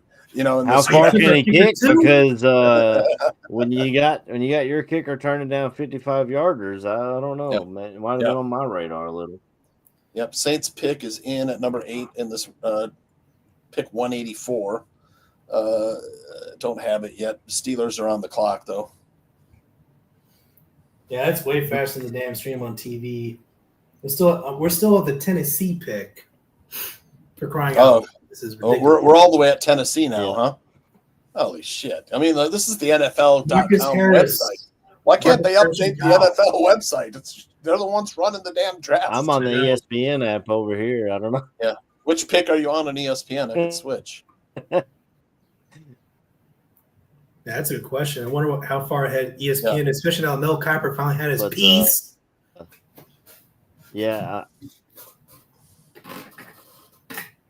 AC's maybe you're offering a little there.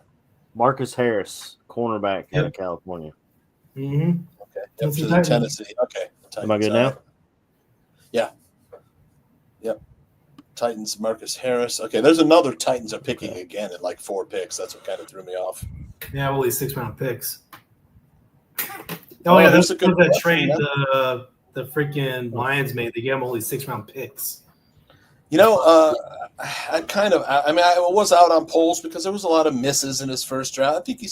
I think he's getting better, you know, but that was my thing. The Bears always hire these first-time guys who have to learn on the job when it's a GM or coach.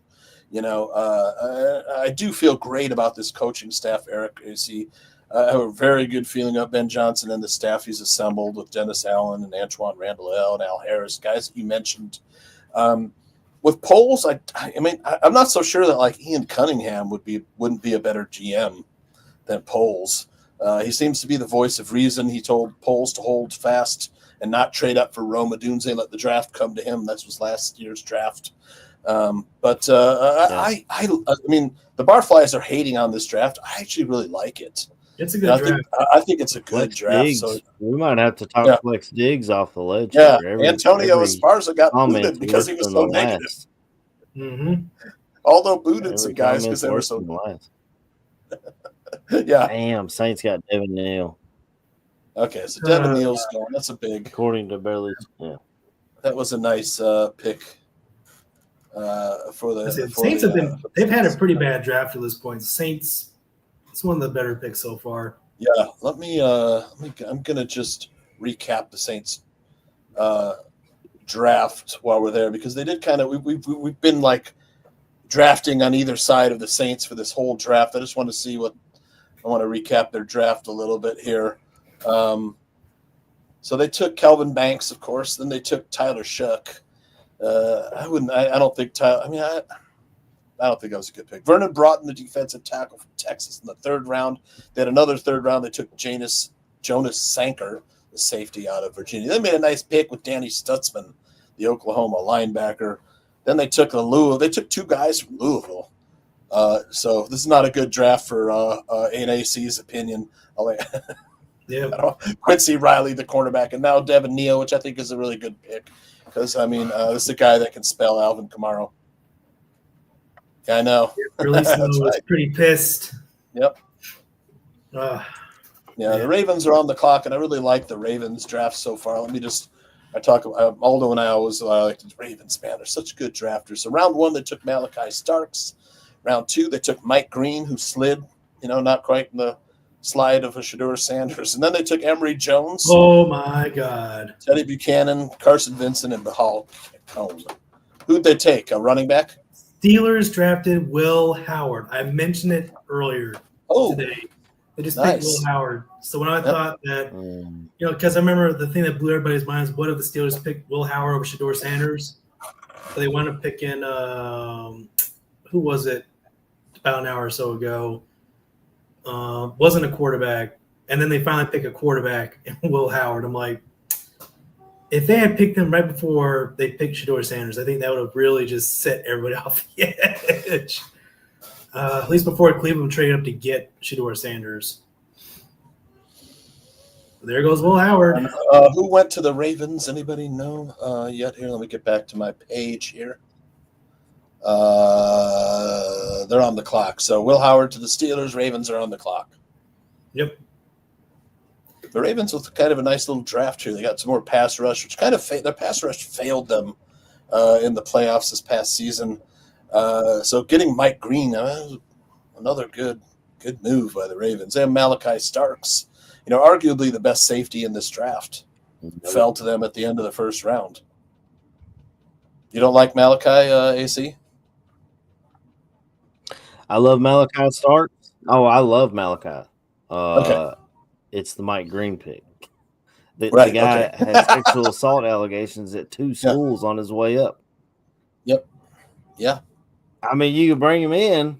I guess he's got talent, but 2 different. Could be suspended, right? For conduct detrimental.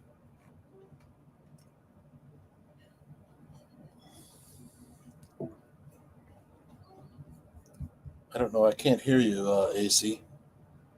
I don't know what's going on. Your mic is off or something, or we lost your audio on AC. Let's see. Can you hear AC, Aldo? No? Okay. Try it now, AC. Try it now. Okay. There you go. I can hear you. Yep. Yeah, I don't know how it got muted. Where did I drop off at? Because you were hearing me at the start, right? Yeah, just right after we said Mike Green could be suspended for conduct detrimental or NFL code of conduct. Mm-hmm. Yeah, I mean, it might work for them because of the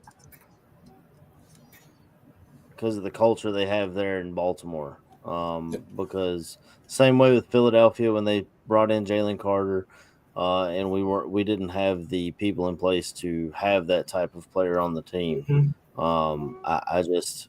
It could work in Baltimore, but I wouldn't have touched him if he would have, even if the Bears would have traded back and grabbed him. Really hold a good point though. Could you imagine if our plan at quarterback was Deshaun Watson and we pull off that stupid trade? I mean, that would have put us in the shadow realm for decades. Yeah, Aldo and I talked about this on Bare Their Souls. It might be the worst trade in NFL history, the Deshaun Watson Browns trade. Because all the draft capital they gave up, all the cap space they gave up, all the time they gave up, all the promotions they did, only to get a whopping 1.5 seasons. And he ruptures his Achilles not once but twice. Like, his career is effectively over at this point, which now the Browns just took a shotgun approach and drafted every quarterback under the sun, plus trading for Kenny Pickett. And then it's a clown of circus, or a circus of clowns with how they're taking a quarterback. But again, I am almost willing to bet money they will be in Hard Knocks, because you've got Shedeur Sanders. They traded up for him only after picking a quarterback in the 3rd round. Yeah. And I'm just... people would tune in for that, though, Aldo, huh? Shedeur, just can't let that topic go.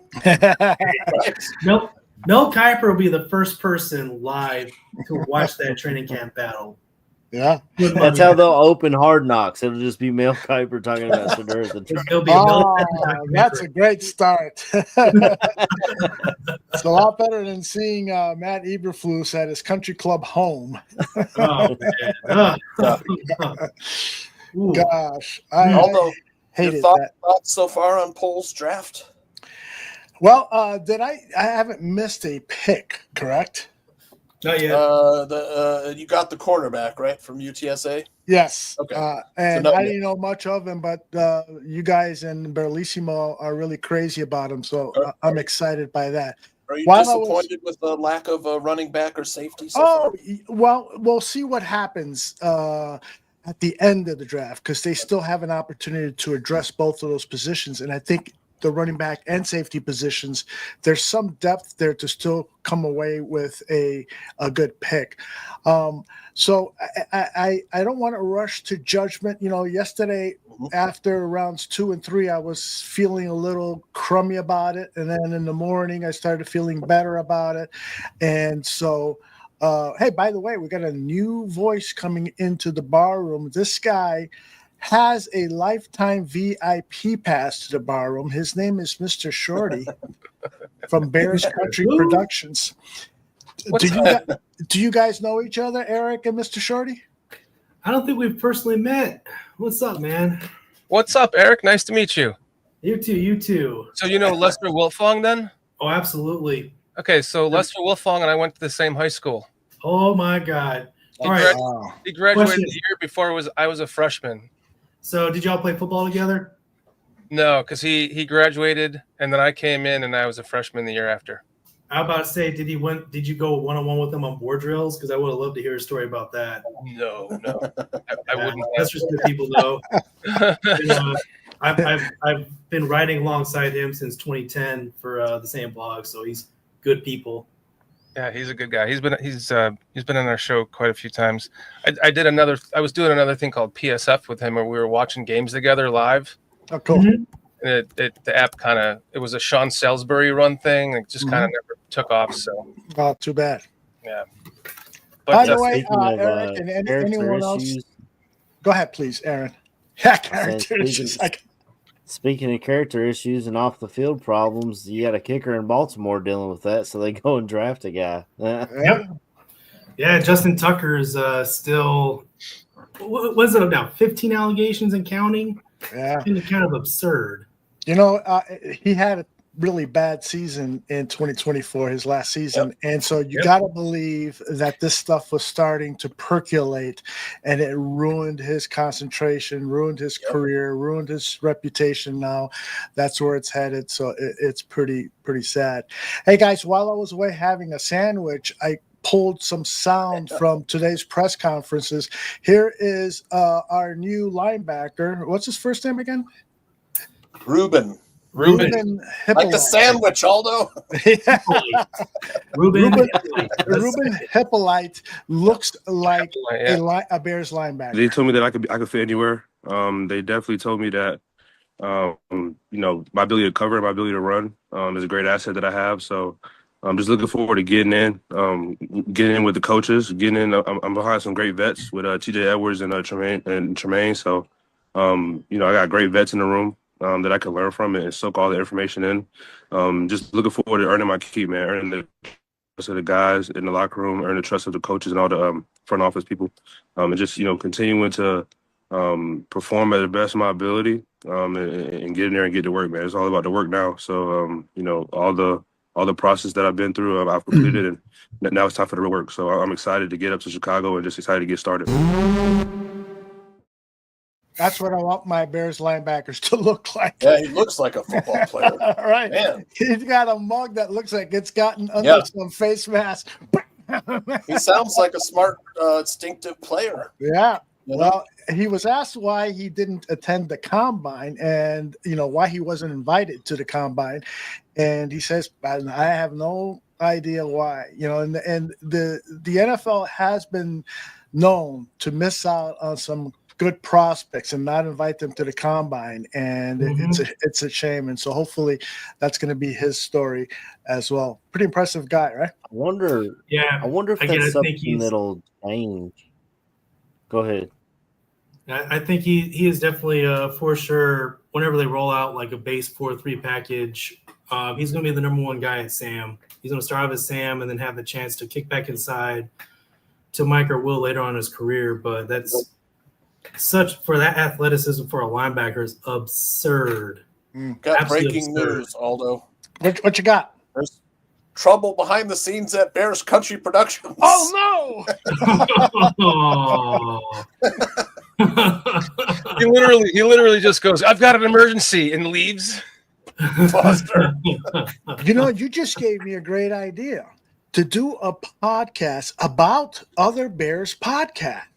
Oh So my we're God. hearing today that over at Bears Country Productions, there's turmoil behind the Sex scenes. and drugs. Meanwhile, Bears the three kings of the Midway who promised to be at the Barroom Network's draft show have not shown up yet. More at 11. Breaking news: they've been seen on so and so's podcast. That's right.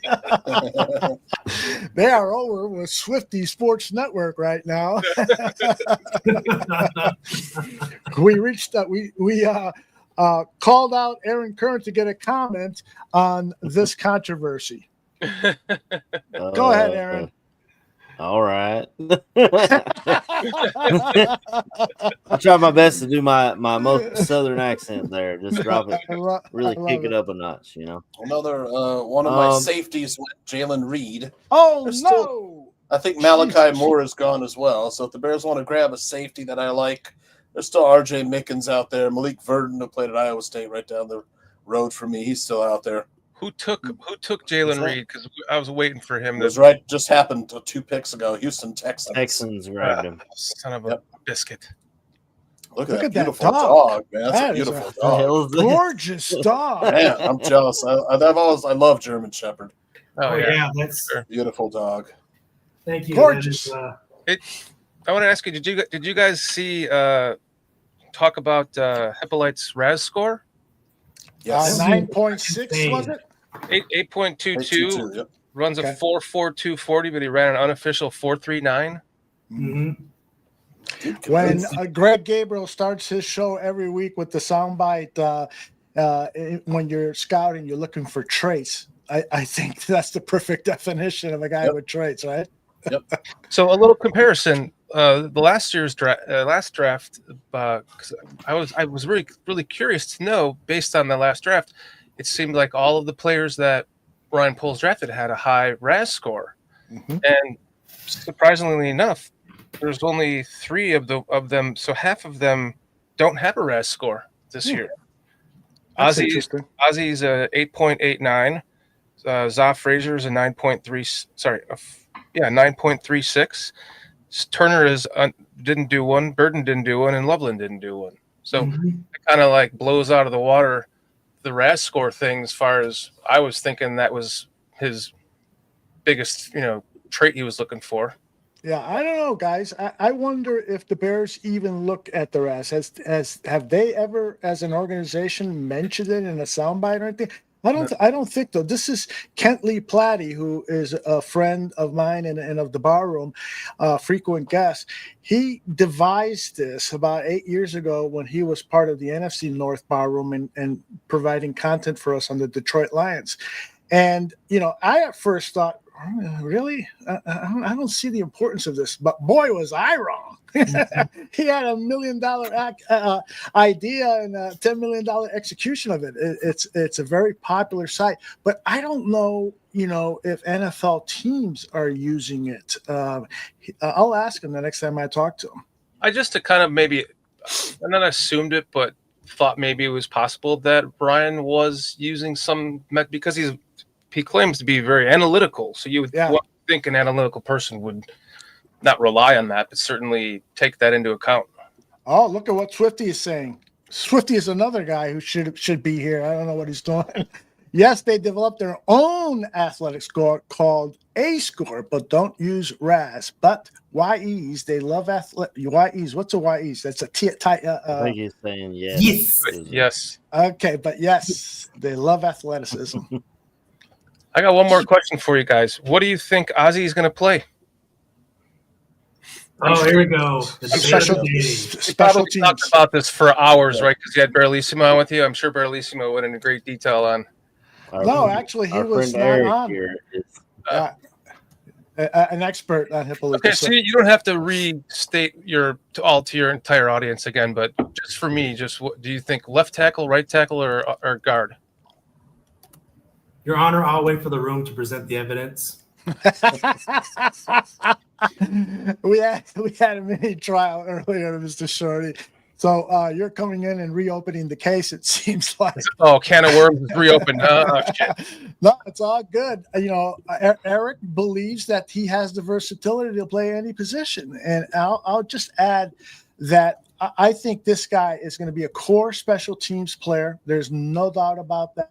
And then that camp, don't play him at every position and see where he comes out. I think he could end up being Tremaine Edmonds' successor, though. I'm guessing Ozzy will play guitar. What do you think, Eric? We're talking about Ozzy, right? We're talking about Ozzy Osbourne, or are we talking about Tripoli? So basically, my initial thought is Ozzy will get his first crack at left tackle. Depending on how that goes, maybe the Bears reassess and put him at right tackle.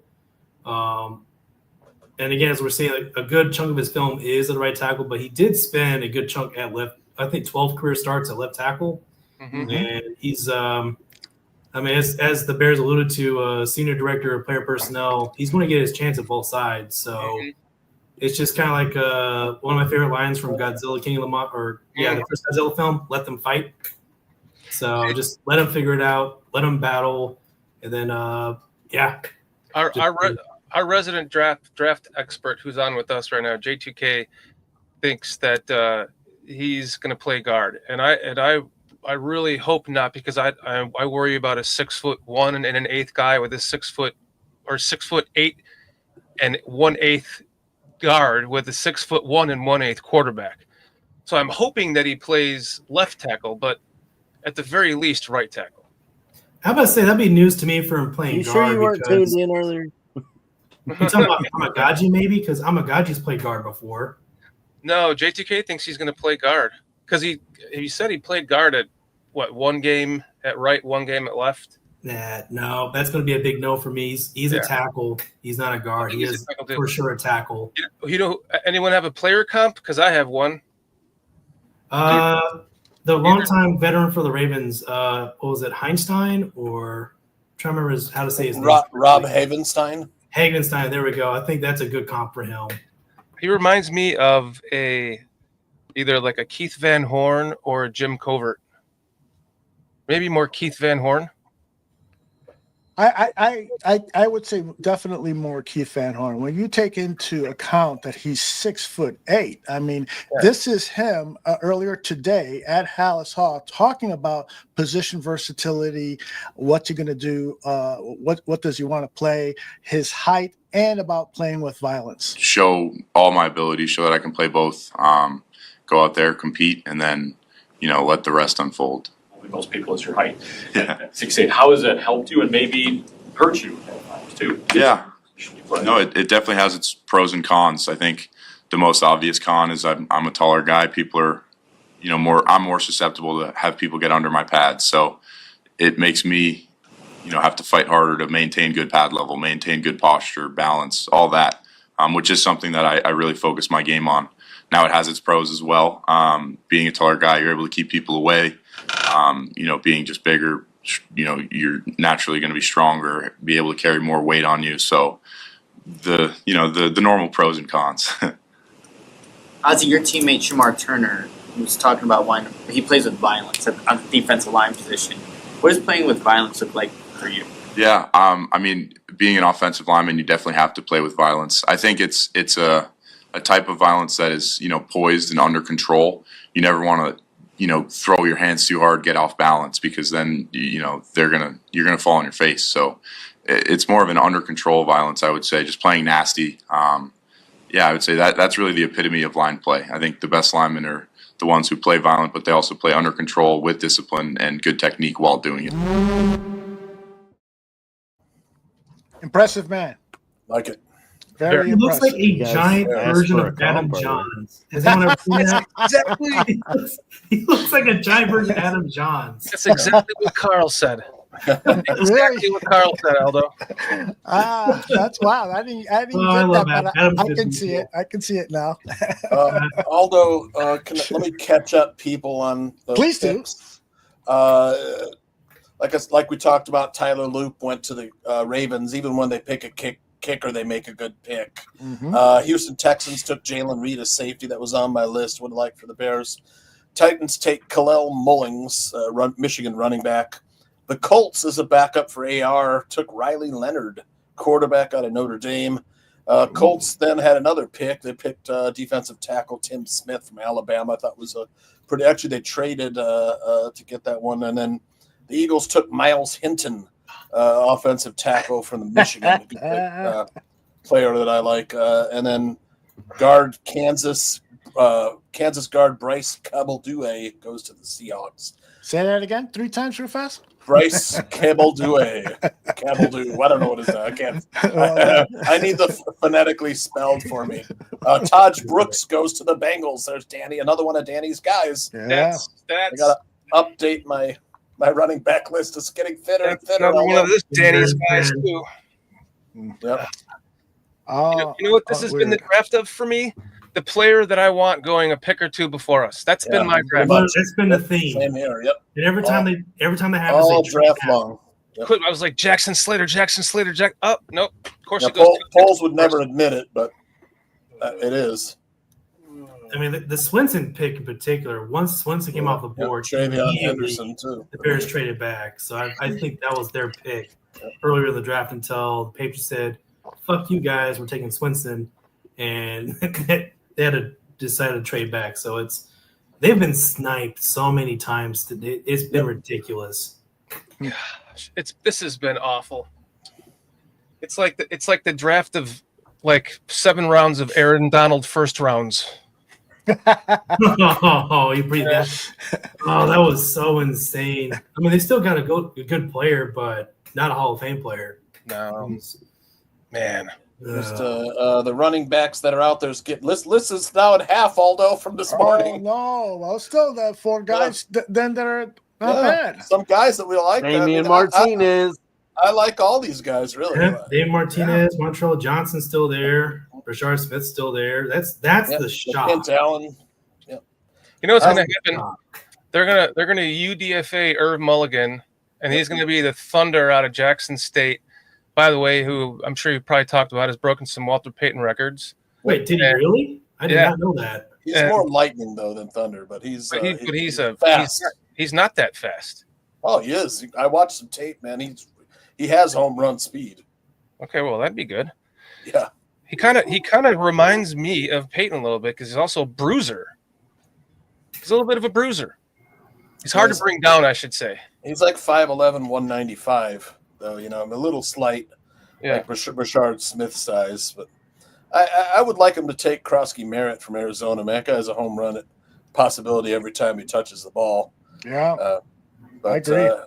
They might. I think they might go for one of these top 2 there with the Bears on the clock. Here we go. The Bears are. They finally end the running back slump. Although the pick is in, that was fast. Wow, who did they pick? Holy crap! Anybody know yet? If it is in fact Irv from Jackson State, I think we're all going to lose our minds. He's a UDF. Exactly. Yeah, I think he's a UDF. Mulligan. Oh, Lord. Okay, Jalen McLeod. If it is the kid from Jackson State, it's someone goes pulls take a mulligan, and he had the wrong idea and took the player instead of taking a pass. Oh boy! If he trades back again, trading back, right? If he trades back again, I'm like, I might have to take a little break. Luke, they got Greg Gabriel's guy. Luke oh my Newman. God, they did. Newman. Yeah. It's an offensive lineman? Nope. No, linebacker, right? Linebacker, okay. Yeah. No, wait a minute. No, the pick he's a guard. Luke Newman. He's a guard, yeah. Oh, he's a guard. That's right. Or tackle, guard tackle. Oh, Is I this a bet, guy that Greg Gabriel liked, Aldo? Yeah, he brought up his name a couple times and said that he did him for one of his clients. He does scouting work for agents, and he Was one of the clients the Bears? apparently maybe, I don't know. Yeah. He's never revealed that, but Yeah. so he spoke highly about him when we mentioned him months ago. So it's gonna be interesting. I bet Greg is dialing up right now to join us. We'll see. Yep, I just finished out my text. Thank you. Thank you. Rolissimo's not a fan. That's unfortunate. Oh, look at that. No, we got some controversy here, boys. Again, controversy at the Has him bottom. as a tackle too. Yeah, I guess he's a guard though, so he got announced as a guard. Man. Wow. So, Still no running back though. Nope. One more pick Good left. grief. Boy, you know what? DeAndre Swift is like having a champagne right now. Yeah. He's like, fuck, I got my job. He's like, well, guess I'm staying here. Exactly. Ian Wheeler, guys. Is it possible they're still thinking he's part of the team? Yeah. Well, technically he is, but he's on the roster. Coming off a bad knee injury though. Yeah. Yeah. He's a quarter of the way there. He's on the roster. But it wasn't training camp, so he had a whole year. He should be ready to go. Shit, we got a long time. That or either that or they've got Ryan Poles has Nick Chubb on speed dial at this point. Yeah, that's what. Yeah. They saying that too. Dane Brugler has written that Luke Newman should have gone as a free agent.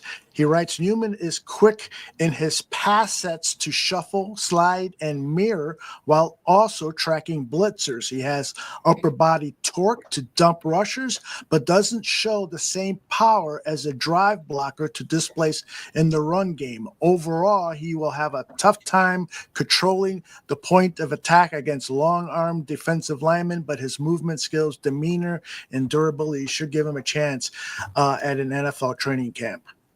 So there's a load. That's, I mean, what are you going to ask for at this late of a pick? Yeah, I almost get the impression that the Bears weren't that impressed with the guys in these last couple of rounds and upcoming round. Mm-hmm. You know, must not like the running back class. I don't know. Yeah. Barrelissimo says center and guard by Doug Kramer, but that's our fullback. He's not going anywhere, right? They must be thinking they can get seventh round and UDFA running backs to compete here. If they talk to that SMU kid and he said, "Look, you guys are showing me more interest than anybody else," maybe they've got a deal worked out already. I don't. UDFA, yeah. We're not picking for quite a long time. I mean, yeah, it's going to be a while. I'm going to have my. This is a good time to pull out one of Johnny Santucci's porn movies. That sounds like a perfect time for me to segue back to my own show. Here's a player I did not think would get drafted, but just got drafted.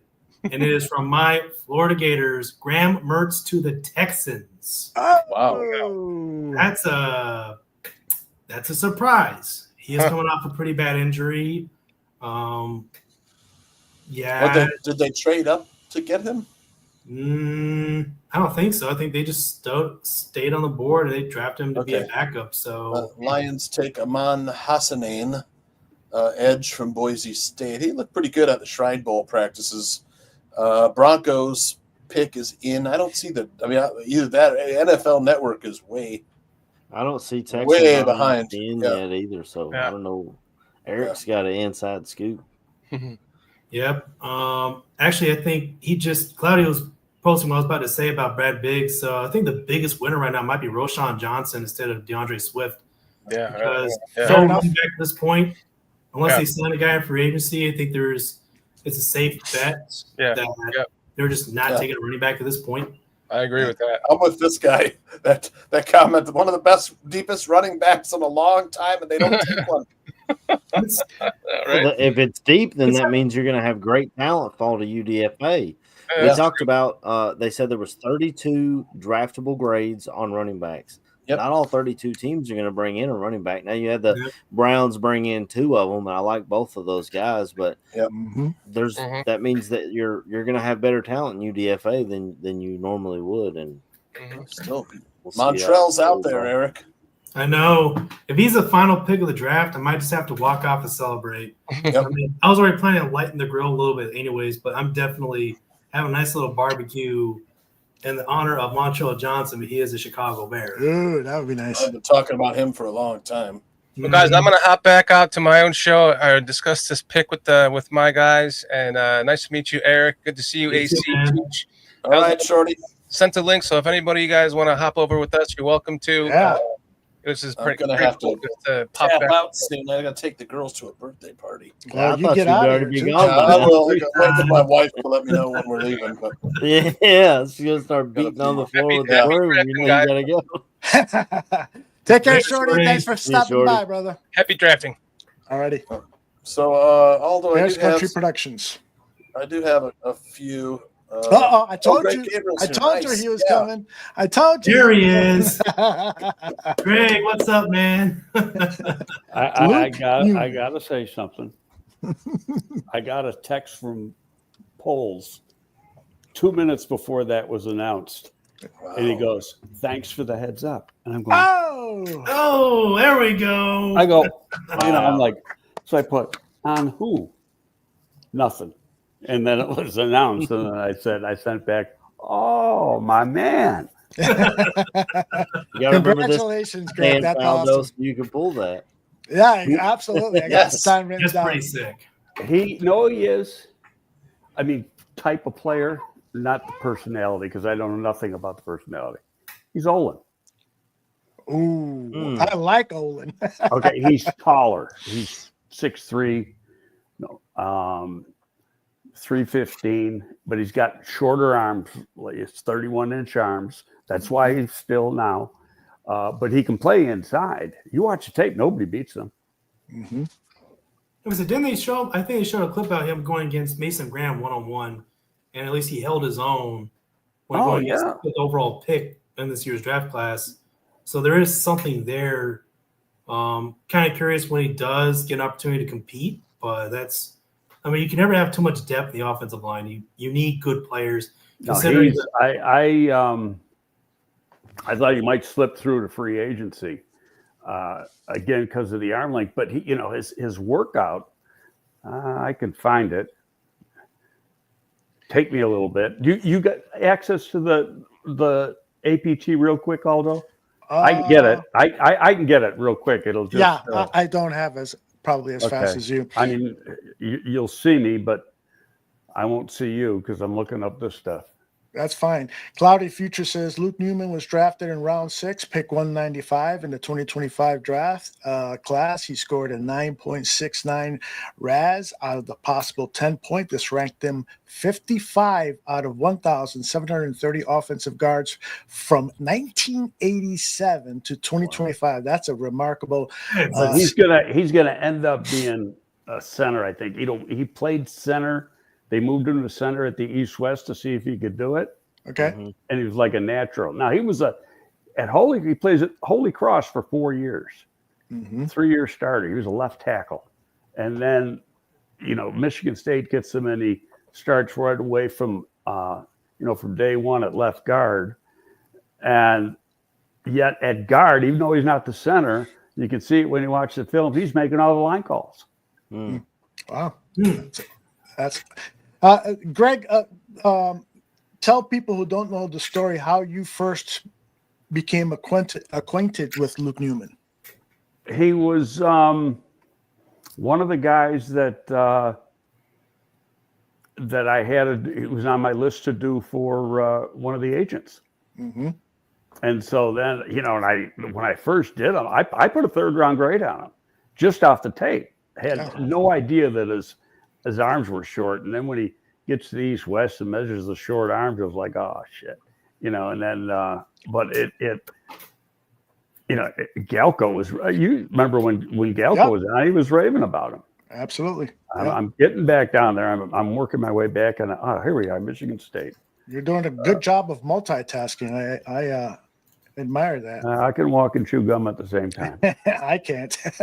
Luke Noman, okay, 6034, 308, ran a 508, 35 vertical, 9.2 broad jump, 458 20 shuttle, 7.7 cone, 29 reps on the bench. And the bad news, 31-inch arms. Center. Made to play center. Yeah, but that's a tough son of a bitch now. That's a 6-rounder that'll make this team. So while we have you here, we've been going back and forth trying to figure out, is this a good draft? Is this not a good draft? Let's talk to the guy who has made plenty of draft picks. What do you think? Well, I think they traded out to the Rams a little while ago because Swinson got picked. Now I'm guessing. Yep. But if they like Swinson as much as I did, then that's the reason they did it, because it was just, it was 2 picks in front of them. Swinson got picked. The way I take this running back thing is, and I've been tweeting about it the last half hour, is they didn't think it was a concern like the fan base thinks it's a concern, because they've had ample opportunity in every round to take it back, and every time they passed. Yeah, that's right. That's right. Or a backwards. Now they still got one more round coming up. If my SMU guy is still there, I haven't watched the last couple of minutes, he might have gone. But if he's still there, then I'd be ecstatic, because you're getting that guy in the 7th round. He's the best returner in the draft, kickoff returner. And he can play slot receiver or running back. Eric, you pointed me to the Adam Hogue X post. That's not it. Let's see, where is that baby? I know I kept it, but I guess I didn't. Anyway, it was the Adam Hogue about players taken just before Bears pick, like Trayvon Henderson was picked, and then the Bears had to pick a selection or 2 later, and then they traded. So that leads us to believe that perhaps they were interested in Henderson dropping to them, and since it didn't, am I explaining that correctly, Eric? Yeah, so I'll just pull out my phone real quick. Basically, Adam Hoge painted a picture where it starts off like pick number 38, Patriots draft Trayvon Henderson. So then the Bears pick Luther Burden, which my theory on that was Luther Burden was always going to be the pick at 39, but then they trade back at 41 because Henderson is off the board. Then at pick 104. Here's the thing where I disagree a little, and you know what? We're throwing a dart at the board because we don't know. Right. But when they were on the clock at 39, they took almost the entire 7 minutes. And because I got a connection to the NFL. I don't know what it's this NFL app, but it gives you the stuff in real time. As far as who's on the clock, it doesn't always give you the picks, but it tells you when the picks are made, etc. Who's on the clock? Like right now, they're like 2 picks ahead in real time. They're 2 picks ahead of what's being told on television. Mm-hmm. And so they use, I'm looking at that, and I keep refreshing it to make sure it's good. And it was like they were up to almost a full 7 minutes. And then they make the pick. And I'm thinking they were like, I think, they could have probably still got the receiver at 41. It's only 2 picks later. And then, if the running back was there, but I may be totally wrong. I mean, because they've had ample opportunity to take other backs, and they've gone in a different direction. And it kind of fuels my opinion that I think at this point they may just be planning to sign somebody for agency if they do it all, because after the 2nd round, 3rd round, it comes dice on realistically, are they going to have a 4th, 5th, 6th, 7th round pick magically beat out DeAndre Swift for playing time, or do they already have somebody in mind for free agency to get that done? And as time goes by, they still are quite a few good quality backs in the 7th round, but realistically, do they take their chance at free agency knowing that a Nick Chubb who, granted, not going to play as much as he used to, is there and would fit pretty well. But then again, Brad Biggs also just mentioned that Roshan Johnson might be the biggest winner of today because he has no impending threats. He's got a straight B line to compete for reps with DeAndre Swift. And if the Bears want to pick a running back, I agree with you, Greg. I think they would have done it in the 4th round. Yeah. By the way, you can't see anything. This is the app. It's called the NFL Operations app. And up on here, it tells you who's on the clock. And all you got to do is hit the refresh button. It refreshes by the second. And so, like right now, Baltimore's on the clock, round 6, pick 203. But on TV, it's probably 200. Jacksonville. 201. It's a 199. Are they? Okay. Well, in real time, 203 is on the clock. Wow. Yeah, that's insane. Yeah, I Greg, do wonder, I wanted to ask you as a scout, because we talked about it. Speaking of the running backs, I said, they said there was Dane Brugler talked about having 32 draftable grades on these running backs. Well, to me, that tells me you're going to have good quality backs falling into UDFA. Do you agree with that? Do you think that's a route? You know what it gets down? It's what, as far as the Bears go, it's what do they want? What's a fit? What's, like people say, Scatterbo. I love Scatterbo. He's not a fit for what Ben Johnson wants. He wants speed. Look at every pick they've had. All those guys can run and run some more. That corner was 4.36. That linebacker's 4.42. He had told me, the University of Buffalo's got a linebacker that just, he led the nation in tackles, 169 tackles, 4 interceptions, 5 sacks. One of them was a pick 6. The other one he took down to the 1-yard line. Literally the most instinctive linebacker, in this draft. But he plays in the MAC. So I had sent him his name after his pro day. I thought he was going to run 4.75. He runs 4.62. The Buffalo Papers said he ran like 4.58 or something, but official time was 4.62.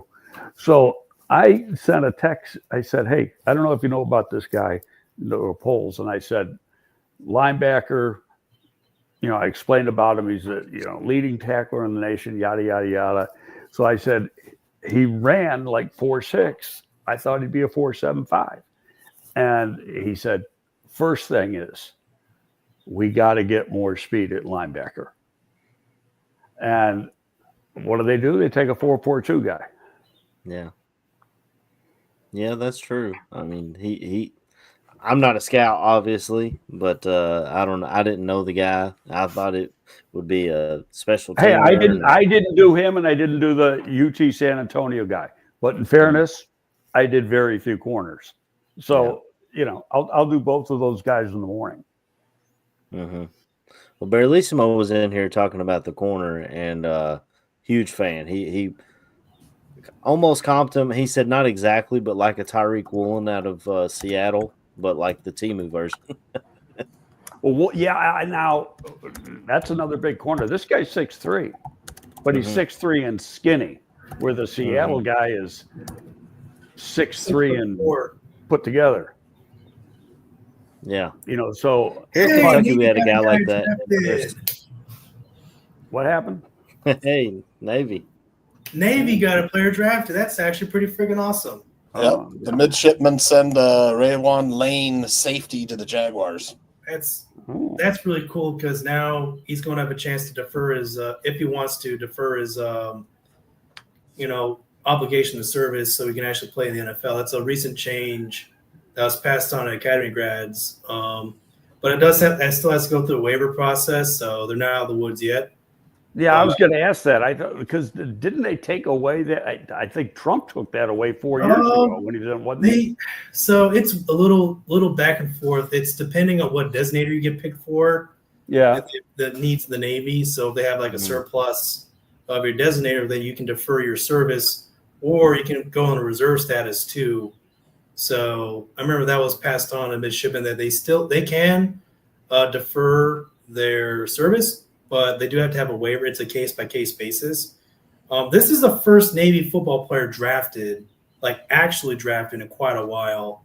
So because I know a lot of people talk about the quarterback years ago went to the Patriots, but I'm pretty sure he was an undrafted free agent. So he the only time that's an exception though, if it's a 3rd round pick or higher, then they don't require a waiver. They are automatically granted that waiver. But for anyone on day 3, they do have to do a waiver.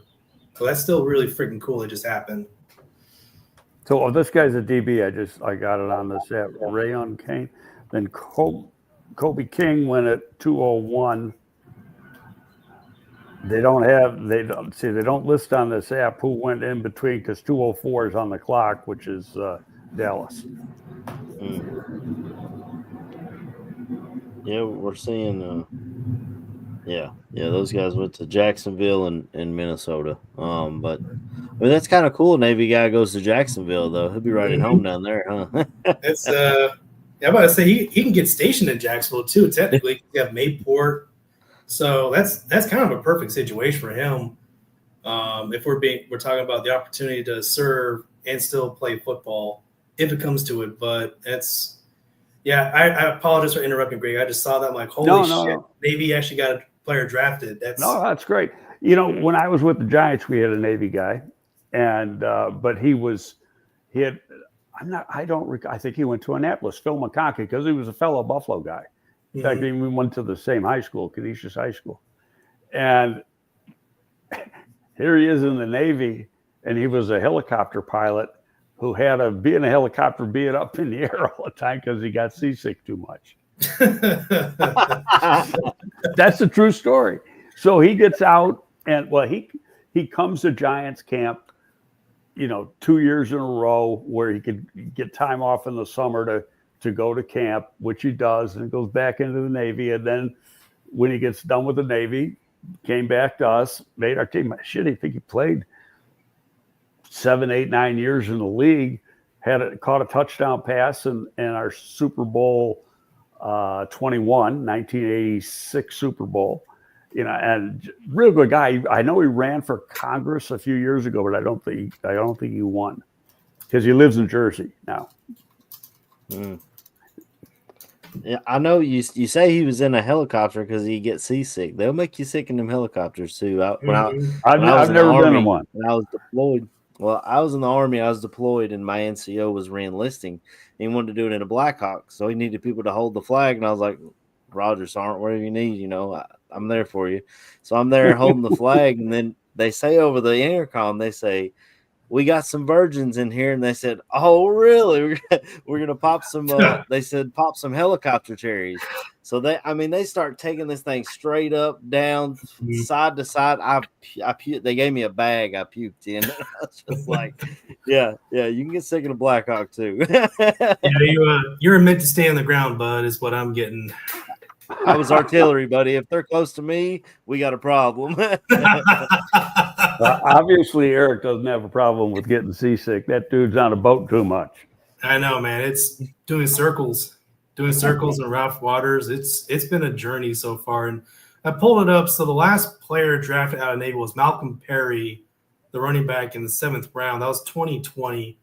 So that was before the policy came in that you can actually have your service deferred for an X amount of time.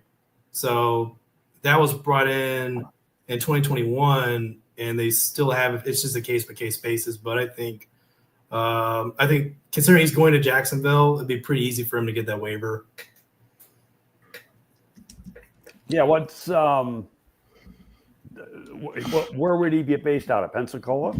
No, it'd be like Mayport. Oh, I mean, if it comes down to it, it'd be like Mayport, it's like right there in Jacksonville. Oh, okay. Depending on his designator too, right? So if he's a service warfare officer, he'd be in Mayport. If he's an aviator, he'd be like NAS Jacksonville. So that could be two options. Or again, they could just have him defer his time till much later on and not even be in a reserve status. They'll just wait for X amount of time, right, until he has to serve. Well, let me ask you this, because you said if he's an aviator, obviously we don't know the answer to that. Is he required to go to flight school first before he plays ball? Now, that's a great question. Now, that part, I'm not too familiar with the process. All I know is that if it's waived, then he can push it down the road. But if Aviators, there is an age limit, so that would get complicated. So I wouldn't be the answer. I would not have answered that question. I think that would be, in his case, be like what's called Navy Air Medicine, or the Aviator Bubbas would be able to make that decision for him. But so many variables. It really depends on if the waiver gets put in. But speaking about new faces coming on board, I think we got our friend all the way from Irish Bears. What is going on, brother? I am doing good. How are we doing? What time is it where you are? 9:58 p.m. Oh, it's still early. The way you work, you got hours to go yet, bro. Yeah, it's the earliest of any of them. Like the first, what was it, round one? I think I finished at like 5 something in the morning. So, and then my gorgeous 1-year-old son wakes up at 6:45. So that was a wonderful first day. I didn't know you had a little baby. Good, congratulations. Yeah. Hey, So congratulations. He keeps me on my toes. What's his name? Kalen. Good name. Is he a redhead? He's not. No. Not yet, anyway. I was a He's gonna be a Chicago Bear fan, right? born. Oh, he doesn't have a choice. He doesn't know that yet, though. But he doesn't have a choice. He does not have a choice. But now it's good. It's tiring, but like it's worth it. And when you get to talk about kind of your favorite team and stuff, you kind of forget that the hours pass by, and then you're like, oh crap, I have work in 2 hours time. But it's been good. How are you guys enjoying the draft? Good. I like it so far. Tiring. Have you been on tiring. all day today? 5 hours of going.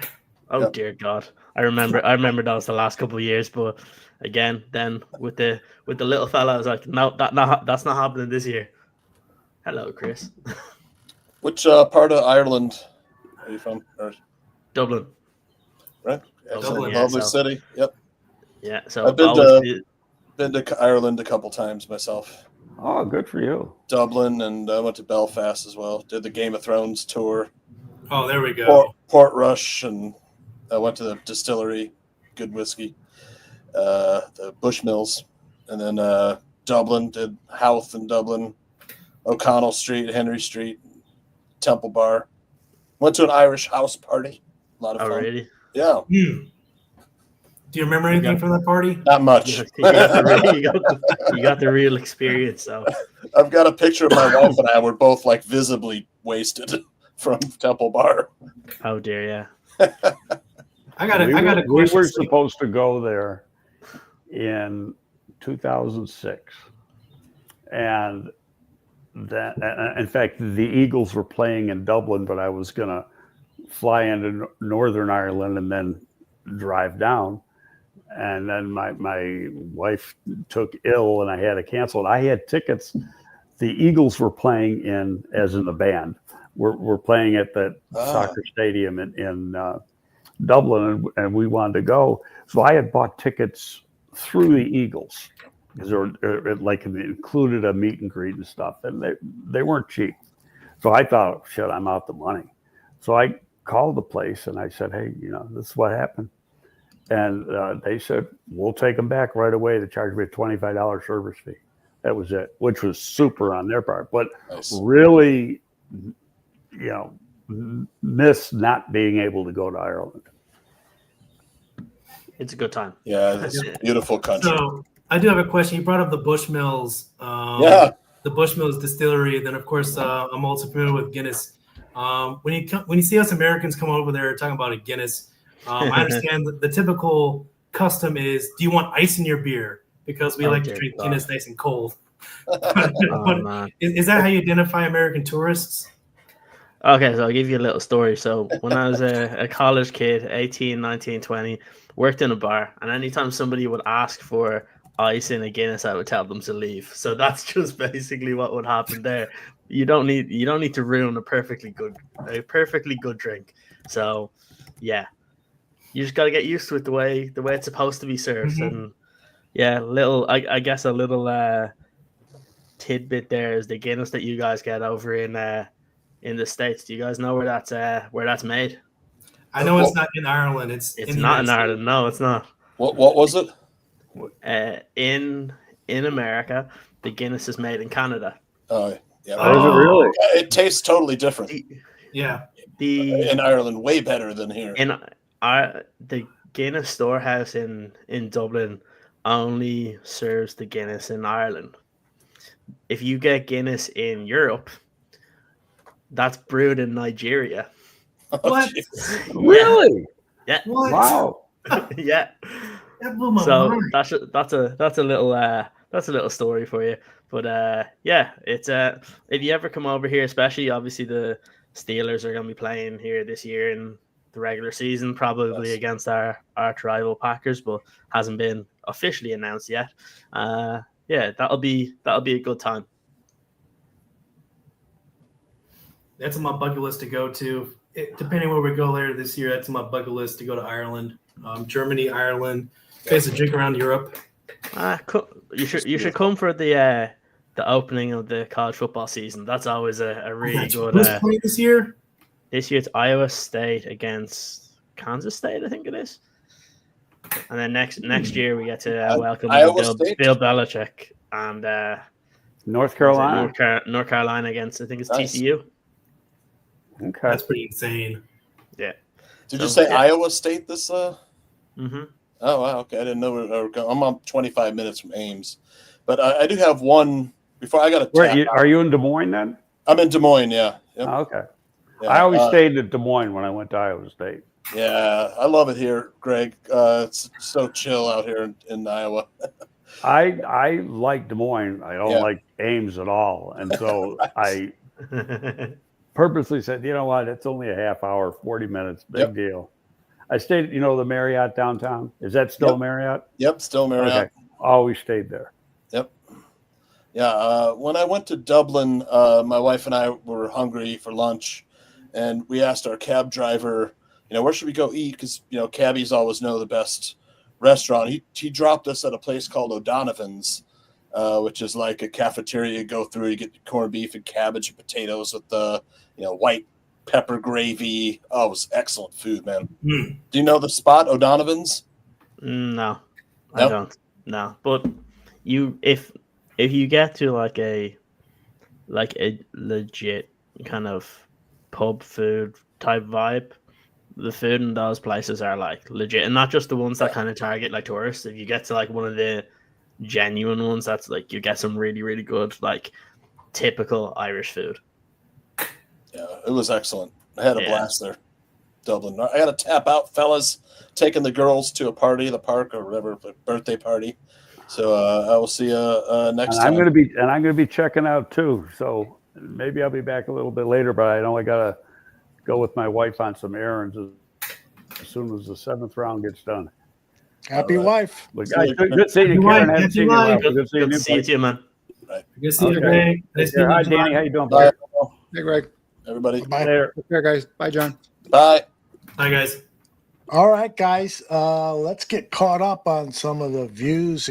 Kieran hasn't talked Bears football yet, but we got a really good lesson about Guinness there. I did not know that. Jeez. Kieran, what's priorities? Your overall, exactly. What's your overall assessment of this draft? Is it a positive? Is it a negative? Or is it to be decided?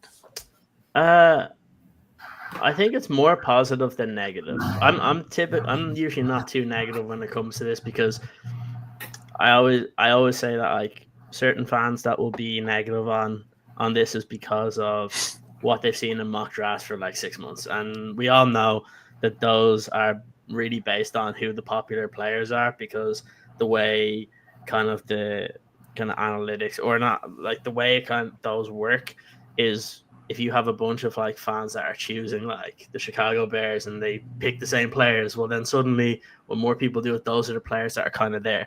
So I think for me, I liked what they did in terms of Coulson Loveland, just because I think it was a scenario that I kind of spoke about a week before, that if like the 3 tackles go, if Genty goes, if a couple of the other guys that they liked were going to be gone, what where could they deviate to? And Loveland was one of the guys we kind of brought up.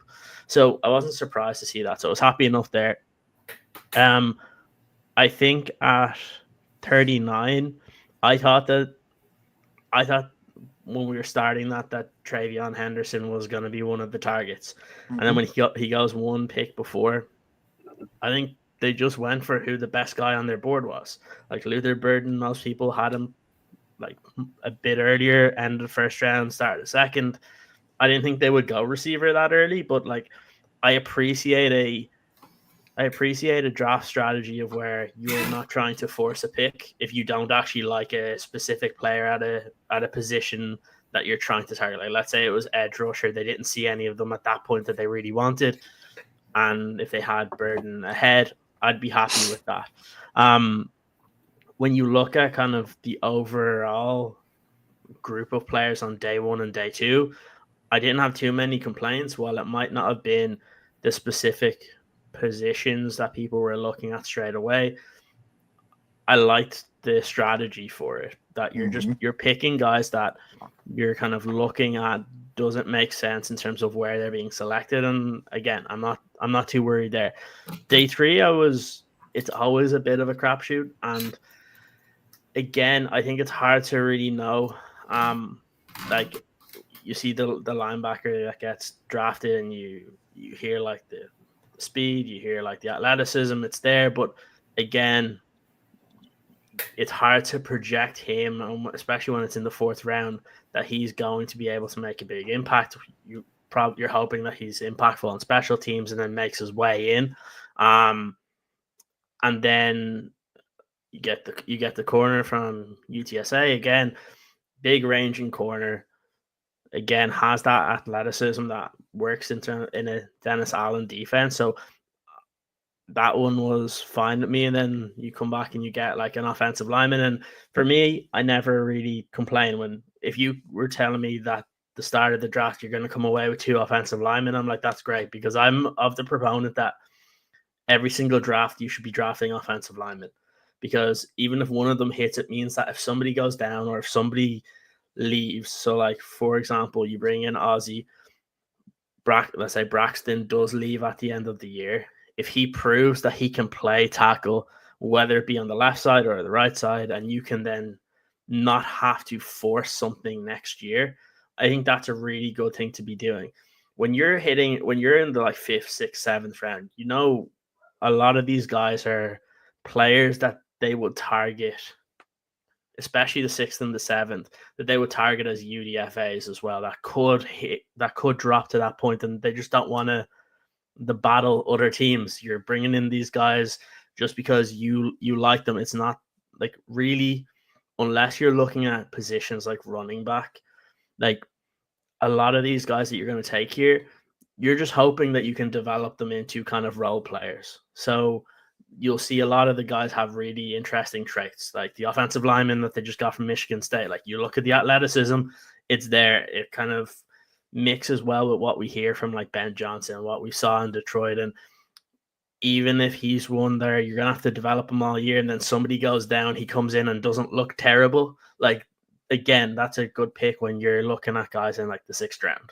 Like I always look at this point where it's kind of a bit of a crapshoot, and you look for a guy that you like their traits, and can you develop them into being more consistent, or do they fit in your system better than what they did in college football? So I think overall happy enough, especially when you look at the context of the position that they're in. There was a couple of guys they were probably interested that, look, it happens. They can get taken right before you, and you just have to deviate then.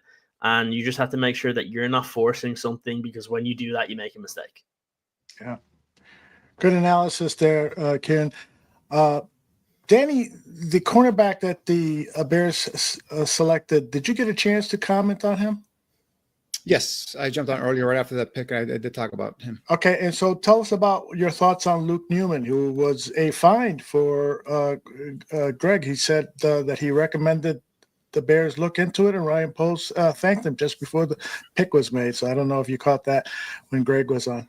I didn't catch that, but yeah, he was someone at the East West Shrine game that really stuck out in terms of his effort, athletic ability, He was a 4-year starter at left tackle at Holy Cross, transferred to Michigan State this past year. His only season there, played left guard there. He's very athletic, 6'3", 308 pounds, ran a 5.09 40, but a 1.76 10-yard split, which is very important for the offensive lineman once you get to that second level when you elevate. 35-inch vertical, 9'2" broad jump. So this guy has got some athletic ability in his lower half, but again, he's got the feet to play left tackle, but the size is not there. So kicked in size, got 31-inch arms. So that tells me that he's going to be playing center most likely. That's where he took some snaps at the East-West Shrine game at center. He played center guard. So in my opinion, you bring this kid in, develop him, get him stronger. He's your potential backup center, or even in the future maybe a starting center. But I think that's where he's going to come in initially and make his mark as backup, to both the guard and the center position. And I think that's where he's going to make his roster, or secure a spot on the roster as a backup interior offensive lineman initially. Greg described him as another Olin Kreutz in terms of his demeanor, that he's feisty and stuff. So that's goes to Kieran's point of this, the makeup of this team is transitioning. That's great. I mean, if that's the demeanor he has, obviously, we all love Olin Kreutz in terms of what he brings. And yeah, if you're in the interior of that offensive line, I think that's where some of that is excellent to have, right? Where you have whether it's center or guard, the guys that they set the tone there in the middle of the defense. And obviously, we've heard the offensive line coach Dan Rochar talk about taking care of a three technique. A real good three technique is probably the hardest thing to do, because that's the closest distance from the quarterback, to the defense, and as opposed to like a really good or speedy edge rusher. So having someone in there that's got the athletic ability to maintain and also has a nasty demeanor to be able to kind of bury his defensive opponent and set a tone. I love seeing those in my offensive linemen as well. But yeah, this is an athletic kid. And just as you guys have all probably mentioned, is attacking the trenches has been key, and something that we've been talking about here for years now. And four out of their picks so far, three have been offensive or defensive linemen, and we have one more here to go. So keep going, keep piling in, and seeing whoever best available in terms of on the offensive defensive line with your final pick, and let's go. Yeah, we're about 15, 20 picks away from the Bears' next selection. Kieran, go ahead. Yeah, the one thing that I've tried to look at, especially with a new coach coming in, is obviously scheme fits are really important and something that we as fans always kind of focus on. But there is a big element of this that it's culture fit too, right? Like you want the players representing what the coach represents, right? Like when you look at Detroit and Dan Campbell and you look at his players, you just watch them, you're like, you can tell that's a Dan Campbell coached football team. And you want to see the same thing for a Ben Johnson. And the one thing that you can take away, just like from the interviews that we've heard from some of these guys, there are similarities on how they treat the game and how they treat their teammates and how they want to be part of this football team. And it's something that we kind of take for granted while we're doing, like, just watching these guys, seeing what they could bring on the football field. But there is a lot to be said off it, because we all went into last season saying this is a talented football team, yada, yada, yada, but it fell apart because there weren't any leaders on that team.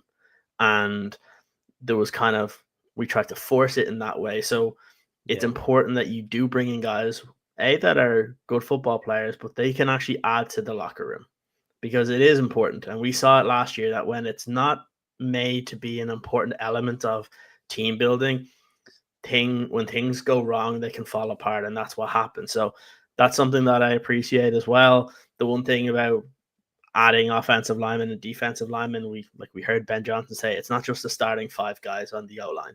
You need to have depth in behind. So adding in 2 guys in the draft this year, obviously you're hoping that Karan Amagaji will be able to develop a little bit and again be kind of a utility player that could potentially come in a pinch and on the interior or at tackle, because you lost a lot of O-linemen as well that were your depth options from last year. Right. So that is going to be important. There'll probably be a couple of UDFA guys that they'll focus on similar traits, being kind of those athletic guys that can move out into space. And it's going to be interesting because they do need to build the depth. We're happy enough with most of the starters, but going into this draft, one of the biggest worries was if somebody goes down, what are you going to do? So I'm always a fan of, like Danny said, attack the trenches. If you see a guy that's, I'm still of the opinion that it'd be nice to see them bring in whether it's a UDFA or the guy in the 7th round as a running back just to add to it, because look, injuries happen all the time at that position too. So I would like to see somebody be brought in. It doesn't mean that they have to start, but there's still some really intriguing options that are still out there at that position. So whether it be UDFA or whether it be selecting them in the 7th round here, adding someone to that position, I think is also going to be pretty important, because I think the other areas of the offense right now look pretty set. Yeah, you know what's interesting about what you guys have just been talking about is that none of this would be palatable for me if it wasn't because of this new coaching staff. I mean, we have brought in some junkyard dogs and guys who could, under the leadership of Matt Eberflus, be ordering pizzas during a team meeting. That kind of stuff. And we know Ben Johnson has given us every indication that he and his staff are going to bring in a strict military code of discipline. And so that, to me, is a huge part of this formula. This definitely has Ben Johnson written all over it, doesn't it, fellas? Yeah, I mean, I'll go here first, but yeah, I mean, this was definitely a coaching staff led draft, in my opinion, right? From the times in terms of the athletic ability, we talked last time I was talking about the element of speed that they've added on offense, and even to the defense with the corner and even the Shamar Turner, which is a quick, twitchy defensive tackle. I think this is speed and as you guys have mentioned, some nastiness and some attitude here as well. So yeah, this was definitely going to be a draft that, in my opinion, we're going to be pushed or is going to be influenced heavily by Ben Johnson and his staff this draft. G. Starren brings up that point of Detroit arguably already having the best line in the NFL, took 2 guards in their first 5 picks. And that is, I think what a lot of us are worried about is are they being a little too overconfident, they being the Bears, being a little too overconfident with the line that they have? They must love the backups, the Bill Murrays on this team. AC, I see you kind of nodding, left and right and then up and down. So what's going on? Yeah, it just makes me think, because I know I'm looking at best available over here. Jared Ivey out of Ole Miss is still out there. Yeah. If he falls to you in the 7th round, that's a guy I'd love to see them bring in. Flex Diggs is in the chat talking about, we don't bring in anybody from the SEC. What's going on? Like I said earlier, with the running back class being as high as it is, I feel like you can get a UDFA that's serviceable. And maybe they like Swift. I don't know. But, yeah, I would be looking at bringing in a pass rusher. And I know they brought in Dio in free agency, and it seems like they're going to have guys that can play multiple positions all over the line, because we talked about the defensive tackle earlier fitting as defensive end. We know Dio goes in and out. Javon Dexter is big enough to play inside or outside. If he could just get off the ball quicker, that'd be great. But everyone except Billings and Sweat, it seems like, are interchangeable, which kind of gives you lines like a hockey game, bringing this guy in for this and this guy in for that. It's a good analogy. Yeah. But yeah, it's. I think I feel like that's the plan. I like getting depth on the offensive line, like the guy said about bringing in extra guards and Detroit doing that. I love it. Almost it hurt me when they grabbed Tate Ratledge right after us. That's a guy that I'm an SEC dude, so I that's mostly what I see is Georgia, Florida, LSU, Kentucky, even. But yeah, I think that's the plan, and I would be watching in the undrafted free agency for who falls there at running back. The SMU guy, they brought it. Like I said, we brought him in for a 30 visit. I'm pretty sure he's still there. So that's a guy that they scouted extensively. So if he's a guy that hits that market, I feel like he is a high chance of coming here. AC, I know you got to leave. Any final words that you want to yell? You want to tell me how great I am? That's an No. obvious no. That's silence. Silence is golden there, huh? Yeah, there you go. Well, first and foremost, I have a bad connection, like I told you guys. Yeah, it is in and out. My connection has not been great. Yeah. Well, it's like your sex life. Can you guys hear me now? Yeah, we can hear you. Yeah. Well, as much as I can. All right. First and foremost, Danny Shimon. Met him last year at Aldo's, and even my wife tells everybody, look, Aaron does this podcast stuff, and it's not just like bullshit. And this guy knows what he's talking about. Of course, Aldo, the pod father, gave me a platform to use my voice, and I'm forever grateful for it. Eric, just meeting you today. Thank you for your service again. I know we're different services, but we'll go at anybody if you're talking shit about us. You know how it is. Yep. And we're all brothers. Karan or Karen? I'm not sure how to pronounce it correctly. Karen. Okay. My family, I don't have a Mick on my name, but originally they came from Ireland. So hearing you tell stories about being Irish was fantastic. And actually, for St. Patrick's Day, we went to what's called the Solante Pub here in my town, which is an Irish pub. And they had kegs and eggs where they had the beer on tap, and they had traditional Irish breakfast that I wanted to talk about, but my connection was so bad that I couldn't even get a word in. But yeah, we had eggs and bangers and mash, and we had some the blood sausage. They had some of that out there. So yeah, it was a good time. Nice. It was great to meet you, and shout out to everybody in the chat. I'll definitely be tuned in to the end of this draft. I was hoping to stay until the end, but it's getting dinner time, and happy wife, happy life, right, Aldo? Absolutely. I told her. I told her to order some sushi, so we're eating sushi in a little while. Take care, AC, brother. Yeah, I'm lighting the grills. Just waiting just a little bit longer before lighting the grills. See you, AC. Yeah, I don't blame you. Hey, guys, as we wait for this last pick, and if any of you guys can't make it to the end, that's not a problem. We're not going to miss out on the end of the earth here. But if you can stay a while, I'd love for you to comment on Luther Burden's press conference from earlier today. I got a 1.5 minute soundbite. Clearly, he didn't make a great first impression with Chicago Bears fans last night when he did his FaceTime call.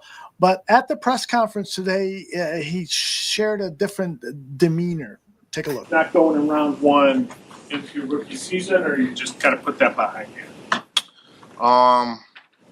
Pretty much behind me now, but it's always in the back of my head. That teams chose other people above me, so I'll see them. Were you getting I guess like any intel from teams in the pre-draft process? Like, were teams saying they thought you could be a first-round pick? Yeah, definitely. So when you got picked last night, like, what were your emotions? Was it relief? Were you happy? Were you still upset you didn't go in the first round? Just what were you feeling? No, I was super happy. Felt in a great situation. Felt, blessed. So, I'm super excited to be a part of this organization, and I'm happy that they believe in me. So, is that going to be a mind shift to go to a situation where you're not the number one target? I feel like this year prepared me for that. Not getting as many targets as I want. So, I feel like it prepared me for next level. Is that a function of just the attention other teams were giving you? I know you played the slot a little more last year than you had the year before, right? Yeah, I just say more attention. Pretty much the focus on the offense side. So I feel like teams just pretty much focus on me a lot. So try to take me out the game. Eric, what do you think? Impressed, a little bit more impressed with him after that, or feelings about the same? Quite honestly, he's the same guy that I've always had confidence in to begin with. Just, I understand there's a lot that was said about his interviews didn't go well, and he has like a lot of pride, and just like a good story about him. after the first round concluded, he didn't hear his name called. He literally went out to work out. I think his girlfriend actually ran the jugs machine. Mm-hmm. And he did some extra work just to get his mind clear. The thing about Luther Burden III, he is such a passionate competitor. And, this whole hyperbole from some of the media, oh, he didn't talk well. Oh, he seems like miffed or he seems down. No, he's just disappointed that a player of his talent is a second-round pick because, as I mentioned earlier in the show, had he had consistent production from the quarterback position, had there been more of a consistent effort to get him downfield play call-wise, there's no way he drops the second round.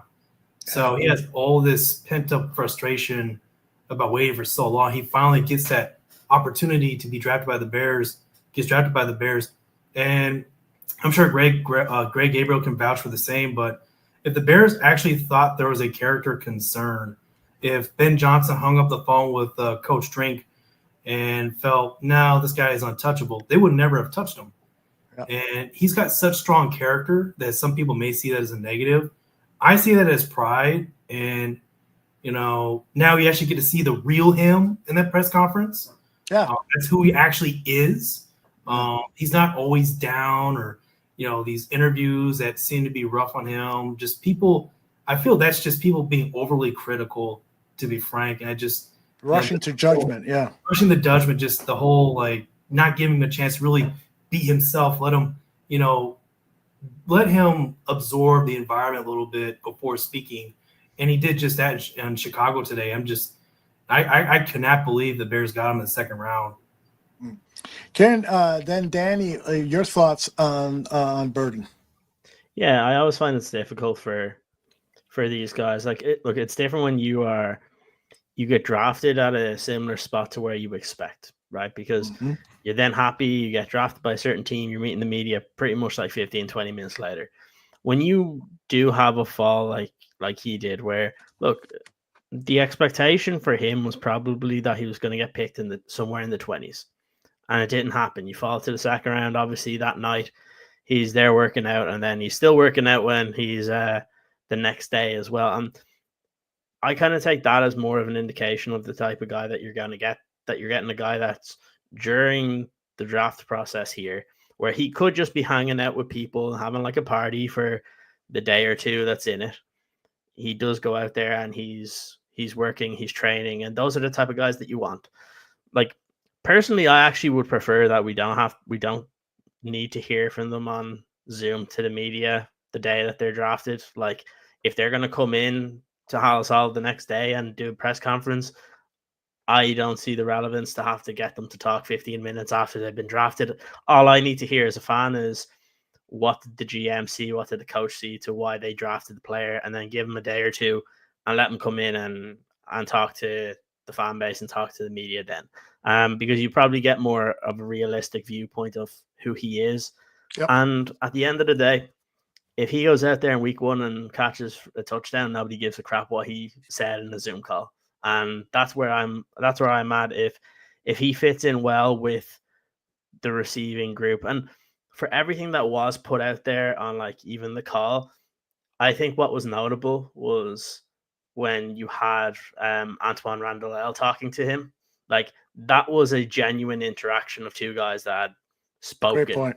Yes. So that's the type of guy, and you saw a visible change in what how he was communicating with his wide receiver coach now versus everybody else. And I think that's the actual guy where he kind of forgets for a second that all this is being recorded and that like he has to be careful on everything that he says. But really, I think when you look at it overall, the value was great. He's a really good complement to what the Bears already have in that receiving room. And then when you added already Colston Loveland the first day, like, you look at the receiving options that the Bears have, and it's good because it seems like it could be week on week, a different player could step up and be the reason why you win a football game. And that's kind of how you want to build this thing. Like, when you looked at what Ben Johnson would have wanted to do coming from Detroit to Chicago, rebuild the offensive line. They've done that to a certain point, bringing in 3 new starters. Get that kind of Sam Laporta style tight end, which they've been able to do. I kind of look at Colston Loveland, that the type of snaps that he's going to get and where he's going to find himself is not just what we see from Sam Laporta, and it's a little bit of what we see from Amon-Ra as well. It's kind of that kind of mix, your kind of power slot type guy. And then you bring in Luther Burden. That I like it when guys have a chip on their shoulder where they feel like they should have been drafted or won't, because you as the team that drafted him can reap the rewards of that. And look, I want guys that are willing to put everything on the line for the team. And he seems like that type of guy that if he's pissed off of him where he was drafted, I think that's actually a good thing, because he can bring a little bit of energy that you're going to need at that position, which it's just seemed like the last couple of years we haven't really had that kind of energy from guys. And it's a really interesting group with him, Rome, DJ, and then you can even talk about like Zacchaeus and Devin Duvernay. Like you're talking about a receiving group that has different skill sets that can beat you in many different ways, and that's really what we needed to be able to build. And yeah, I think overall good pick, and then when it comes to what he would have said on Zoom yesterday, honestly, don't give a crap. I think that's a good attitude to have. Danny, jump in with your thoughts and also add to it, the whole idea of ball distribution, because there are now a lot of weapons for Caleb Williams, and a guy like Luther Burden, who was the focus of his college team's offense, and the expectation was that if the defenses weren't accounting for him, then he was expecting the ball. Well, that may not be the case in Chicago. Yeah, in terms of Burden talents himself, I mean, yeah, he was a guy I had in terms of my top 10 list for receivers for the Bears. He was right there 5th overall, and it brings you again that speed element out of the slot, 4.41 speed. Big play catch. Make things happen after the catch.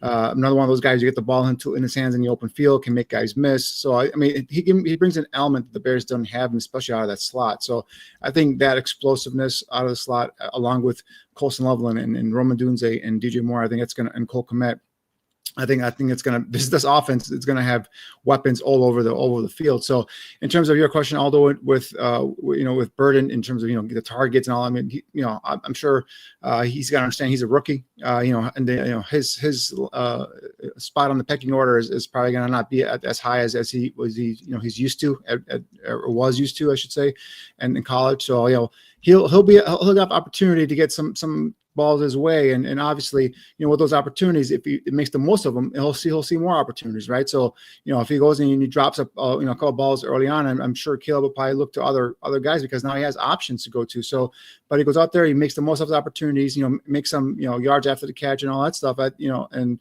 like Karen just said, if he scores that touchdown first week, no one's gonna remember, that early, first right after the draft, interview on Zoom, that it looked like the kid was just nervous and so on and so forth. So, yeah, I think that's another great weapon that they added here on offense. And yeah, I mean, I expect him, to contribute right away next year, probably in that slot position. And remember, Ben Johnson said a position that generally gets a lot of attention, a lot of production is that slot position in his offense. So I think, although I think you might have been the one last night who mentioned that, this is his, Amon-Ra St. Brown, right? And then the Burden's going to be that role here. So yeah, I expect to see a lot of action for Luther Burden moving forward. Go ahead, Eric. You got a thought about Burden's ability to play on special teams? Oh, I mean, I remember like back in his freshman year, it just kind of dawned back. I was looking at Jacob Infante still on cloud 9, because he too is a Mizzou grad. So, I mean, Luther Burden III, when he came as a freshman, he was like probably the best punt returner in all college football that year. He was just so damn explosive. And we're talking about like, how does he contribute year one as a rookie receiver in this stacked cast on offense? Part of it's going to be special teams. And I mean, the kick returners the Bears have at their disposal this year are freaking insane. You have Devin Duvernay, who's probably the primary kick returner. You've got Luther Burden III, who could definitely pitch in as a punt returner. So there's one way you can make an impact right away, special teams, but definitely being that kind of like that first receiver off the bench type player when they go to 11 personnel groupings. So having that matchup issue with him and Colston Loveland coming into the picture is just these players do not have the pressure of being the guy. They all have the opportunity to go out and just make plays. And this is something the Bears have never had probably since you had Brandon Marshall, Alshon Jeffrey, Matt Forte, Martellus Bennett years ago, with Earl Bennett coming from the slot. This is a new territory for the Bears, just having an actual list of weapons instead of like praying to God that some player from the first or second round becomes that guy right away. I know, Eric, that you saw this at the top of the show, but I want to show it to the guys because of, the topic of discussion. This is former wide receiver for the Carolina Panthers, Steve Smith, and James Palmer talking about the Luther Burden drop from the first round and what were the issues behind it. Let's see if I can find it here. Here it is. Teams that went to his pro day, and he showed up exactly what some people said he was, which was he wasn't the best version of himself that you want to see and invest in millions of dollars. Heard similar. What I wanted to ask you that jumped out at me from multiple people, and I thought this was really kind of fascinating. Completely different player with the ball in his hands compared to when he's running the route. And that was said to me by more than one wide receiver coach in the league that I asked. It was funny, Steve, honestly, because there was like one receiver coach who was like, I wish he ran routes the way he ran with the ball in his hands because he'd be a way better player. But like, he can be dynamic when the ball gets in his hands. He puts his foot in the ground and can go a certain direction. He can do all of that. Within the route, none of that happens. If he doesn't get the ball when he believes he should, becomes unfocused. Okay. Explosive with the ball in his hands. You get a lot of usage out of him. At times, they seem to force the ball to him. There's the criticism right now. Okay. Against bigger and physical teams, didn't answer the bell with the same energy. I mean, I would not have shared that with you if it was just James Palmer citing that. But the fact that it's a former All-Pro, Pro Bowl wide receiver, Steve Smith, joining in, piling on of Burden's play and his lack of hustle when the ball isn't coming his way, and just those traits do worry me a little. What do you guys think? So I can go here, and it's funny because I was looking at my notes when I was scouting him, and one of my first lines in terms of his weaknesses does not explode off the line of scrimmage when he's not the primary option. So that you see that I saw it in his tape as well. So when he knows he's not getting the ball, he's not the primary option. He doesn't put full effort in terms of even just getting off the line of scrimmage. So again, this is something I mentioned last night that we're Antoine Randall has envisions of himself becoming head coach. Well, this is one of your projects that Ben Johnson has given him here and says, all right, this is a talented receiver, talented player. You see what he does with his ball in his hands. Let's get this kid consistent. Let's get him coached up. Let's get him to the point to be a professional every single snap, whether he's getting the ball or not getting the ball. So I think that's something where I think having someone like Antoine Randall in there and seeing what the work he's done with Jameson Williams over in Detroit and some of the other receivers there in Detroit, I think that's going to be something where Ben Johnson now is putting his faith and Ryan Poles to a certain extent putting his faith in that coach there to get the best out of Luther Burden down in and down out. Yeah, look, it's a worrying one when you hear that, but then I think also to a point is I think it's easy to talk to kind of heighten up the negatives when a guy does fall, right? Like there's something you mentioned that it's really important that all these guys need to be developed, right? Like guys fall for a reason. It could have been to do with that. Well, then it's up to the coaching staff now to kind of get that out of him and kind of get it into his head now that he's a professional. Like you're not a collegiate athlete anymore. You're in the NFL. This is a chance for you to be great. You're in an offense that should suit your skill set, and also that you are there to be a complement for the different receivers, that everybody kind of works together. And one, if you're able to do that, then it can work. Like I would say to a point that the Lions have been able to do that to a certain point with Jameson Williams this past year, where before he was very much a me first, that I want to get the ball, but then realizing when you have guys like Amon-Ra St. Brown, Sam Laporte that have come in here that have been successful, that you have to also kind of play your role. And it's going to be a similar thing. He's going to have to come in here, play his role, realize that you are most likely going to be the starting slot receiver. You're going to be kind of mixed in and out. You're going to have Rome that's going to get his targets. You're going to get, on a different day, Colston that's going to get his. DJ will get his. And you just kind of have to realize that if you stick with it, you have a head coach that knows how to build an offense that where you're going to be scoring lots of points every single week when it's working the way it should.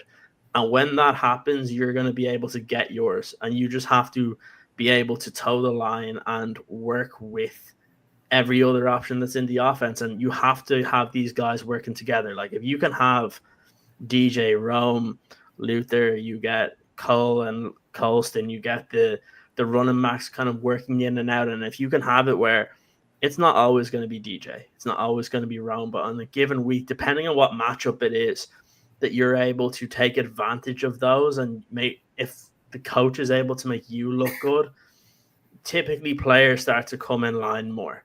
And that's where I think it's going to come down to it.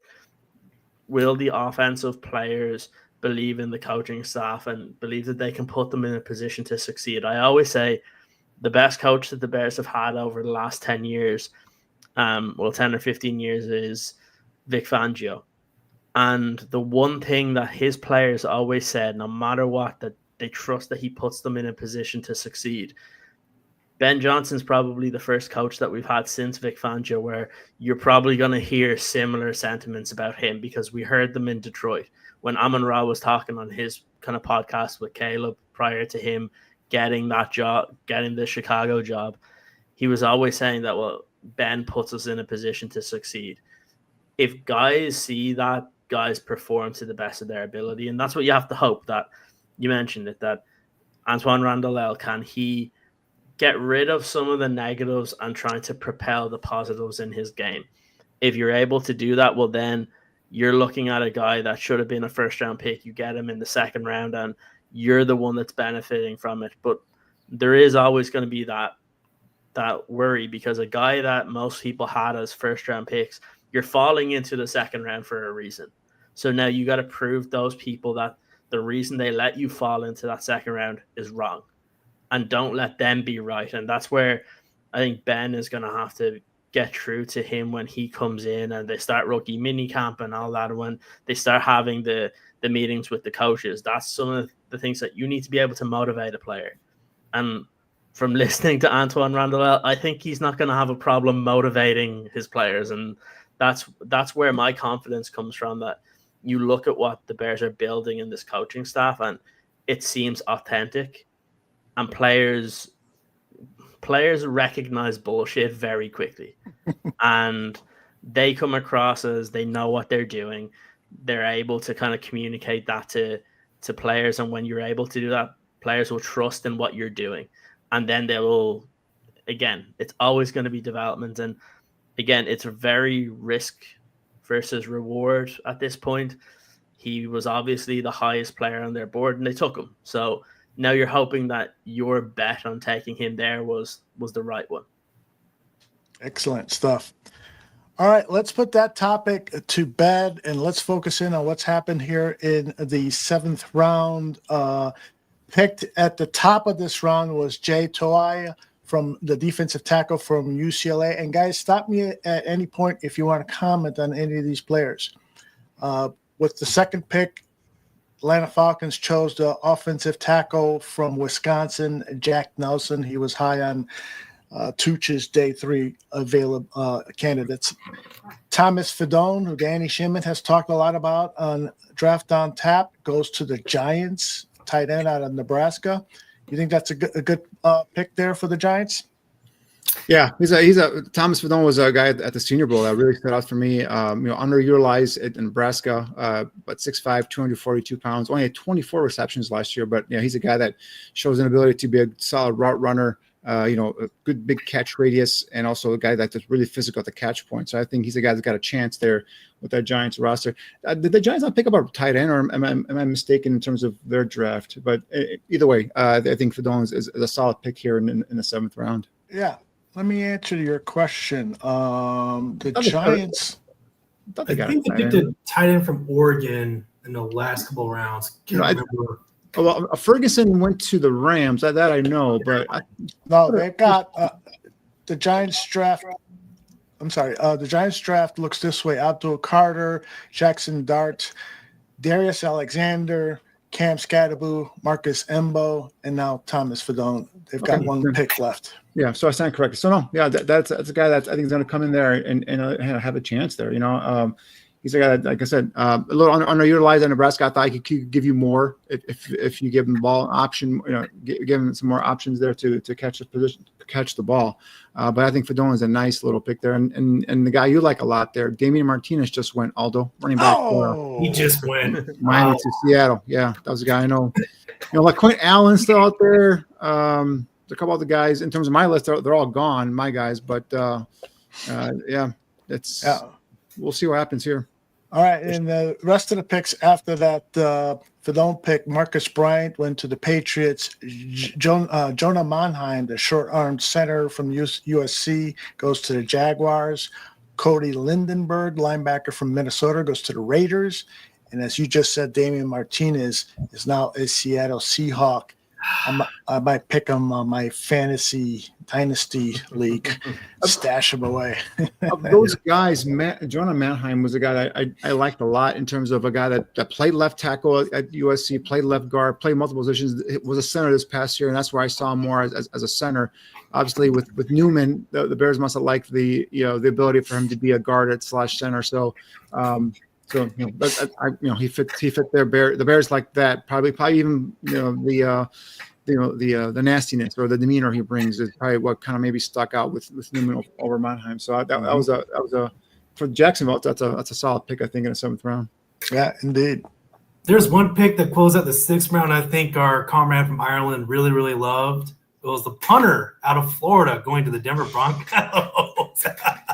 Always a great time. Another Florida Gator gets drafted. I just thought a comment they're like idiots, and I'm like, Speaking of kickers, you see the Ravens took a kicker from Arizona. So Justin Tucker, that might be. Isn't there like 2 kickers drafted already? I think there were like. Yes. Borgales from Miami went right. I think 2 picks or 1 pick before him, but Loop was the kicker from Arizona that went to the Ravens. My dad would be very happy because a quarterback from Montana State got picked up by the Raiders, and then they picked another quarterback 2 picks later. Did you see how he was listed though? A wide receiver. Yeah, he's going to be one of those. They're calling him as a Julian Edelman type. The guy was played quarterback at Montana State, but he's an athletic kid, and he's going to come in and play a slot receiver. It's gonna be interesting. I mean, this is the round. You're going to just see all these different experiments happen, and of course, my big dream. Well, besides Florida getting, let me backtrack. Besides the Bears getting my guy from Florida, the running back, with their final pick, I just want to see big old Desmond, the big ass 400-pound nose tackle, get drafted at this point. Like that would make my day. Just if he wants to be a Chicago Bear, great, but I mean he would be the biggest ever NFL player at 6'6", 450 pounds. I mean, and he can actually play. It's just he doesn't have a lot of mobility given his size, but for Desmond to basically go to an NFL team, be a nose tackle, he is the dream as a zero. This 450-pound wall of mass sitting there right over the center. You ain't going to do a damn thing because a lot of these players have a hard time getting reps for 450 on squat. So you ain't moving that bull gator. I'd be curious if he does get drafted here in the 7th round, but I'm going to keep my eyes out. We'll see if Big Dez gets his name called shortly. But, of course, again, the dream for me is if we get my guy from Florida at running back with the final pick, be able to walk out from the sunset with that one. That would be nice. Are you a Florida Gator fan, Eric? I'm a very big Florida Gator fan. Grew up watching before Tim Tebow was even a thing. Of course, you had the Steve Spurrier Fun and Gun, and then you had Of course, Rex Grossman, once upon a time, was a Florida Gator. Not a great pick, all things considered, but yeah, I've definitely watched Florida, and it's kind of amazing too how college football can kind of hide the reality of certain people. Like Urban Meyer. I always knew he was a terrible person, but he was a great coach. But just be a Florida Gator my entire life, it always means something special. Like Alex Brown was a Chicago Bear for a long period of time. Major Wright, after he had the biggest hit in college football championship history.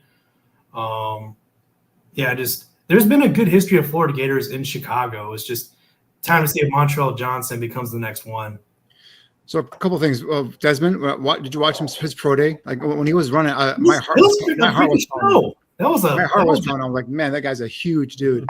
He's huge, and he still had like a 30-some-odd-inch vertical, despite how big he is. And I think someone takes him here in the 7th round just to say, you know what? He's a big freak of nature.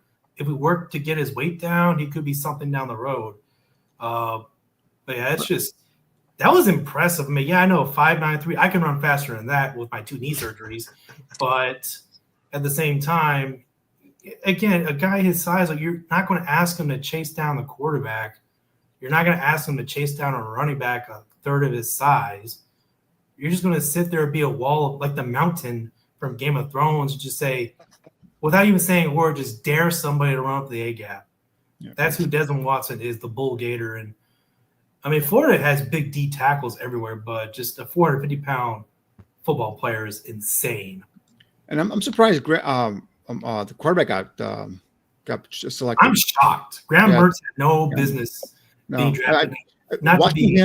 Watching him at quarterback while I was scouting DK and then also some of the other players, it was rough. It was rough to watch. It's just, I'm sitting there like, I hate to be overly critical on Graham Mertz, but I mean, Greg and I texted all throughout the season. I'm like, I cannot wait for DJ Lagway just to take the reins, never give him back, because just Graham Mertz was never it as a quarterback. He's an efficient pocket passer, but efficiency in the college football versus the pros, completely different concepts. I had higher expectations of him when he was a freshman at Wisconsin. I thought he showed some ability there, some arm strength, and also an ability in the pocket. But it's just been downhill since then, I believe. Yeah, then he had a really bad knee injury. Of course, the thing was a torn ACL, and in his career, final year of eligibility. So of course he wouldn't be able to play another snap at college football. And I'm shocked the Houston Texans moved up to get him. I'm sitting there. You already had better players on the board, arguably, and I'm just like, so I'm very happy for Graham Mertz. He gets to live his NFL dream as a career backup, but to move up for him in the 6th when you already have C.J. Stroud as your quarterback, and I have a weird philosophy about trading for quarterbacks. If you trade up for a quarterback, if you trade for a quarterback from another team, 90% of the time you expect that player to play at some point. Mm-hmm. Otherwise, why would you make the move for a one-of-one at quarterback? Yeah. So that's just my thinking. If you are going to move up to get him, like, you've got some sort of expectation for him to play at some point. In my personal opinion, it's crazy too, because again, you have C.J. Stroud already at quarterback. So, what's the point of moving up to get a guy like Graham Mertz? I think they probably saw something. Like, he had seen initially, like, these guys got some pocket presence. This guy's got an NFL arm. He's got some talent. Maybe just we can coach him up and make him a serviceable backup is maybe what they did here. That's my guess. But yeah, like picking him over like a guy like, I think Quinn Ewers hasn't been picked yet. A couple other. That's the shocker. I thought Quinn Ewers would go. I thought you'd be the pick. Yeah, he's another one that's got some, like questionable, like desire, attitude stuff that's off the field, but still. Honestly, Quinn Ewers has never been the same ever since Arch Manning declared his intent to go to Texas. Ever since Arch Manning went to Texas, Quinn Ewers' confidence went down. And, of course, now he's looking at possibly an undrafted free agent. I remember so many people swore up and down that Quinn Ewers would be quarterback 1 or quarterback 2 in this draft class, and now he's nowhere near that. So they also got a pick here coming up in the 7th round. I'd be shocked if they didn't take a swing at Quinn Ewers here in the 7th round. Who would that be? To San Fran? Dallas. They have a pick coming up in the 7th round. I'd be shocked if they didn't take a chance with I remember a lot of people were talking about Dallas being that sleeper pick for Shedeur Sanders before Cleveland moved up to get him. Yeah. And that would have been insane. I don't get what's going on in Dallas. I know they signed Dak Prescott to that large contract, so they're contractually obligated him for a long time. But at some point, you got to take your shot at quarterback. Dak hasn't played well the last couple of years. He's been injured. Dallas is just playing with fire at this point. And, well, then again, when you decide to promote from within for your next head coach instead of like going out actively seeking a new voice inside the building, it kind of tells you everything you know about the Dallas Cowboys organization. Well, yesterday was funny because they showed the war room after one of the Dallas picks. It was a defensive player, and who's there sucking up to Jerry Jones, but good old Matt Eberflus. Is that right? Hugging on and hugging Jerry. I'm like, Eberflus is He was happy. I'll say that much. He was a happy boy. We've got 7 picks until the Bears select the last 3 picks: Keontae Hamilton, Katan Crawford, and Carson Bruner. You guys have any comments on any of these 3 players? No, I mean, Katan Crawford was a guy I was looking at in Nevada safety. He was an athletic kid, but yeah, I mean, obviously the Bears haven't even touched safety. Maybe they'll get a safety here. Who knows? But I'm curious if you guys discussed earlier in terms of like possibility in terms of the veteran free agents that they could be looking to bring in camp and see if they can, whether it's a veteran left tackle, whether it's like I touched on running backs. I think Nick Chubb could be a possibility. I think J.K. Dobbins could be a possibility as well as a veteran to come in if they don't pick a running back, and just to give someone there in the backfield to kind of give you that in between a tackles runner to complement DeAndre Swift. But I don't know. We'll see if they bring out a backup left tackle or veteran that can maybe or if they're just okay with Ozzie Trapilo being the swing tackle there. Running back, you could also see Jamal Williams coming in. That would be fun.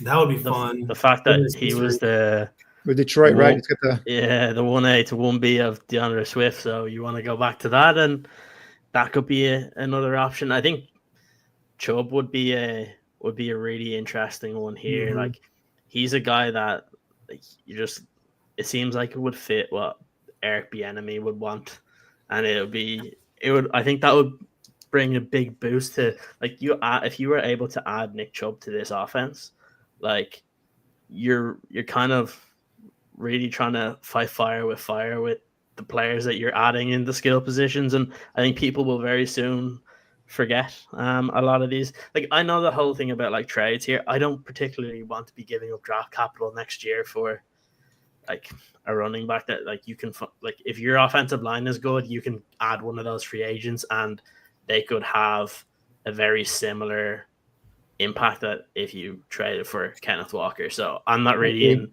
the mold of doing that, especially when there are guys like J.K. Dobbins, Nick Chubb, and there's other names that are out there that like can at least be part of the rotation of running backs that you already have in, rather than actually giving away draft capital.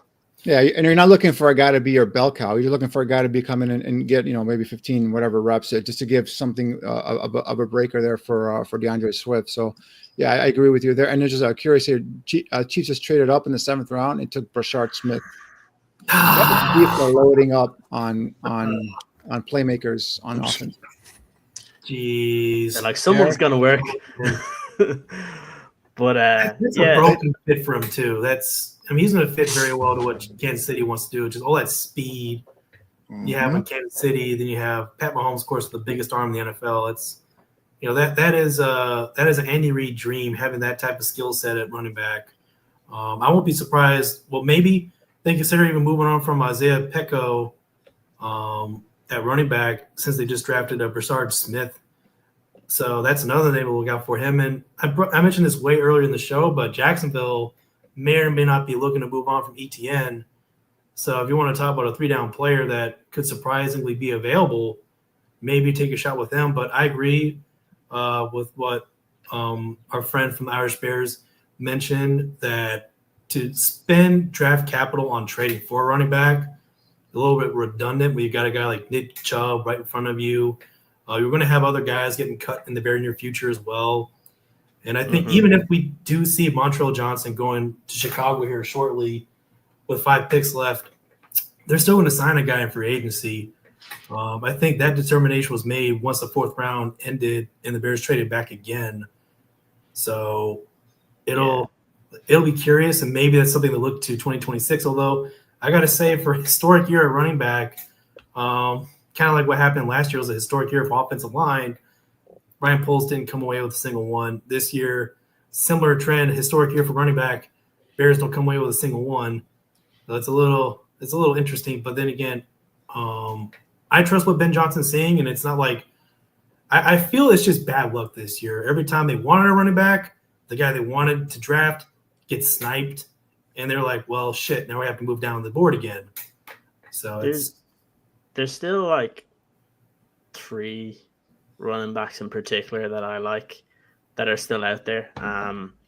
Obviously, like one of them, the kid from Syracuse, LaQuint like when you see a guy that both can be involved in the receiving game, but also when you lead the ACC with 16 touchdowns, like again, that's something that you want. Again, the interesting name I think as well that doesn't get a lot of kind of draft hype just because he wasn't able to play this year because of eligibility concerns was Ja'Cory Krosky-Mara from Arizona. The first time we kind of got back to him again was the East-West kind of time, and that's when people started talking about him a little bit more.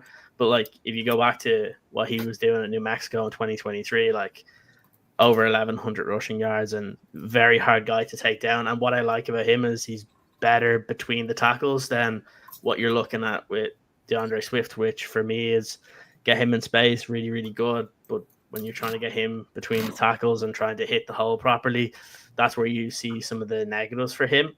So he's another guy. And the other one that I don't know if he's going to get drafted, but he's a very interesting name, and I have a nice little comp for him. But Corey Kiner from Cincinnati is another guy I really like and looks and plays very similar if you watch him a little bit to kind of Frank Gore type, and could be an interesting difference or different type of running back that we don't really have.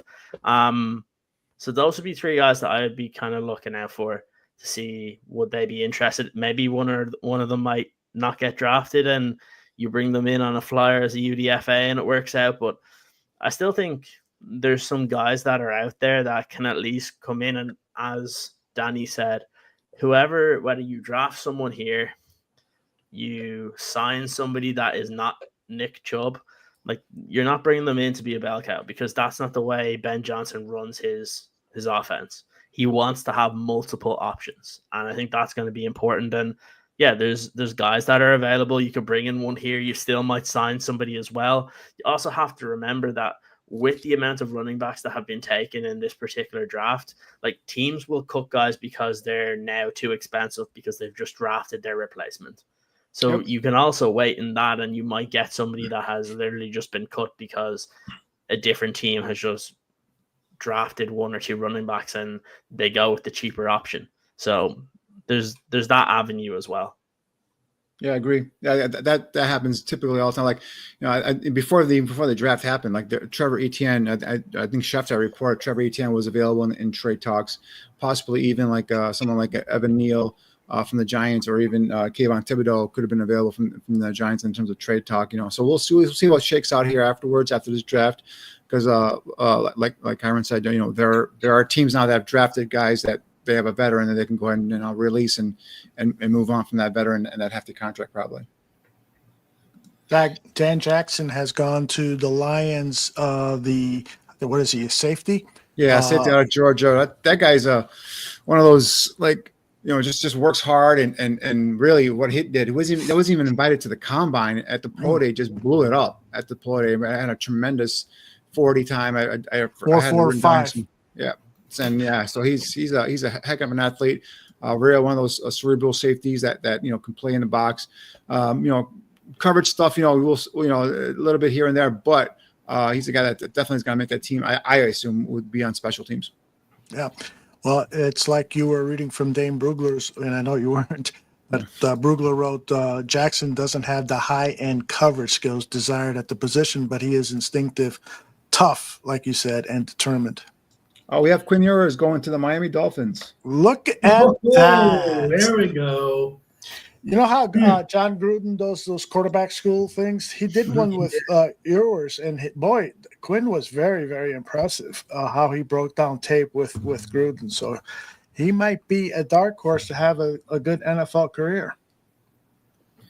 Yeah, I mean, he's talented. Go ahead, Eric. Oh, sorry. He's got the talent. I feel it was a part of a psychological thing where he got injured during his last year in Texas. Then, of course, you have Arch Manning, with the Manning family name coming in, just taking the spotlight away. So then you look at Texas, the questions just kept mounting up. Like, are we really Quinn Ewers' team now, or are we Arch Manning's team? Is Arch Manning going to take over the rest of the way? And I think, just a personal opinion, that kind of really did something to Quinn Ewers this year. And I think NFL scouts noticed it, like, so he's no longer the undisputed quarterback in the building. Yeah. And it took a toll on his game. Still got into the college football playoffs, obviously, and they're still a really good squad with Quinn Ewers at quarterback. But it's just amazing how all these quarterbacks we thought could go 1, 2, 3, I'm going 1, then like 25, then round 3, then round 5. It's great talent. I think he goes to a perfect setting with Mike McDaniel as the head coach. So it's going to be a very fun fit.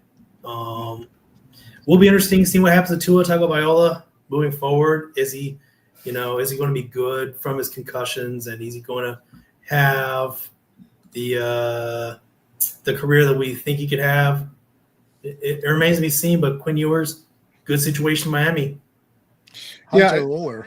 I'm sorry, Danny. Just real quick, Hunter Wooler has been selected by the Colts, the safety from Wisconsin, and now the Bears are on the clock. Go ahead, Danny. One last time. That's a nice little get here from Miami with a kid that talented in Quinn Ewers. I mean, his arm strength is right up there. Now, decision making, that can be questioned, but again, if you coach him up, he's got the physical ability, I think, to go ahead and be able to be someone that can be a quality backup, if not a one-time even challenge for a spot. Who knows? Oh, any word on the Bears yet? It looks like they got a running back. Oh my God! Is it Montreal Johnson? No. I swear. It is not. It's Kyle Monaghan from Rutgers. Oh, really? You know what?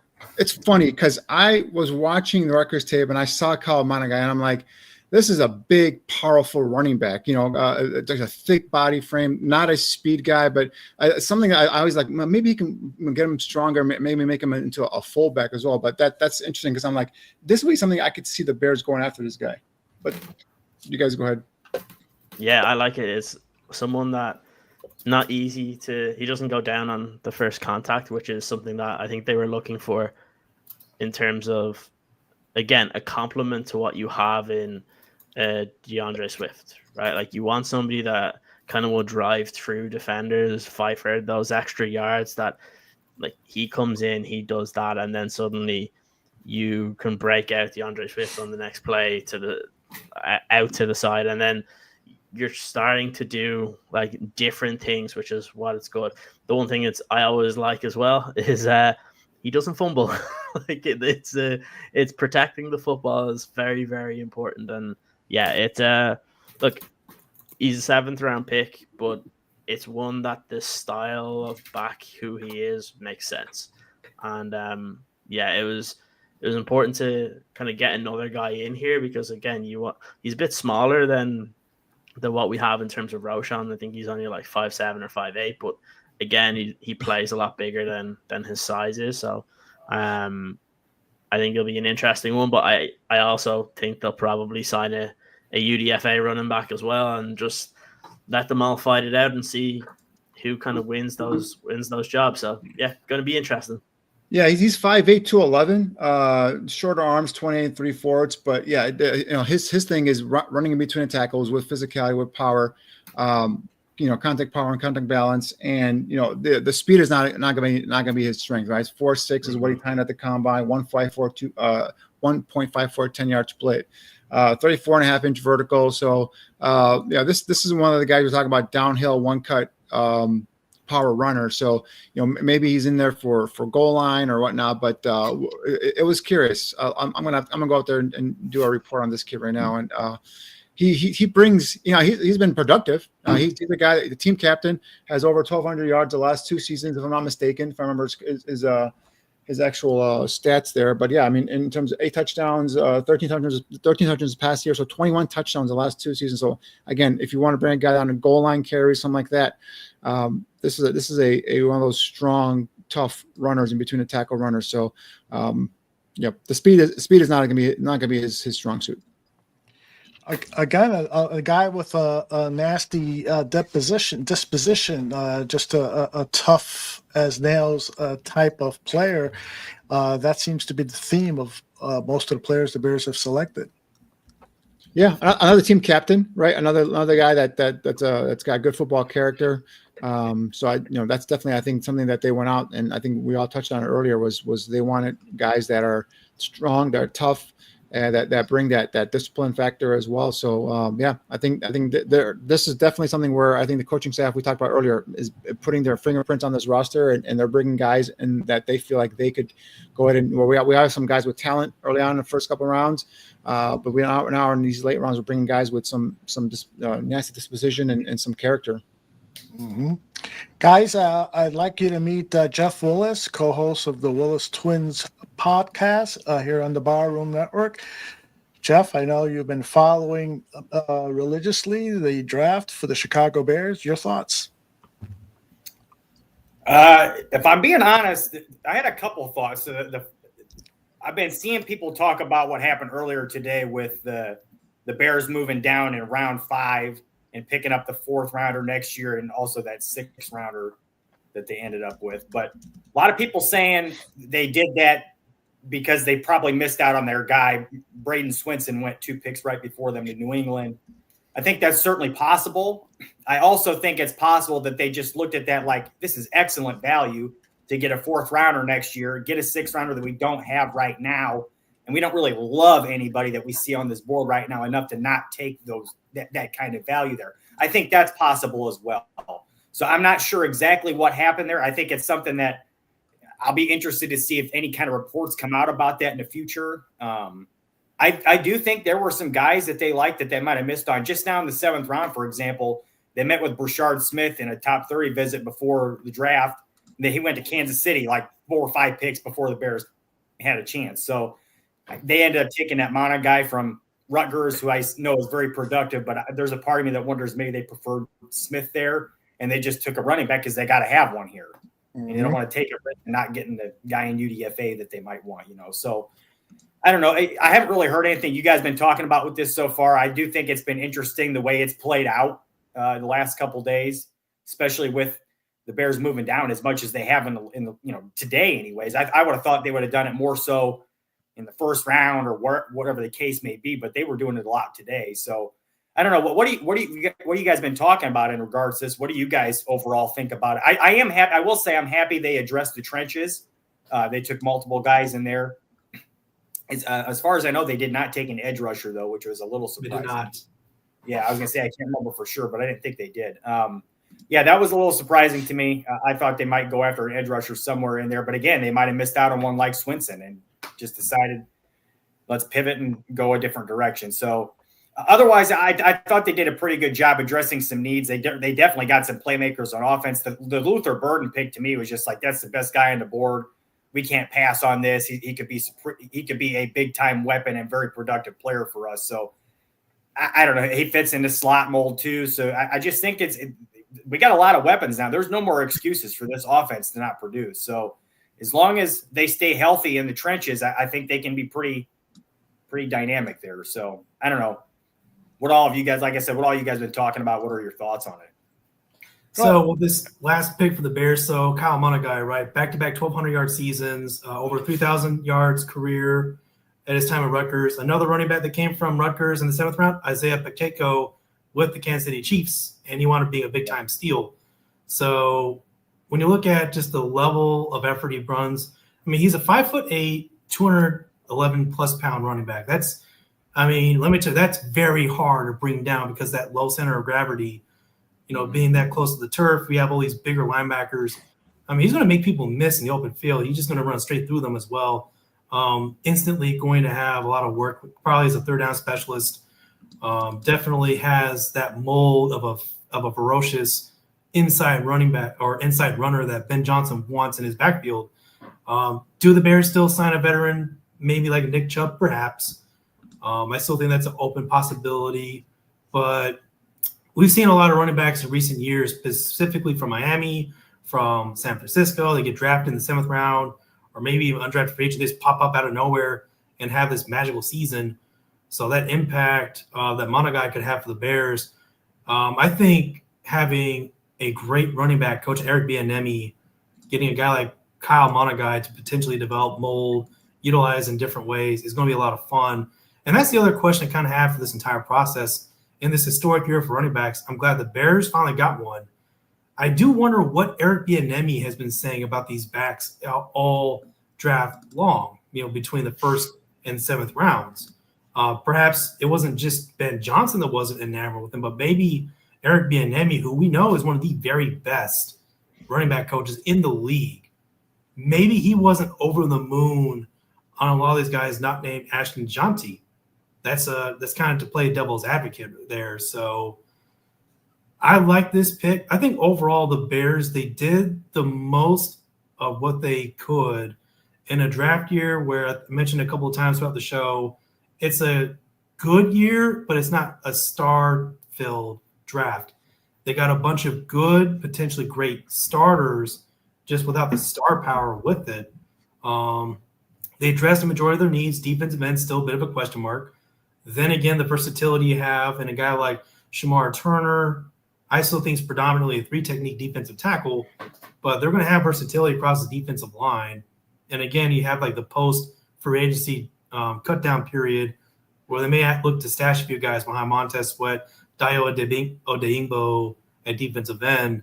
Otherwise, every single position group has been addressed. That was a position need in this draft class from rounds 1 all the way to round 7. So solid job.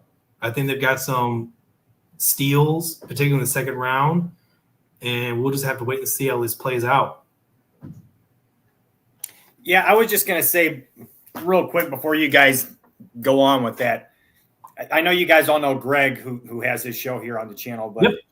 Greg was talking about, he's mentioned this multiple times now throughout this process, that in the draft room, there are really no coaches in there. It's pretty much just the scouting staff, the main scouting staff, like the GM and the assistant GM and the pro scouting director, or the college scouting director and whatnot. And it's like the head coach. There's no coordinators in there. There's no position coaches in there.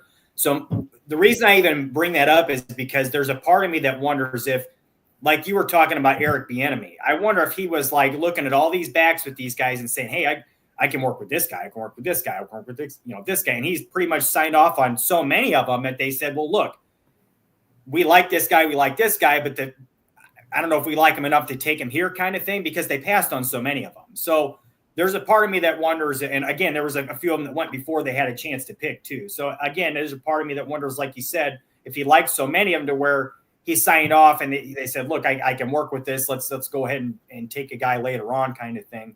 But like I said before, I was a little surprised that they passed so long and they waited till the back end of the 7th round here to decide to take one. So I don't know. I don't know enough about him to say whether or not I love it or don't. But I will say that, like I said before, I thought we might see Brashard Smith if he didn't get scooped up by Kansas City before that. So yeah, I think what happened was they kind of ranked their board, and the coaches are involved in terms of setting their board. And I think what happened was a couple of times. I think initially in the 2nd round, particularly once Judkins and Trevion Henderson were gone. I think that's when we saw them drop down after that 39th pick, the pick 41, and trade down, because I think those were the guys they might have targeted, because that board told them that value for those two guys was there. And I think after that, they just kind of went down, and then they started looking at the board when it got to their picks, and that's why I think they felt like Ozzy Trapillo was a better graded player, stuck to the board, also fulfilled a need there as well. And and Burden, obviously too. I think they felt like he had a first round grade. They're getting him at 39 was probably a higher grade than what they had on their board initially for either Judkins or Henderson or whatnot. So that's my. Well, Judkins actually was gone at that point. Henderson was gone too. Henderson. I think Henderson was available at 39. 38 right before. He was at 38. He was right before that. Then they were both gone. Right. So then they were both gone. You're right. And then 39 they took Burden, and then 41. There was no one there, so then they traded down. So I think they just kind of let their board do the work. And I know honestly, I was saying this last night, they might feel better about the running back position than we do. I think they feel better with DeAndre Swift, and who knows, maybe they'll get a veteran free agent, and then they'll kind of say, all right, we'll get through this year with this group here, and then we'll come back next year and we can regroup it, and maybe we'll get our big stud next year. So I think what they're doing is that they're obviously with the speed on offense now at the skill positions, at receiver, right, a tight end, and I think they feel like with DeAndre Swift, he gives them some sort of another weapon in the backfield, and whether Roshan Johnson has got a role on this team or not, and this kid from Rutgers, I mean he's a big guy, good contact balance and power. He's a guy that's probably tailor made for that wide zone scheme. So again, string out the defensive line, have him find that backside cutback lane, plant his footing, and go downhill. I think that's what they're going to roll with this year. And again, they could bring a free agent here, a veteran, but I just think that they try to fill as much as as they could.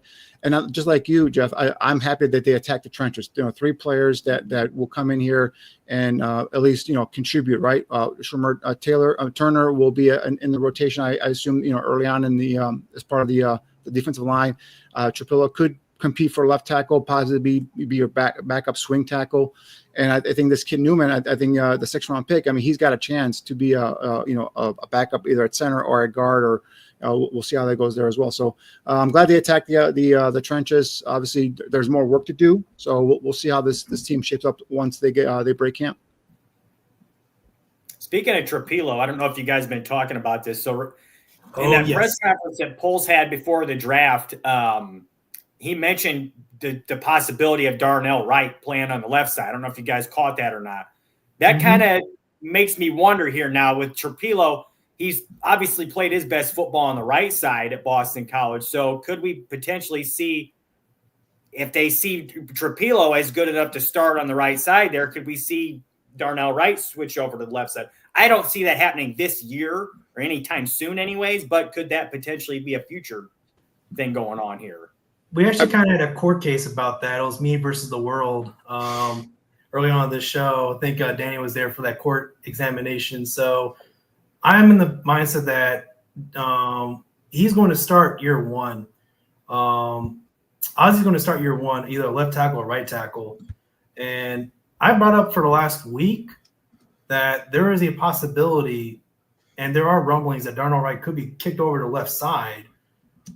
Very similar to what Tristan Wirfs just did in Tampa Bay, where they shuffled up the offensive line a little bit. Tristan went from the right side to the left side, turned out to be just fine. And there is that question in the room now: is Darnell Wright the best left tackle on the Bears roster? Because he did once upon a time play left tackle at Tennessee. Not his best game, not his best year, but he has the experience on the left side, just like Ozzy does. And they flat out said the moment after Ozzy got picked, Ozzy's competing for a starting job. And the 2 positions are going to be right or left tackle. So my personal hunch is he starts off at the left tackle position. They see how he does. I mean, it's kind of perfect for him because you got an all-pro left guard and Joe Tooney to back him up, to really show him how to play the game at a high level. It also makes life that much easier for a rookie at left tackle, where if you have that seasoned veteran right next to you, it makes it that much easier for you to get into a groove as an NFL player. Now, if they progress in the training camp, they look at Darnell Wright and they say, maybe he is, in fact, our best left tackle on the roster. They're going to move him to the left side. I know a lot of people are still pretty high on Braxton Jones. I'm not that person. I think he's been in the NFL long enough. He's been okay. He's been decent. He's not been over the top good. He's been injured recently. Then my biggest concern, his number one problem was setting an anchor, taking the bull rush, taking a lot of these more powerful defensive ends and tackles in the league. And he's coming off a broken leg now. So for him to have to rebuild his game on a weak spot that it's already been weak to begin with, it's going to make it that much harder for him to hold a starting job, especially when the player they just drafted in Ozzie Trapilo, he's the exact opposite. He is big. He is strong. He's probably the last person you want to try to bull rush. He's going to sit right on top of you if you try to bull rush him. He's going to add that missing physicality at left tackle that they just really haven't had with Braxton Jones. So my thought, I think Ozzie gets his first crack left tackle. Then we'll see how training camp goes. Karan Amagaji still has a chance, but I still think Karan Amagaji has a better fit as a guard in what the Bears want to do. Maybe have like that, be the first player off the bench at right guard, because Jonah Jackson does have a bit of an injury history. So Karan Amagaji could actually have his chance to play at right guard, where he played very well in college. I think in Yale, that was his best spot, was at right guard. So there is an opportunity for the Bears to really kind of experiment early on. We don't know who the three starting interior offensive linemen are. Offensive tackles remains to be seen. Guys, before we bring Foster into the conversation, I know Danny Shimon has to leave. So, Danny, any final words that you want to share with people? I've put down on the bottom of the screen to subscribe to your YouTube channel, Shimon Draft Scout. What else you got going? Yeah, I'm just going to go ahead and take a look at the final tally of the draft class and go through some more of the tape and hopefully produce some more videos, just kind of breaking down the new Chicago Bears and talk about where I see them fitting on this roster moving forward. So I appreciate all your guys' time. I appreciate all the input and had a great time. Another great draft in the books. Great draft. We'll find out. I hope you're right. All right, guys. All right, later, Danny. I subscribed 3 times to you, dude. What's that? I'm in Chicago, so I'd subscribed 3 times to your channel the other Awesome. day. Thank you. I appreciate it. That's how we roll, man. But he didn't get a kickback on it. Well, I'm waiting. I'm watching the mailbox. There you go. All right, guys. Have a good one. Danny. Thank you, Danny. Great work. This is like I'm going to my local bar. I walk in and people just start leaving. Yeah, that's right. And they're usually all women. So, When the ones that hey, Eric. How you doing, Foster, man? give us your impressions. Are you as down on this Ryan Poe's draft as some people that I'm reading in the chat? I mean, I have to actually boot a couple of people out because their negativity was starting to give me anxiety. We got the same thing going on BCP. We just let them keep going, so we don't even put their comments on there and then start. What we've been doing is pulling up footage and interviews and picking their comments apart. Mm-hmm. So, Swifty, Red Solo Cup. What's up, Eric? What's up, man? 3 years and I finally get on a show with Swifty. Not bad. I'm meeting all sorts of people today, man. Meeting Jeff. Finally get to see Swifty. Get to meet Foster. It's been a show. I am not as down, especially when we took this kid from Rutgers. I mean, did you see his split? He's top 5 at the combine in the split. Yeah, so he gets off the blocks fast, huh? He doesn't fumble. It's an aspect that we Never have in fumble. the running back room. And over 668 career carries at Rutgers. 0 fumbles. That's something you gotta like. I came on. I had to debate it, although I was like, Foster's there, but Eric and Jeff are there, and I wanted to come on and say hi to them. I was like, man, this is a tough one, bro. Dude, I didn't even know I was on. I was sitting here looking at my phone because I didn't know he was going to. Literally, I clicked it. I clicked join, and I went to take a drink, and I was like, "Whoa, I'm on! Holy cow!" I was on there.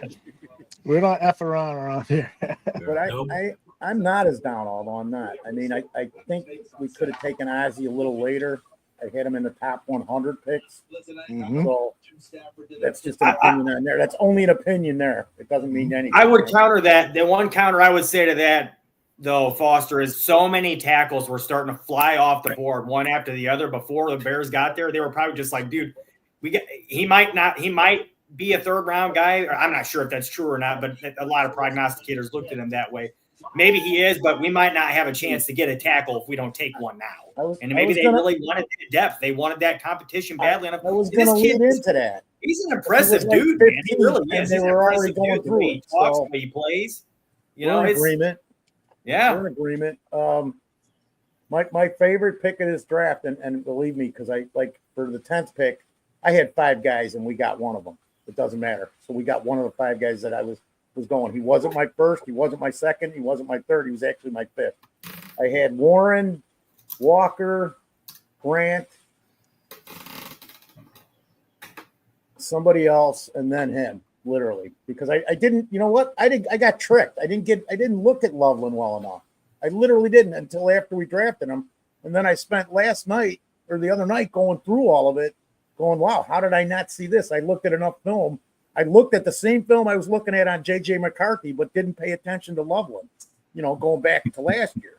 So I think that's solid. And then Luther Burden, I was just like, you had to take the guy. I don't care what you wanted. And it also seemed that twice, I believe, like Henderson, I think that if he was there, we were going to take him. I think so too. Two of those trades were only because they were not going to get the guy they wanted, in my opinion. So maybe even all 3 of them.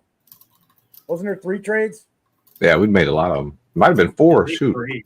Yeah. There's 2 with the Bills for sure, and then one with the Rams. Wasn't there another one? The Rams. Yeah. The trades, so man. I just I'm content with this draft. I mean, I'm not overly excited and not upset about it because I've been doing this for 50 years with the Bears. Okay. So I know not to get too excited anymore or too down on anything because it doesn't matter what I see or what I think. My dad used to tell me this. He'd go, kid, I'm going to tell you this. Remember this as you grow on in life.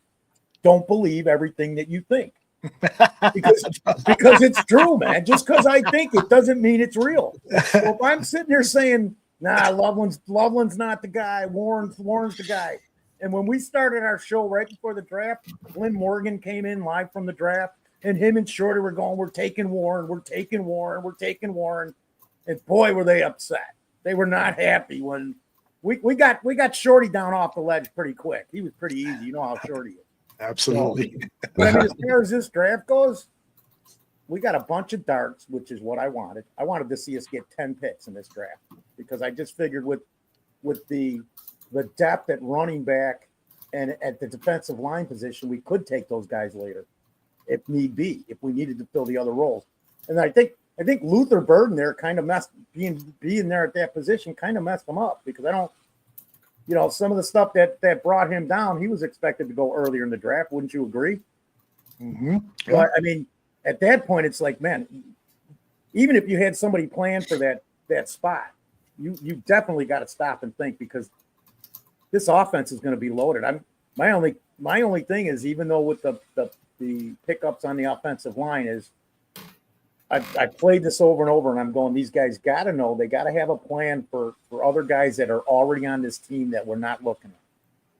Karan, however you say his name. Amagaji. And some of these other guys that I can't even remember their names right now, but just they've got to know way more than we do. They're sitting in the room with them. Dennis Allen, I'm sure, has gone over every single player on that defense, and Johnson's gone through the offense with a fine-tooth comb. So they know, like people were talking at the end, if they don't pick up a running back, and I'm like, well, so if we don't pick up a running back, wouldn't you think after what we did to the offensive line and added more skilled players on the offense, that Swift's definitely going to have a better season. Roshan Johnson should have a better season.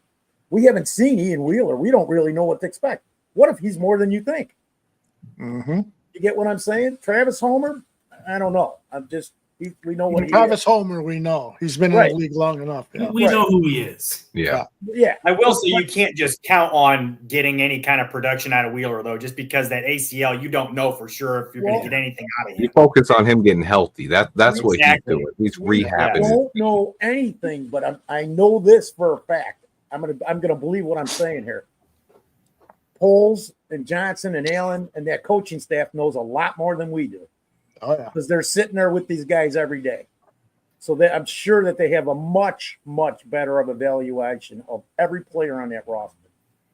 So yeah. I can't complain about this draft at all, man. Although we've seen a lot worse picks in the 70s when we got to take 14, 15 guys in a draft and we still couldn't find two. Oh, absolutely. The thing is hopefully Poles and his team know a lot more than our competition. That's the key. I know Eric has to leave momentarily, but Swift wanted him to stick around because he wants to share a point. I just wanted to bring. It's still in session, so we can go ahead and do the. That's right. Let's go ahead and make the discovery real quick. So if it's what I think it is, I can tell you why you're wrong. But go ahead. No, I'm actually kind of with you. Okay, there we go.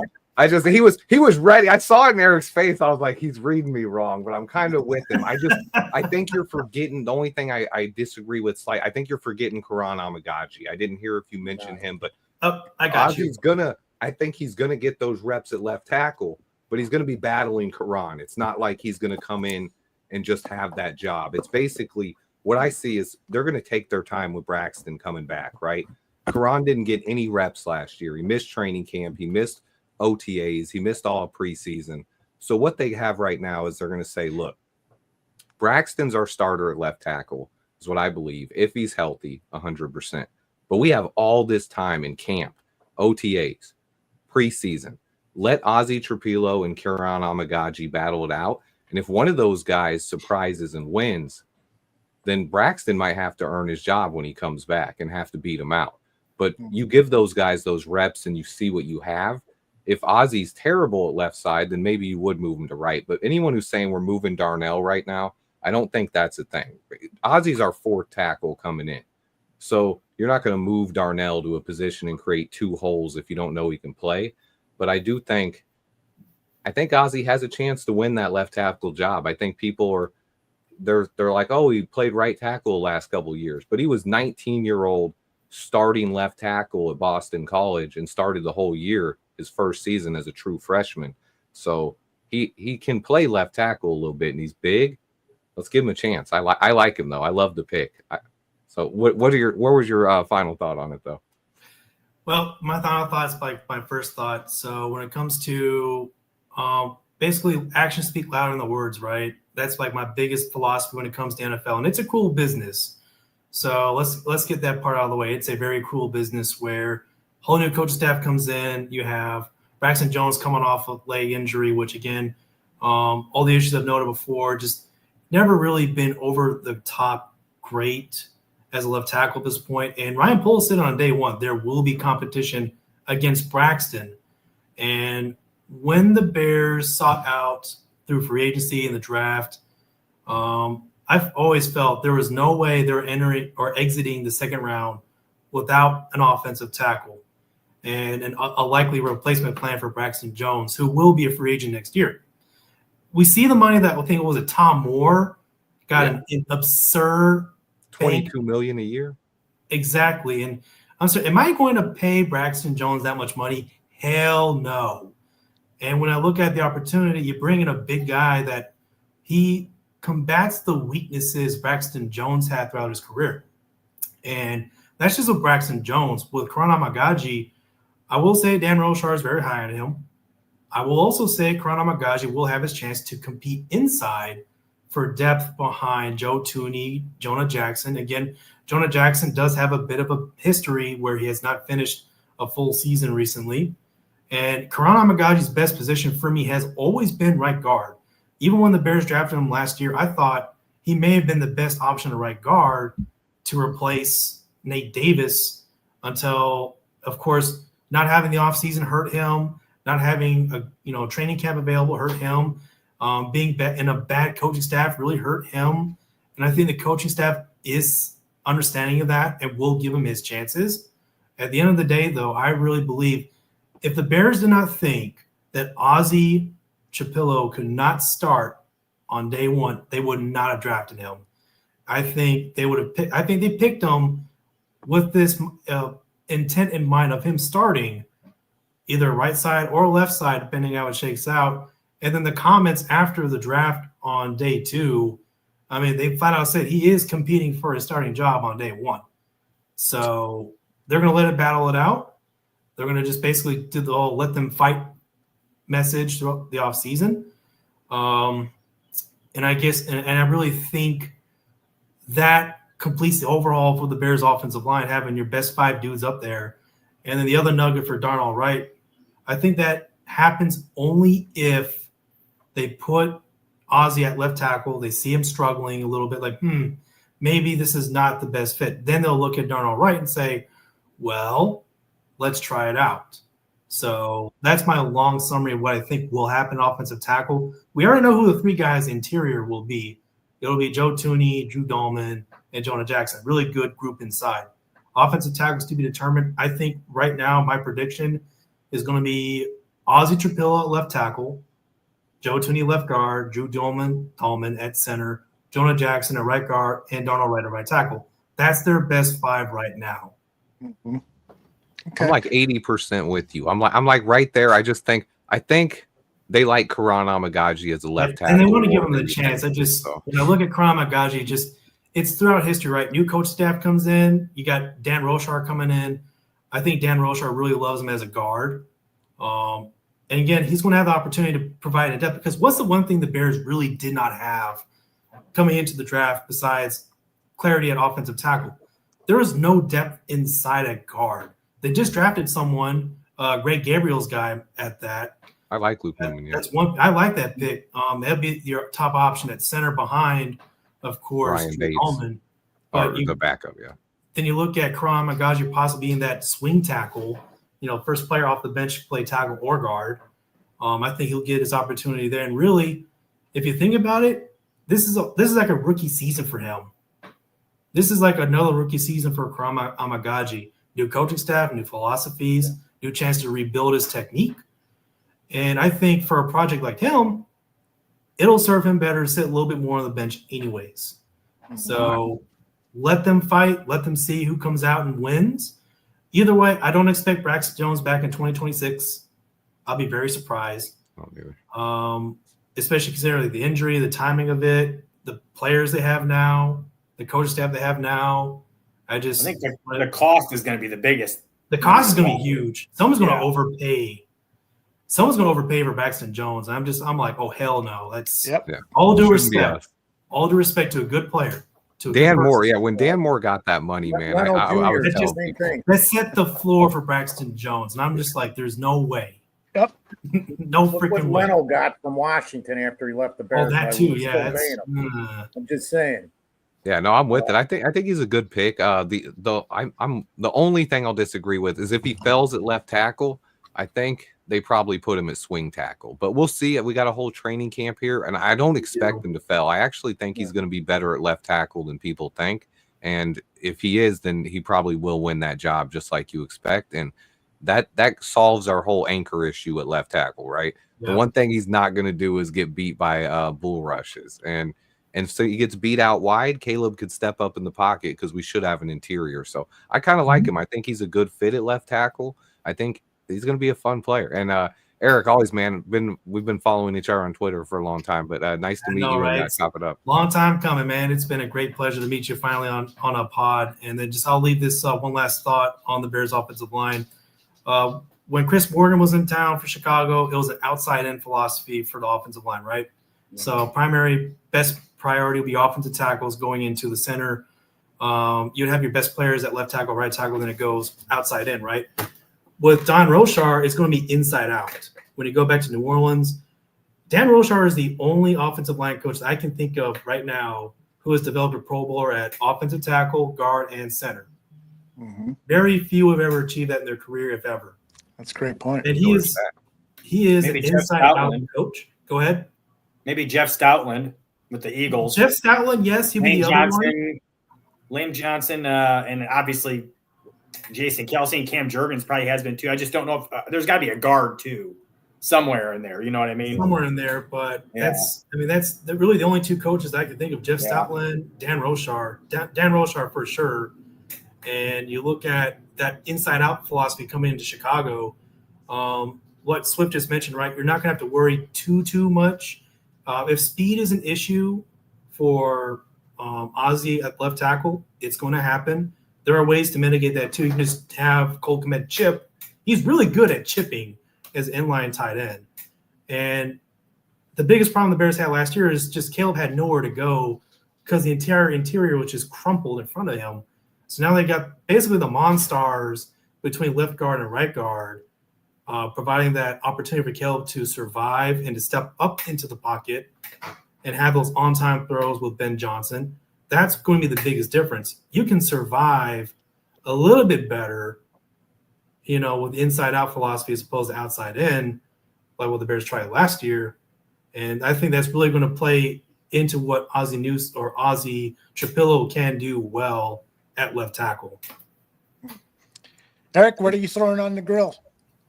I'm going to have some steak tonight, boys. I'm on my way over. I got to go.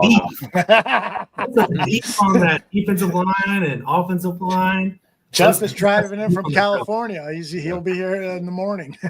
Oh, yeah. I've done it before. It takes about 3 days. Not for that steak. It'll take a lot less time. No. You just need her to learn how to drive properly, Jeff. Hey, the pizza's worth it, though. The pizza's definitely worth it. It sucks out here. Oh, man.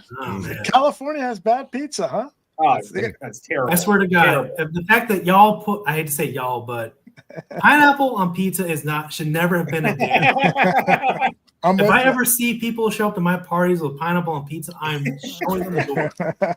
That is not a thing. I'm coming to an Eric party sometime with a pineapple pizza. It's just gonna have pineapple. I don't even like pineapple pizza. My dog. I'm like, I'll show my dog the decency of not giving her pineapple on pizza. I'm like, nope, out the door. I will be Gordon Ramsay.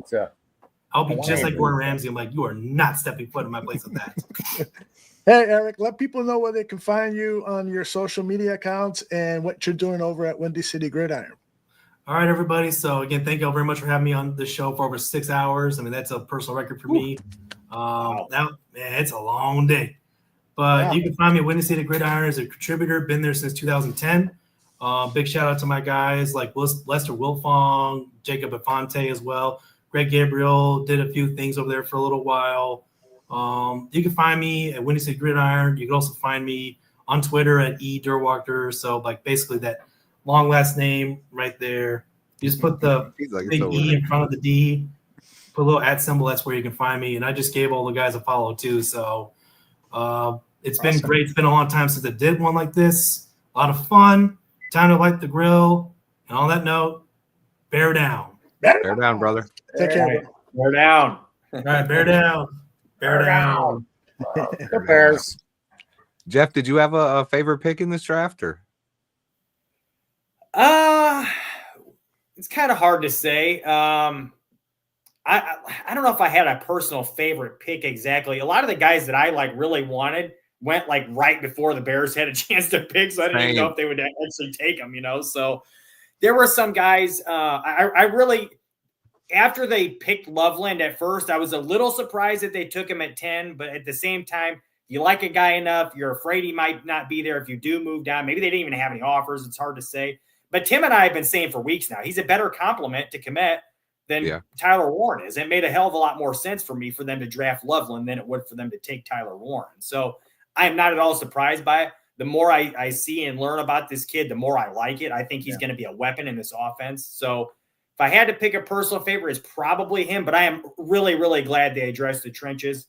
Shamar Turner was another nice pick too, because I think he can play the one as well. So, and they really need that. So I think it's a nice little, exactly. The versatility. They love that. And so it makes a ton of sense to me what they did. And a lot of the picks were surprises to me. I wasn't really expecting any of them, but I liked them. I can't say I disagreed and disliked any of them really. So, a little surprising. The Luther Burden pick, when I first saw it, I was like, whoa, that's a shocker. But then the immediate thoughts well, this guy probably should have gone in the first round. They're probably looking at him at the top of their board like, we cannot pass on this. We can use a slot receiver. I know we just took a weapon in the first round, but this guy is a great player. So why not? Take the guy that's at the top of your board. So he was my favorite pick. It was probably the most surprising, but man, he's so talented. I was telling people I was live. I'm not doing 7 hours like Aldo here, but I was live for that pick. And I said when it happened, I was like, when we got on the board and he was there, I was like, he's easily my top player on the board, but no chance we take him because we signed all those receivers in free agency. And then after drafting Loveland, I was like, Loveland ran 50% of his snaps in the slot at Michigan. So we got our big slot receiver, right? And so I thought with Burden on the board, we'd trade down right there. But we took him, and I can't argue it, man. He's such a great player that you just realize, look, it's a different era of Bears football now. We're no longer that smash mouth running team that plays great defense. This is going to be a team that scores points and has an explosive offense. And wow, it's crazy to think of, but this team's going to score a lot. And this draft was for Caleb Williams and Ben Johnson, and I can't argue it. It definitely was the most surprising draft, though. I don't think I predicted a single pick. I definitely was in on Ozzie Trapilo, but man, I didn't predict a single pick in this one. It was wild. Like, they were all off. Yeah, I had 300 mocks, and not one of them. I got one pick. That's correct. Not one. I just said on my show, which I can't believe they ended because the draft isn't over. But like, so now I don't even have anywhere to go back to and talk about more shit. But this is the first year since Poles took over where I haven't gotten 2 picks. Zero. You want to know why I think I was mostly surprised by the picks that they did have, though? I mean, obviously, most of us didn't project a lot of these guys, but none of them were top 30 visits. Not a single one. And that's not what they've done in the past. Historically, they draft their top 30 guys, or at least the guys they drafted have been guys they bring on top 30s, is what I should say. But I think they were trying to throw people off this year. They did a great job. I mean, even if you go back to Johnson came in. Yeah, I'm sorry. That interview from. No, I was just gonna say Ben Johnson too. And remember those interviews he had at Hallis Hall, and when he was going on and on about Tyler Warren and Ashton Genty, and they knew what they were doing. Like they were trying to sell these false narratives of players that they didn't want. But I do think they would have taken Ashton Genty. I believe if he fell to 10, we would have taken him. But there was a report from, I think it was either Schefter or Rappaport that said during the first night of the draft, there were more than a handful of teams trying to trade up right before the Bears picked. And then after the Bears picked Loveland, all the phones stopped ringing. And he said, teams were, his word was furiously trying to get up for Colston Loveland, at least 3 or 4 teams. So when I heard that, I was like, man, if Genty was there and the Bears would have passed and still took Loveland, the fan base probably would have. Oh, you are kidding, would have lost their mind. I initially said no chance it would have happened, but after I heard Schefter or Rapp say that, I was like, man, what if Loveland was the target all along and we were taking him no matter what? So I know they really like him. So it's going to be fun, though. We're going to score a lot of points. Bear Truth 9 says, let's go get Chubb and Breece Hall or one or the other. What do you think about the idea of bringing in a veteran running back who might be available for a day 3 pick, 2026 day 3 pick, somebody like a Breece Hall? What do you guys think? If you can get Breece Hall for a day 3 pick. Yeah. Breece Hall, I would. Yeah, because the concern is the same with both these guys. It's an injury thing. But with Breece Hall, it's like, he's still on his first contract. So that's something that's worthy of a day 3 pick. I'm pretty sure Chubb's been extended in the past and has pretty big money attached to him. If I'm not he's a free agent right now. I think he got cut.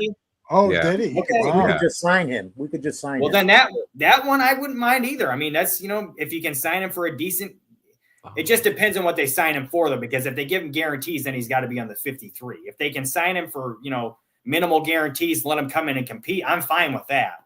But it just depends on how they look at it. Again, it's another guy with injury issues. He can't stay healthy. Right. Oh, no, he is still under contract. He is still. There's speculation they're going to cut him, but hasn't been cut yet. What's he making? What's he getting paid? Yeah, what is he making? He's not a free agent, Cliff. Hall is in the final year of his contract, so acquiring him might make Brian Poles nervous that he can not re-sign him. Yeah. He's only on a 1 year. His total cap hit is $6.2 million. Okay, that's not terrible. That can be worked out. Yeah. But they already do have DeAndre Swift at $8 million. So that's the one thing. Maybe you do really want to commit $15 million to two running backs. I like Monangai, man. The guy we just drafted, he runs. Someone said it in the chat. He runs like he's got his hair on fire. He's not super fast, but it kind of reminds me of how David Montgomery runs. He's really shifty. He's powerful. He never fumbled. Give this guy a chance to be your complimentary back. Let him battle Roshan Johnson. I think we're fine now. Yes, And probably I do too, Swifty. I don't. look at the Until they made that UDFAs. pick, I was concerned with the running back room. I'm like, we got to get one more guy, and then I was like, all right. I just kept fucking around. I'm like, well, just get Irv Mulligan in there. I forgot this guy even around because I saw him play 2 games in Big Ten. Hey, what if the Bears bring in Irv Mulligan tomorrow? They could do it tomorrow. I'm just messing around here, but I'm set with the running back room. I mean, if we improve it, fine. If we don't, I'm not overly concerned as I was before that last pick even. And even then, I said, look, there's still some UDFAs out there going in because I didn't know they were going to draft him. There's still some in UDFAs that you could pick up. There's going to be a few of them. Yeah. I mean, absolutely. That's the big story and tonight. I wanted to talk about. Oh my gosh, the corner, because I loved the Turner pick too. I was happy with that. The corner, I forgot about him. I wanted to say 2 things. Was the linebacker Zoff Fraser? Yeah. It's actually Zay. Is the Zay, one who okay. wants it. Yeah, I think that was a value pick. We immediately went to the interview. So I saw the interview and a bunch of his highlights. So it's only highlights. But man, that guy looks like he could be something special. I really think that was a better pick than people are thinking.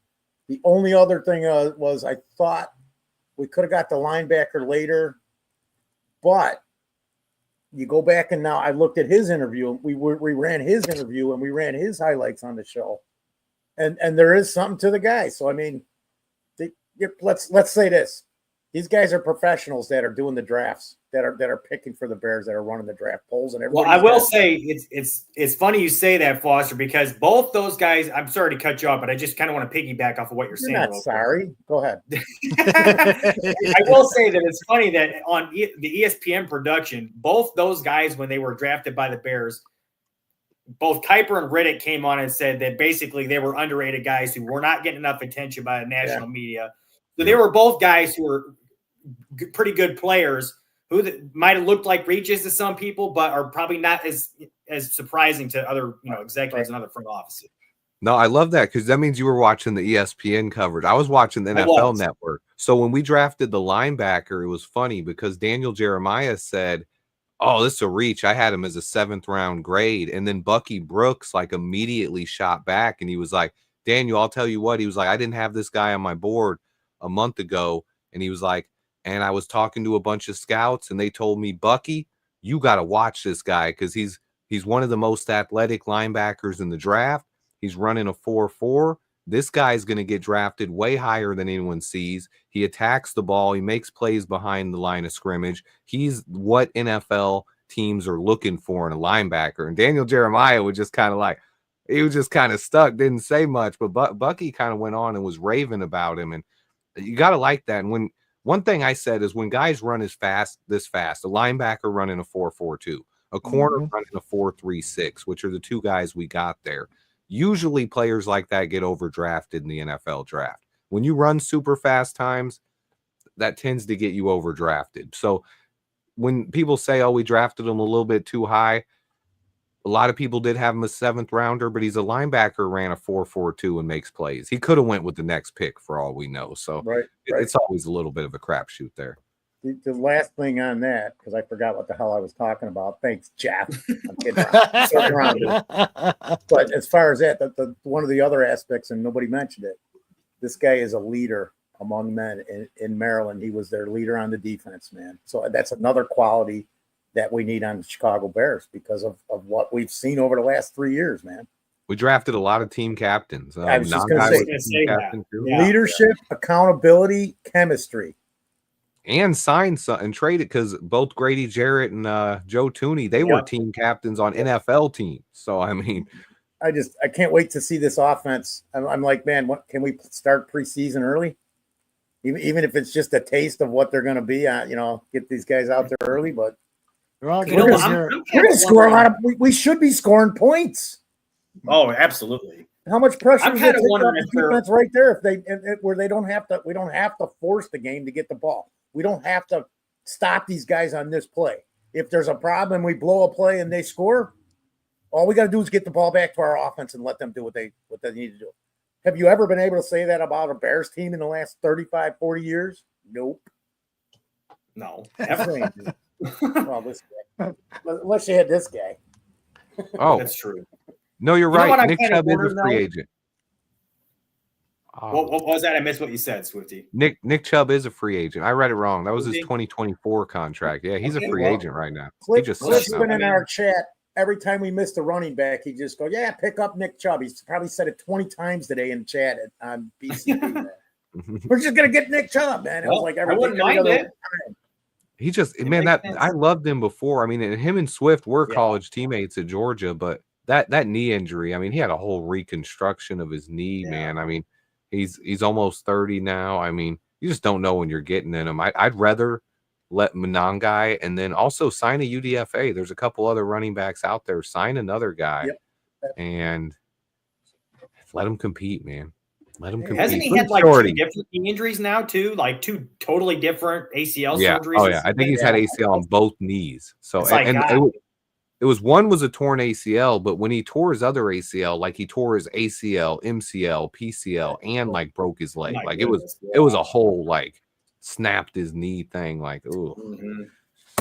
Wait, I got a timeout. So, Shorty, we couldn't even make it to the end of the draft. No, Foster, I just came in to tell you that your show has ended. I'll see you guys later. Was there a Foster show going on? Oh, I kind of wish I was there for the end He of didn't it. even invite me. See, Foster was on his own show on BCP. Oh, okay. And he just I bailed because I just got. He said I have an emergency, and he left. His emergency's being on here. Good. So anyways, over here. Not only did I tell you, I also put it in the chat in the back. I told you 3 times. I'm looking for the link. I even said, I'll Can wait you till stop? after the Bears. You don't pick know I'm and I fucking was with waiting you. for it. Come on, just stop. Just Come stop. on, man. Are you? We do this every Thursday. We do. Why am I not? How could I not be messing with you, dude? What are you talking- man. Oh, that's right. You Old put it on married paper. couple I here. forgot. I We had mailed the- it to you. You didn't get it? Sorry, Aldo. Go ahead. That's all right. No, I was going to say we had the idea of doing a podcast that follows all of the Bears podcasts. So we would be reporting on Foster covers and Mr. Shorty are fighting it out regarding responsibilities over at BCP. Meanwhile, Swifty over at Swift Sports Network is bidding for the Chicago Bears preseason games as he continues to build the empire known as Swift Sports Network. That's a great idea, doing a podcast about the Bears podcasters. The podcast recap. Now reporting from the field. There you go. I'm here live today at the Barroom Network, and today Aldo falls asleep on his own show while Foster is talking and wakes up, eats sushi while not realizing he's still live. Meanwhile, on the West Breaking news, it was caught on camera, his wife giving him a intravenous shot to bring him back to life. I love it. What? How many cigarettes have you puffed on today, Foster? Oh, I'm smoking gotta be some like 3 Maverick. packs. He's been chain smoking the entire time. Smoking some Lucky Strike. No, I've been on this pod with him for 20 minutes, and he's on a baker's dozen already. Yeah. Did you see the first one? Did you see the first one? It was actually a big roll. It's all just one tobacco roll. And then he just pulls on the roll as he's smoking it. And in the middle, it just sucks from the middle. So he can smoke that thing for like 3 days. He just doesn't use it on the show. No, I got 9 hours out of one on the day 3 last year. Was it the year before? I got cancer just watching you smoke. I bet. Are you smoking Mavericks over there too? Dear God. Yeah, I am, Yeah. man.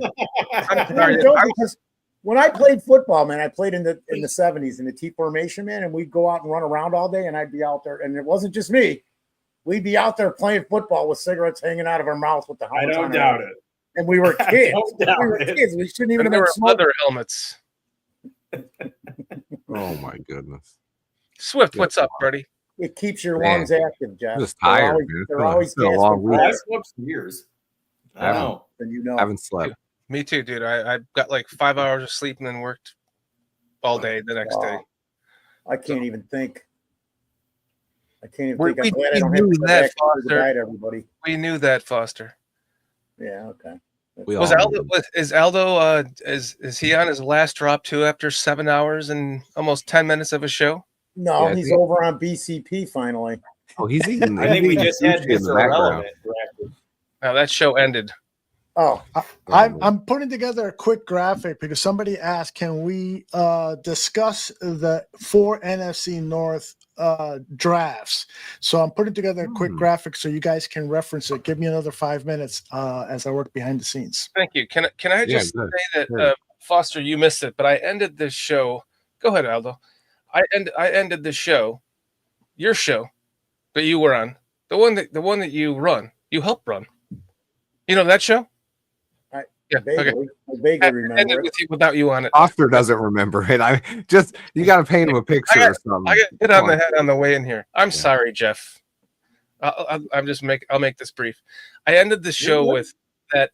This entire draft was perplexing to me as it was progressing, and what ended up happening, as we all know, just to summarize this, I think a lot of us had the same players we wanted that were taken a pick or two before us the entire damn draft, all the way down to when it wasn't someone that we all knew about and wanted, it was someone that we had to look up or we knew very little about. And then it comes down to the next guy. He's speaking about him, not me or you, Jeff. I'm speaking from my own perspective. Yeah. And then it just got down to, like, for me, I am, because I'm telling you my summary of this draft. And then all the way down to the end, where I was like, that last pick ended up making this draft make sense to me. Because even though a lot of players were taken before them that I think a lot of us wanted, or they might have wanted, or we thought they wanted, and then they were drafted before us, literally. And then there was a name that was not as big or thrown out in the media, all the way down to players that I had. Because Swifty, I'm being honest. I've said this on my show. I didn't like scout players like you guys did this year, like I normally would. So I after finally watching the video of that last running back, that we were just screaming for a running back the whole damn day, I was excited to see that we got that running back. And everyone leaves. Shit, I'm out of here. I'm coming right We all left because J2K. I just bored the hell out of everyone. They're like, I've talked about this all day. No, it was so interesting. J2K. I just had to get a water, but that's all. Wait, say that again, Almo. J2K. J2K is with us. We don't have an image for him, but we can hear him. Hey, J2K. Hey, Aldo. Thanks for having me, man. Had to hop on with you guys and say hi. Oh, really appreciate it. It's really nice to talk to you, J2K. I haven't talked to you at least in, I don't know, 20 minutes. Yeah, right? Like an hour, 3 dude. days together. What's up, Swift? What's up, Jeff? How you guys doing? What's happening, brother? J2K has You're been muted, Swift. with BCP. He's our draft guy because he just knows so much. I was gonna say good to see J2K, but I was looking around and I didn't see him. So I was like, I gotta be Good to hear crazy. you. I'm the voice from above. There you go. He's still high. He's looking around in his room. Like, And I want He's to behind me. I'm like, I just want to thank J2K for all his knowledge and insight, and especially for pulling Shorty down off the leverages, like every other pick. The leverages? The the leverages. Well, he needs leverage too. Ask his Oh wait, wife. we're already signing UDFAs. That's I thought it said we traded for Kenneth Walker. Just a rumor. Damn it. No, but we signed LSU safety Major Burns. Okay, I like that. First UDFA signing. That's a good name. We had a safety named Major before. He didn't pan out so well. Major, right? Yeah, no. Yeah, but he was right, and this guy burns people instead. So. You know what we need to do? He majorly burns them. Is there any way we can sign somebody named Cosmo Seinfeld? Because then we'd have the Seinfeld show. We'd have all of them. We've got I think we get it. We got Kramer and Newman and that is definitely a dad joke there. yeah. Well, I'm good at bad and dad jokes because I'm both. I had him on the board too, so I like that UDFA sign. Is that the only guy that's been reported as UDFA so far? Is that guy? Swifty? Yeah. Brad Biggs did report that we were wanting to sign a long snapper, and he was the guy the Patriots drafted at the end of the 7th round, Julian Ashby. Rare long snapper drafted. They drafted him to keep him from signing with us. That's an interesting one. He was a top 30 visit. Mm-hmm. I forgot about that. Yeah. Well, they've got Scott Daly signed, so let's at least one more year. The only position that he didn't address in the draft, which we covered in free agency, because I want to ask you guys, did like I thought for sure we'd be signing an edge rusher, we'd be drafting an edge rusher. I think people don't realize how versatile Shamar Turner is. Now he was a defensive end before, right? The reason he moved to defensive tackle is because Nick Scoreton transferred to Texas A&M, and they had Shamar Stewart and Nick Scoreton on the edge. So Shamar Turner, who played at 260 the 2 years before that and had 6 sacks in 2023, beefed up to 290, moved inside to defensive tackle. But he still played all over the defensive line. He was one of only 5 players in the entire nation to play at least 200 snaps at all 4 positions on the D line. So he's versatile. He plays all over the line. I think if we could even ask him to go back down to 260 and move him right back down to edge.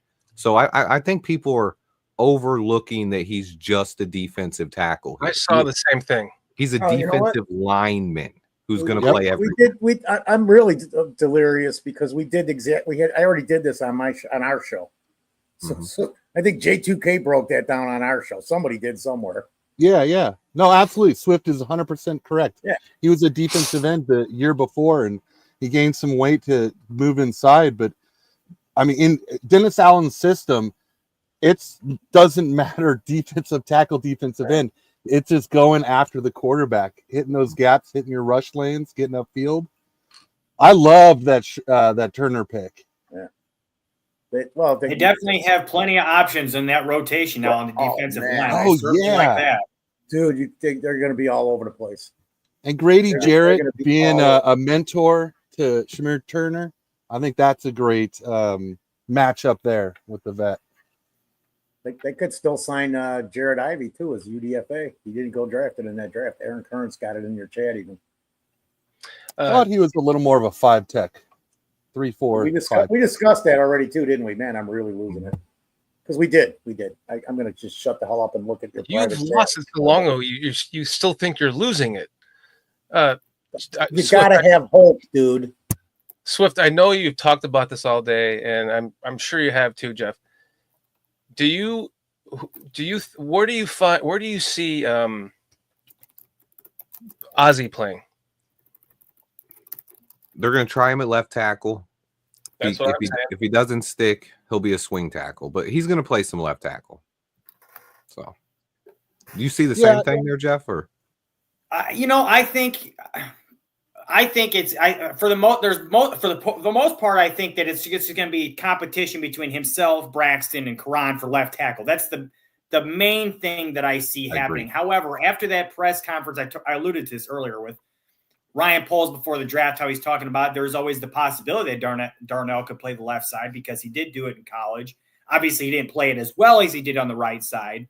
But that being said, I think that they are going to do some experimenting throughout training camp with moving guys around, seeing how they do at different positions along the offensive line, including Darnell Wright. I think he will get some reps on the left side, personally. At least through training camp, see how he does, look at it that way. I don't know that that's the direction they'll end up going to start the regular season. I think it was Eric was on here earlier talking about he thinks that he's going to come in. They expect him to be the starter, Trapilo, that is, either left tackle or right tackle when he comes in. I don't know that that's the expectation. I think he comes in. He's certainly competition. And if he wins the job, he wins the job. That's a great problem to have. yeah, But I if think not, just like you said, he's competing with those two, Karan and Braxton. Yeah. Right. So that's what I think it will boil down to at the end of the day. One of those three will get the left tackle job and Darnell will stick on the right. But I do think they will try him out on the left side in camp and see how it looks. Mm-hmm. I do. I think they want it. They already know he can play right tackle, right? So they want to get him at the reps at left tackle. I They don't 100% agree with you. They don't care what we think, but him and Karan are going to get a ton of reps at left tackle. Let it work itself out. If one of them can't play left tackle, that's fine. We don't need all of them to play left tackle. We need one guy to work out and win that job, and that's what we're looking for. With you. Do you guys think there's kind of a inside play guard too? They talked about that versatility in the past. Well, J2K, that kind J2K, he has a good point about this. I think he was about to say. Yeah. Well, actually, what I was going to say is, do you think there's a shift in philosophy as far as offensive tackles with the shorter arm length, and Braxton and Karan, massive arm length. This guy's 33-inch arms.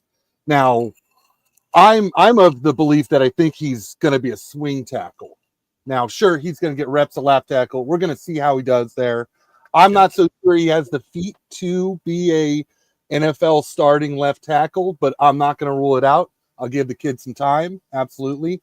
I do think it's a little strange if they don't view him having more positional versatility than just tackle, because one, I think the kid is really open to playing guard, and I don't think I think he has good enough bend that he could move inside. Like, he doesn't play as high as his height suggests. He actually bends well, But if we're just taking if he's just a right tackle and he's just a replacement for Barroom, that's a kind of a rich pick at the end of the day, right? 53 for a backup right tackle. But if he can play left tackle and we give him a chance and the guy turns out to be a stud, that would be great. Yeah, I think I agree with what you said, the shift of philosophy. I don't know if it's the arm length that's changed, though. They might still like what they're looking for here that Ben Johnson wants, though. I think Ben Johnson wants to anchor at those tackle positions. He wants anchor. He doesn't want he doesn't want his tackles getting pushed back in the quarterback ever. So I think anchor is a lot more important now, and they've already said it about Braxton. He said he wants Braxton to bulk up and anchor up, and that's going to be tough for Braxton coming back from an injury. But one thing that this guy has, we know he can do, is he's going to anchor really well. And if he struggles with the speed rushers, they could always help him out at left tackle. You have your running back or Cole Kmet chip and help him out. And if he has that anchor, though, he could be decent there, even if you have to help him out. So I think he's going to get some time there. But I'm like J2K. I don't know if I'm 100% that he's a long-term left tackle yet. We got to see it on the field before I buy into that. I think Karan Amagaji has a higher chance of being that guy, and then Ozzie ends up being the swing tackle behind him who can play left or right. Does he remind anyone here of Keith Van Horn? I've heard people say it. Ozzie linebacker. Will Campbell, but on the right side. The short arms, the height. Yeah, a little bit. The one thing I would say about, you guys both mentioned the change in philosophy. If I see any kind of change in philosophy, I kind of tend to agree with you, Swifty. I think the length is still going to be an important aspect to them at tackle. I think that's an important aspect just by anybody at tackle. But 33 is the requisite, minimal length that you really have to have. So I think they probably looked at it. He's okay there. But there's a couple of things I want to mention. So the first thing is in regards to the actual change in philosophy, I think they're going to put more emphasis with Ben Johnson on play strength and disposition. The fact that he has such a mean streak, and some of these other guys, I think they're going to really look for that now. Guys who play with that kind of brand of physicality that Ben Johnson's been talking about. I think that's going to be a really important aspect for their tackles and other offensive linemen now. But also, I think when you think about I kind of lost my train of thought where I was going with that. But in regards to what Ben Johnson was saying, Ben Johnson was talking about in his press conference a while back about how he was talking about length. They were asking him about length and how important that is to him. And he mentioned, if I don't see it as an issue on tape, then I don't really see it as an issue in drafting the player. Maybe they looked at Trapilo and said, 33 is not great, but I don't see him having any kind of issues with his length and getting bull rush at the next level, because as you talked about, Swifty, his anchor is so good. So my guess is they probably looked at it and said, that's not an issue for him. We like the player. Let's take this shot here. Good stuff. Hey guys, J2K, can you see the screen from where you're at? Yeah. Okay, good. So here is the three other NFC North teams in a terrible, terrible graphic. I'm embarrassed, J2K. I really am. Oh, but I thought maybe you could lead us off in evaluating one of the three NFC North teams, and we'd go around and then get comments and provide a good review of what the other teams did. So why don't you take it away, J2K? Well, of these three drafts, I am kind of looking at the Green Bay Packers as a pretty good draft. There's a couple guys that I thought were going to be perfect fits for the Bears. Obviously not at wide receiver, but both of those wide receivers I really liked in this class. I thought Golden, I don't know if he ever played up to the speed that he was timed at, but that's a good speed guy. And then Savion Williams, I really like Savion Williams. I might be a little over-optimistic with him as far as what kind of a true receiver role he can play. He's a little more of a gadget guy on film, but I think the traits are there. He's got great hands. He's got good size, got good movement skills when the ball's in his hands. It's just more about just improving that route running and getting him acclimated to more of a true wide receiver set. Anthony Belton, that was the offensive tackle that I was crossing my fingers would fall to the Bears. He actually was taken, I believe, 2 picks in front of us taking Ozzie. So I do feel a little bit like Ozzie was the next best offensive tackle on the board, and it could have been Anthony Belton. He's the guy who absolute mauler, and he had the long arms, 36-inch arms. He could definitely be a fantastic swing tackle and a potential starting left tackle if things go right for him. Baron Sorrell was also a top 30 visit. I got to watch a little bit of him, but I thought he was a good fit as an edge rusher. Colin Oliver, I believe, a linebacker. And then, to be honest, I'm not remembering too much on the rest of those picks. But, yeah, that's my review on Green Bay. I think they had one of the better drafts between the three NFC North opponents. Notice how Green Bay took 2 more receivers. What's that? 7 or 8 in 3 years. They got to help Love out any way they can. When I was a little surprised. I don't think I'm as much of a fan as Belton as some other people are. So when I looked at Green Bay's draft, I didn't particularly love it, to be honest with you guys. I thought there were some okay picks in there. If there's a draft in here between these three that I liked the most, probably, even with their lack of picks, it's probably Minnesota's. I really like Donovan Jackson a lot. I really like Ingram Dawkins a lot. I think that's a nice little draft for them with their limited selections. And obviously, they don't have the second-round pick, which kind of hurt them. But Detroit's draft was pretty decent, too. I thought Miles Frazier was good value in round 5 there. But, I mean, Tyleik Williams is a pretty good player. I was a little surprised they took him in round 1, but he made sense. I felt, personally, looking at these 4 drafts, and this might be me being it might just be me being biased, but I thought the Bears had the best draft of the 4, personally. I really like what the Lions do every single year. At the top of the draft, this Williams nose tackle, D tackle from Ohio State is going to be a player.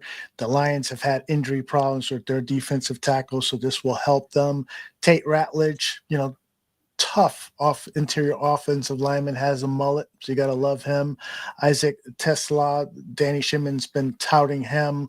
I haven't seen much tape on him, but Danny seemed to like him, and Danny was really lauding the play of Miles Frazier, the interior offensive lineman from LSU.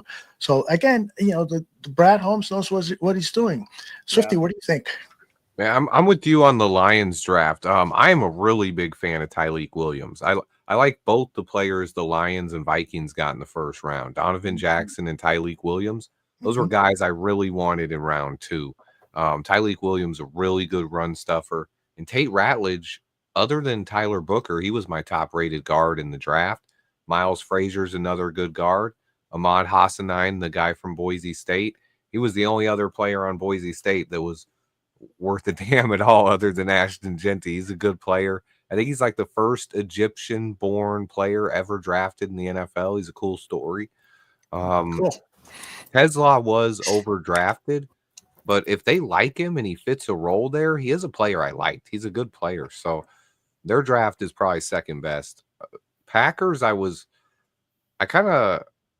think I had Luther Burden rated higher than Matthew Golden, and I had Ozzie Trapillo rated higher than Anthony Belton. And we took both of those players after the guys they took at the same position. So we'll see how that plays out. But I like the guys the Bears took better. But they did. Baron Sorrell, he's going to be an awesome story. They invited him to the draft.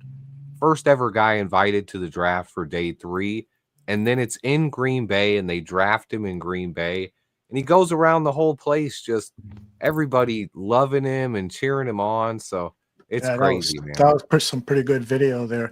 I understand that Jeff Willis has to leave us, and he just did. I was going to ask him to talk about how great I am, but he just fucking took off. So fuck you, Jeff Willis. Foster, any of these 3 drafts tickle your tummy? Absolutely. I tried to cut in, but it said there was only 2 mics on. So am I on now? Can you hear me? I hear you perfectly. Okay. I can't hear you, Foster. Yeah, you're not coming through, Foster. I can't hear you. Can you speak up? I love you guys. You guys are so much fun, man. No, I really like the Lions draft. I really do, because I had a lot of these guys that I was looking at for the Bears. Yeah. So exactly. You know, you go right down the list with Williams, Ratledge, like Tesla. I can't even say that name right. Miles Frazier. I really like I said, I had these guys on my board that were potential fits for the Bears. I don't even know if I was right. Vikings did a solid job with their first in my eyes. The Packers, I don't know if you guys heard it when I said it before. I'm like, they sure went out and grabbed wide receivers because they got to show people that after spending all that money on Love, who's not as good as everybody thinks, they got to get him more help. What did I say? So I think they drafted 7 or 8 wide receivers in the last 3 years. Go look it up. It's some number like that, which is an awful lot of wide receivers to draft in that short period of time. Wouldn't somebody agree with that? Yeah. Spending 7 picks on wide receivers in 3 years, maybe 8. So I don't know. I just I like the Lions draft. The Vikings did well. And again, you know what? We'll see. We'll see, because this is all going to break down in front of us over this next season. Who did what? I really like the Bears draft.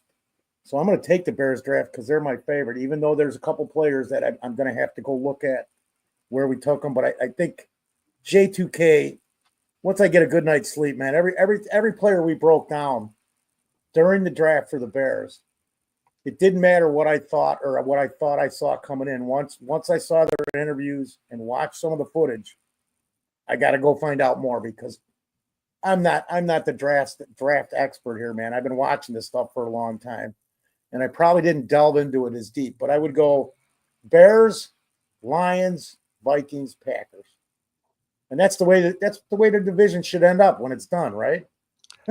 I'm with you on that. I'm gonna buy that. All right, guys, as we wind up here, one of the things I would love to do is to go around and get people's thoughts on You the left me out of that entire thing. Oh, fuck, Mr. Shorty. I am You know sorry. what's even worse is we don't want to do that all day. Swifty's gone, right? No, he's backstage. Oh, okay. Well, Yeah. it's okay. I don't even have to speak then. It involves I wanted to have a really fucking good laugh with Swifty, but if he's not here, then never mind. He'll jump on right I'm away. here. There he is. Oh, you are? Oh, okay. So, Aldo, let's just pretend you never skipped me. Okay. All right. Let me get. I can edit this in, Mr. Shorty. All right. Thanks for that, Foster. What do you think, Mr. Shorty?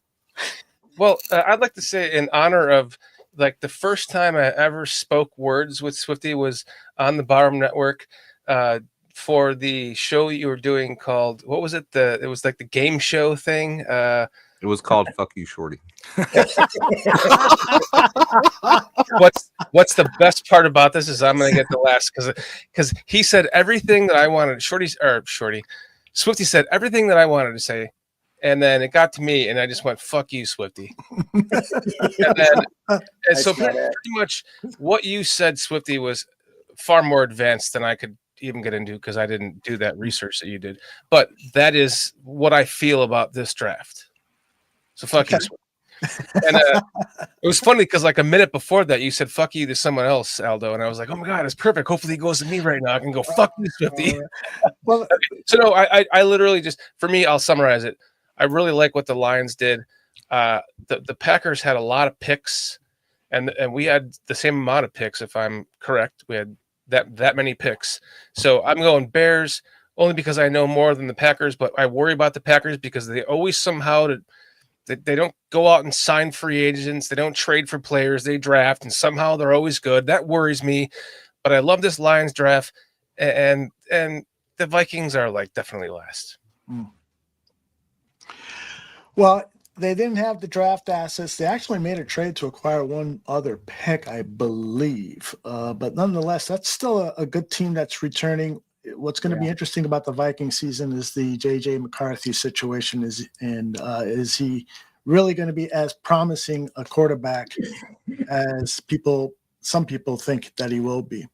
All right, UDFA kicker. We got a UDFA kicker, Jonathan Kim, Michigan State. It sounds like he's Asian. I'm seeing 5 UDFAs. Who are you seeing so far? I've only seen 3, I think. Major Burns, safety, LSU. Okay. Power Eccles, linebacker, North Carolina.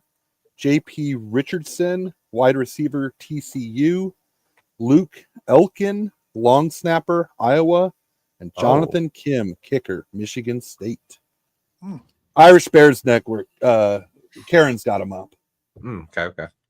By the way, Foster, didn't you have Major Burns back when you were a teenager? Yeah, on his penis. Genitals. When I was a teenager, that was like last week, Aldo. Oh my goodness. Maybe it was last month. I can't remember. Oh my goodness. Hey, it's good seeing you guys again. Foster, Shorty, not you two, but Aldo and J2K. I love you guys. Love you too. Hey, Swifty, before you leave, I wanted to go around the table here and get people's thoughts on Steve McMichael, the passing of Steve McMichael, what he meant to the Chicago Bears, but more importantly, what he meant to you. Man, I wish Mongo's a guy who he serves as like an inspiration. He brings that toughness. He was one of those guys who embodies what it means to be a Chicago Bear. For me personally, it's kind of sad for me when I watch his highlights because I never got to watch him growing up really until his career was almost over. And looking back, it's like, man, I wish I could have seen this guy play right along when he first came out. But yeah, Mongo fought the hard fight, and man, it's even more of an inspiration how he was able to hang in there when everyone knew he wanted to get into the Hall of Fame. And this is a guy who's been on his deathbed for years now and got into the Hall of Fame. And then, like we thought, man, he was like, this is what I've been waiting for. And that it's such an inspirational, cool story. Hopefully they make a movie or something about it someday. But man, I love Mongo. You know what, Swifty, that's a great idea. A movie on his life would be so funny, so serious, because he's had everything go on in his life. I mean, the guy was beloved here in Chicago. He had that Channel 5 show, and he's cutting off the tie of Mark Giangreco, the host of the show, and putting whipped cream all over him and messing his hair up and stuff, carrying a big effing kitchen knife to the show, and he was wasted too, and I was like totally freaked out. So this guy you're gonna have to send me a link of this sometime. I've never seen this. Cut off Mark Giangreco's tie right on the air. Just go to YouTube, Swifty, and put up I'll put it up on the screen right now. Giangreco. Oh, okay. Yeah, and him, and you'll find that clip on YouTube. It's on YouTube, man. I just saw it a couple weeks ago, man. It's definitely very cool. Days ago, it's probably right after he passed away because it popped. You probably saw it like right after he got off the show before he came on this show. Uh-huh. That was an emergency. He had to watch that. Just watch it on your phone, Foster. I got it. Mm-hmm. I saw it like 3 years ago. No, maybe it was a month ago. No, it was probably like 2 days ago. No, it was an hour ago. No, it's right now. I'm watching it right now. You know what, McMichael for me, because I got to see him play every down with the Bears. Mm-hmm. Don't let him talk too much. If you have the video, pull it up. No, I'm going to make it quick. I'm going to make it short, but because I got to meet him and hang with the guy for about 40 minutes one day. He was coaching. Just pull him. Pull up the video. He was coaching the indoor football team. I can't remember. It's out the old. It used to be a music place. I can't remember the name of it. So anyways, they built a thing there and he was coaching and I was working with a bunch of Boy Scouts. And one of the things that our troop won was free tickets to an overnight stay in the stadium they were playing at. So we get there early and we're standing at the Rough Riders, or I can't remember the name of them, man. When he was coaching an indoor football team for a few years. And we're standing there waiting for him, and the players come running in, and they all stop and talk to the kids. And then they go in, and for 20 minutes, he stood there and talked to every kid. And then him and I stood there while the kids were playing around, just having a conversation. And none of it was about football. We didn't talk I didn't tell him how great I thought he was. I didn't tell him any of that stuff. I might have said, dude, you're one of my all-time favorite players from the Bears, and I've been a fan since I was a little kid. But the entire conversation was about life and people and what we do in this life. And it just, that changed, that added to the opinion, because I don't know if you remember Aldo too.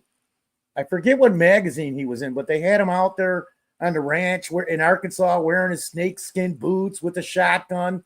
They did a nice story on just his life in Arkansas. Yeah. So I think it was called Playgirl magazine. No, it wasn't. It wasn't. It was Sports News Weekly or something, some publication that you had to go buy in a magazine stand because there was no media. But just to talk to him for those 15 or 20 minutes as just another person on the street, he was a real person who cared about a lot of things that nobody had any idea. You didn't have an idea because if you weren't standing there talking to him, because like I said, probably 2 sentences of that were about football. He didn't even talk about what the team was going to do tonight. Mm-hmm. We somehow just got into a conversation about life. Yeah. And you guys know me because you always have all met me personally. And that's why I can say you could have summarized that in 4 sentences instead of 2. We could have been fucking watching this video. Yeah, but then I wouldn't have got Jason UK back on here. He's on now. He's on there. Because he's waking up. Right. And if I would have took like 3 minutes less, he wouldn't be on. He would have woke up watching the video instead of hearing you ramble. Yeah, but then you would have been talking and he would have just turned it off. Just play the damn video. From the NBC Tower, this is Sports Sunday, the complete wrap-up of today's action around the NFL. Sports Sunday with Mark Giangreco and the Bears' Steve McMichael.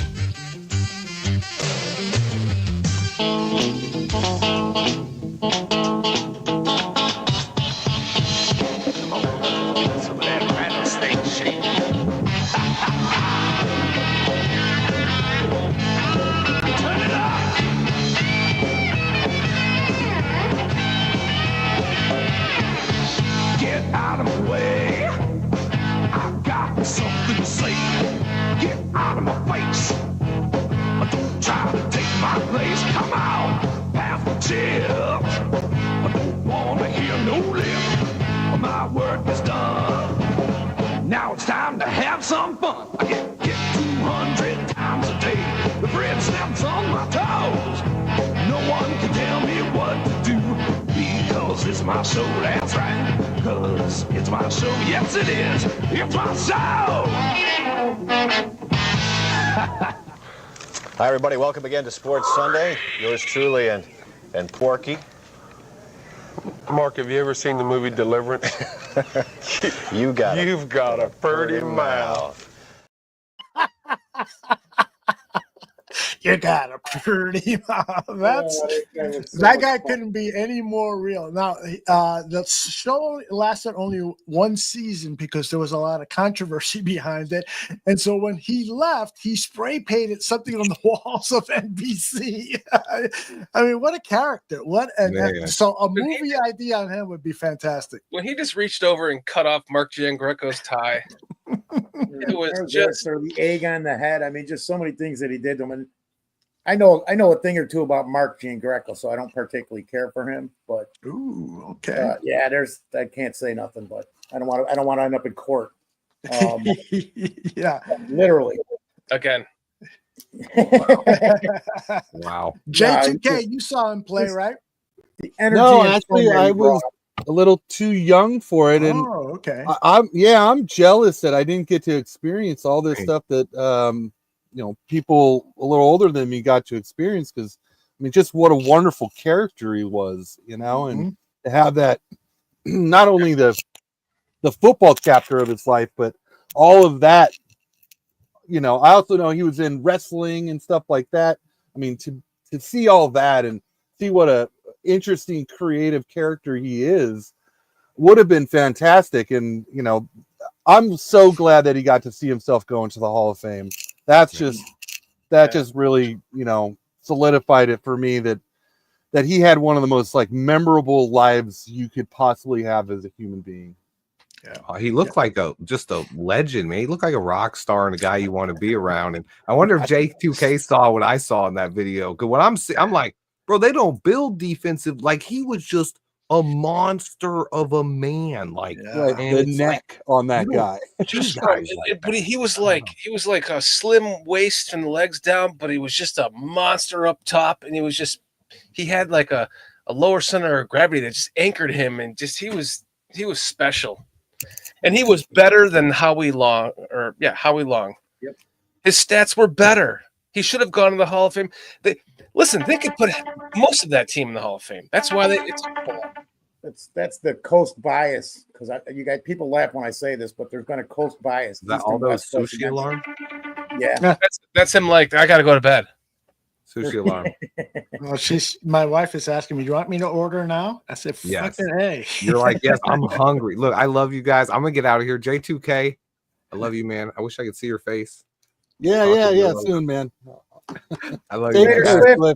Appreciate you, man. Shorty, good to see you again. Foster, and I'll all those talk to you guys. again, whether you like it or not. He will. Swift, congratulations on the empire you're building.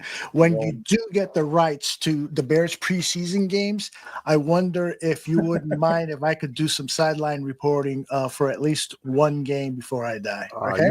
You'd be my permanent sideline reporter. Although you're the legend, man, the Podfather, man. Always an honor to be here. Anytime you want to do anything, man, just message me. You know that. You're the man, brother. Thanks a lot. Enjoy the draft, guys. Keep your head up. I know none of us expected this, but I think we got some good players. I'm out. We'll be fine. Yeah, I agree. Peace. Shorty, I didn't forget you about Steve McMichael. You've already shared some thoughts, but please talk at length as what he kind of meant to you as a fan of the Bears. Just everything we just talked about. I mean, he was, growing up in Chicagoland and seeing him, I watched I was just everything that was on TV, because there was no internet then. It was everything Bears, and he was one of those magnetic figures that he was on that show with Mark Giangreco, and he was in the spotlight wrestling and all that. He was a true a legend. He was special, and God, just what he battled in the end there with that disease is something I can't even comprehend. When I try to, it becomes nothing I can even repeat, and it just kind of, it shows just the man that he is. I have a spider, a mosquito hawk flying around in here. It shows the man that he is. That he kept it going. He battled through it. He saw himself hit the Hall of Fame. Yeah. and then almost another year later, and it's kind of serendipitous that he, passed right before the draft, right? So I just I don't no words after that. Just he's an inspiration, really. I got a little more I wanted to say about him. So I wish I wasn't such a drunk back in the Platteville days, because I remember walking to a bar and they're not even supposed to be there, and it's like Hampton, McMichael, and a couple other guys, and they're out after curfew and they're hammered out of their minds, and I was just as hammered. And there's probably 10 of us, and maybe 8 or 10 of these guys, and maybe 15 or 20 other people. I wish I could have had a camera in my brain or something to go back and film stuff like that, because he was such a fun-loving person, and he was for everything that I know of. It's an honest human being that is truly a good person. I mean, we all got our issues. Everybody's got something that they're dealing with, and all the crap that he got put through, not being talked about, the crap with what his first wife did to him. I mean, there's so many things, and the guy was always standing there laughing and smiling no matter what. And I believe that he willed himself to live just to get in the Hall of Fame, because he deserved it, and he should have been in there a long time ago. Yeah, there's no other way to do it with that disease, right? He had to have willed his way. There's Dan Pompei, who's going to be Greg Gabriel's guest on Monday, wrote that McMichael was in his bed at his home, and a bunch of former Bears came to see him. And McMichael said, "It's a good thing I got this fucking disease instead of you guys, because you guys would have been dead by now." And that's his attitude. He was joking, and he wasn't joking. Right. Seriously, that's deep. Yeah, indeed. Very, very good. So Mike Pompei's coming on? Dan Pompei is coming on Monday at 11 a.m. Central. It's fortuitous that the only way he will not be on, he told Greg, is if the McMichael's funeral is Monday, but I don't think anything has been announced yet on that. So, yeah, it's going to be great to get Pompei's thoughts about Steve McMichael, and I definitely wanted to hear you guys talk about him. Guys, let's wrap things up. I'd love for you guys to speak as long as you want on your just overall thoughts. Okay. I want to hear J2K's voice one more time. J2K, I love your evaluation of the draft. You're one of the best at the business. Foster's getting really good at this too, and Mr. Shorty is with me. We just like players to be drafted who have cool names like Luke Newman. J2K, what do you think about these players? When I stand back from it, and not to get too much in the weeds, because I know we've all hashed out every single player, I really like that Ben Johnson got some toys for offense. Some guys who I think can come in various roles and help out, create this creative offense, or give these mismatch nightmares that we've been so lacking in the Flus era. And then I like that we went to trenches. We got a swing offensive tackle. We've got an interior offensive lineman that can play all three spots. And then we also got a defensive tackle that can play edge. And he fits so perfectly in the Dennis Allen defense. And then we took two guys who probably are going to be special teamers in the linebacker and the cornerback. But, man, the upside with them, with the traits they have and that addition of speed, really guys compete for higher roles at their position. But then at the same time, I feel so good about the picks because they're going to help with special teams coverage and all those different 4 phases. And then when you get to my favorite pick in the draft of that 7th round, because he's just a guy that I'm rooting for. He's such a good human being. He's a natural runner. He's an incredible pass blocker. He lays everything out on the line, every down, in and out. He forget the testing. Just throw that out the window. Forget how big he is or how small he is or how fast he is.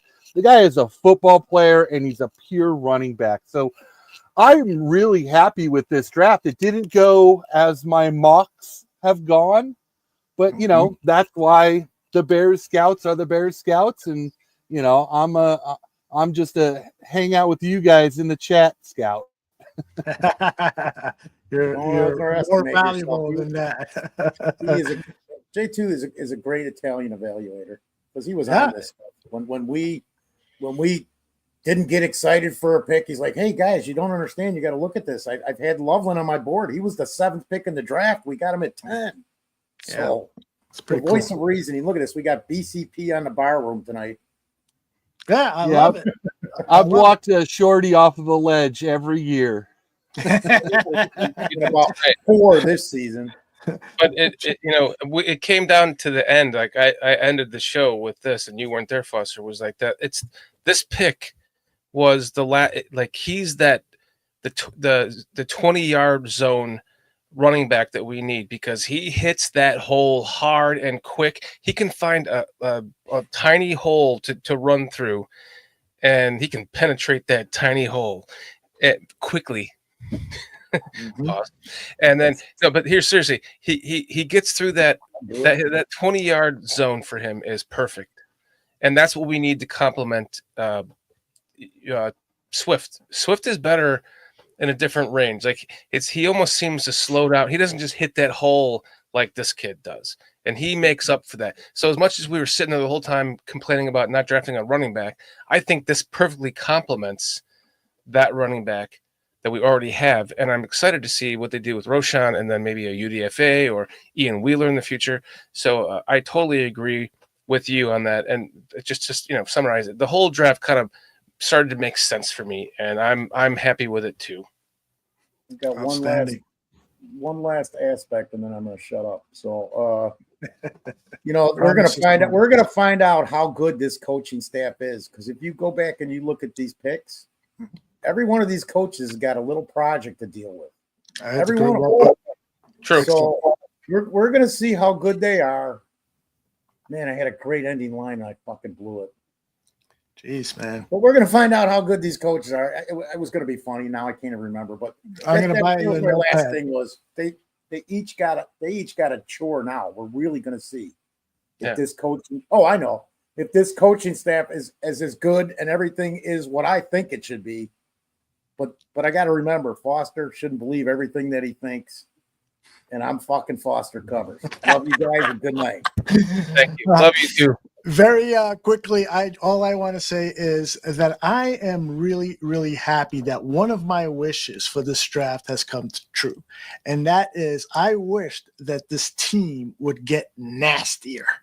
And every one of these guys, from what I have learned and over the last 24 hours, 48 hours, what have you, I've learned that they are all nasty sons of bitches. We can moan and groan, oh, we didn't get this guy, or we didn't get this position player, and so forth. But what we got was a really tough son of a bitchin' team now. Guys that are going to hit somebody in the nuts. Guys that are going to be so wound up that they're going to steal the lunch money from the opposing team. Guys who are going to be coached to be disciplined barbarians. That's what we got out of this NFL draft. I don't know if these guys are any good. I'm not nearly the talent evaluator of anyone that's been on over these past 8 hours on the Barroom Network, but I know about heart, and it looks like we got a lot of guys with a lot of heart. That's our coverage here at the Barroom Network. I love you guys all for spending time. Really quickly around the panel here, Mr. Shorty, you got a Bears Country production show coming up. We're gonna do a UDFA tomorrow night. I don't know what time yet. I'm gonna set that up tomorrow. I got a lot of stuff going on during the day. I'm not committed to this anymore. This is 3 days in a row. It's a lot. So I'll set that up. But JTK will join us. Foster, I'm sure. PJ, hope, sure. Everyone else should be there. We'll do a UDFA breakdown on what happened after tomorrow's day. Podfather, thank you. Love you so much. Thank you for having me on. Love you too. My pleasure. My comment to that is ditto. J2K, I know you do work like for everyone except Packers, Vikings, Lions podcast. Where can we find you when you're not on BCP? Well, I'm on Twitter. You can come check me out there. I've also got a website. You can see the work that I've done for various Bears podcasting stuff and some other personal design stuff I've worked on. Really, it's just this weekend is always such a joy. It's a tradition that I get to share with Bears Country podcast with Dan and Foster and PJ and now Carl.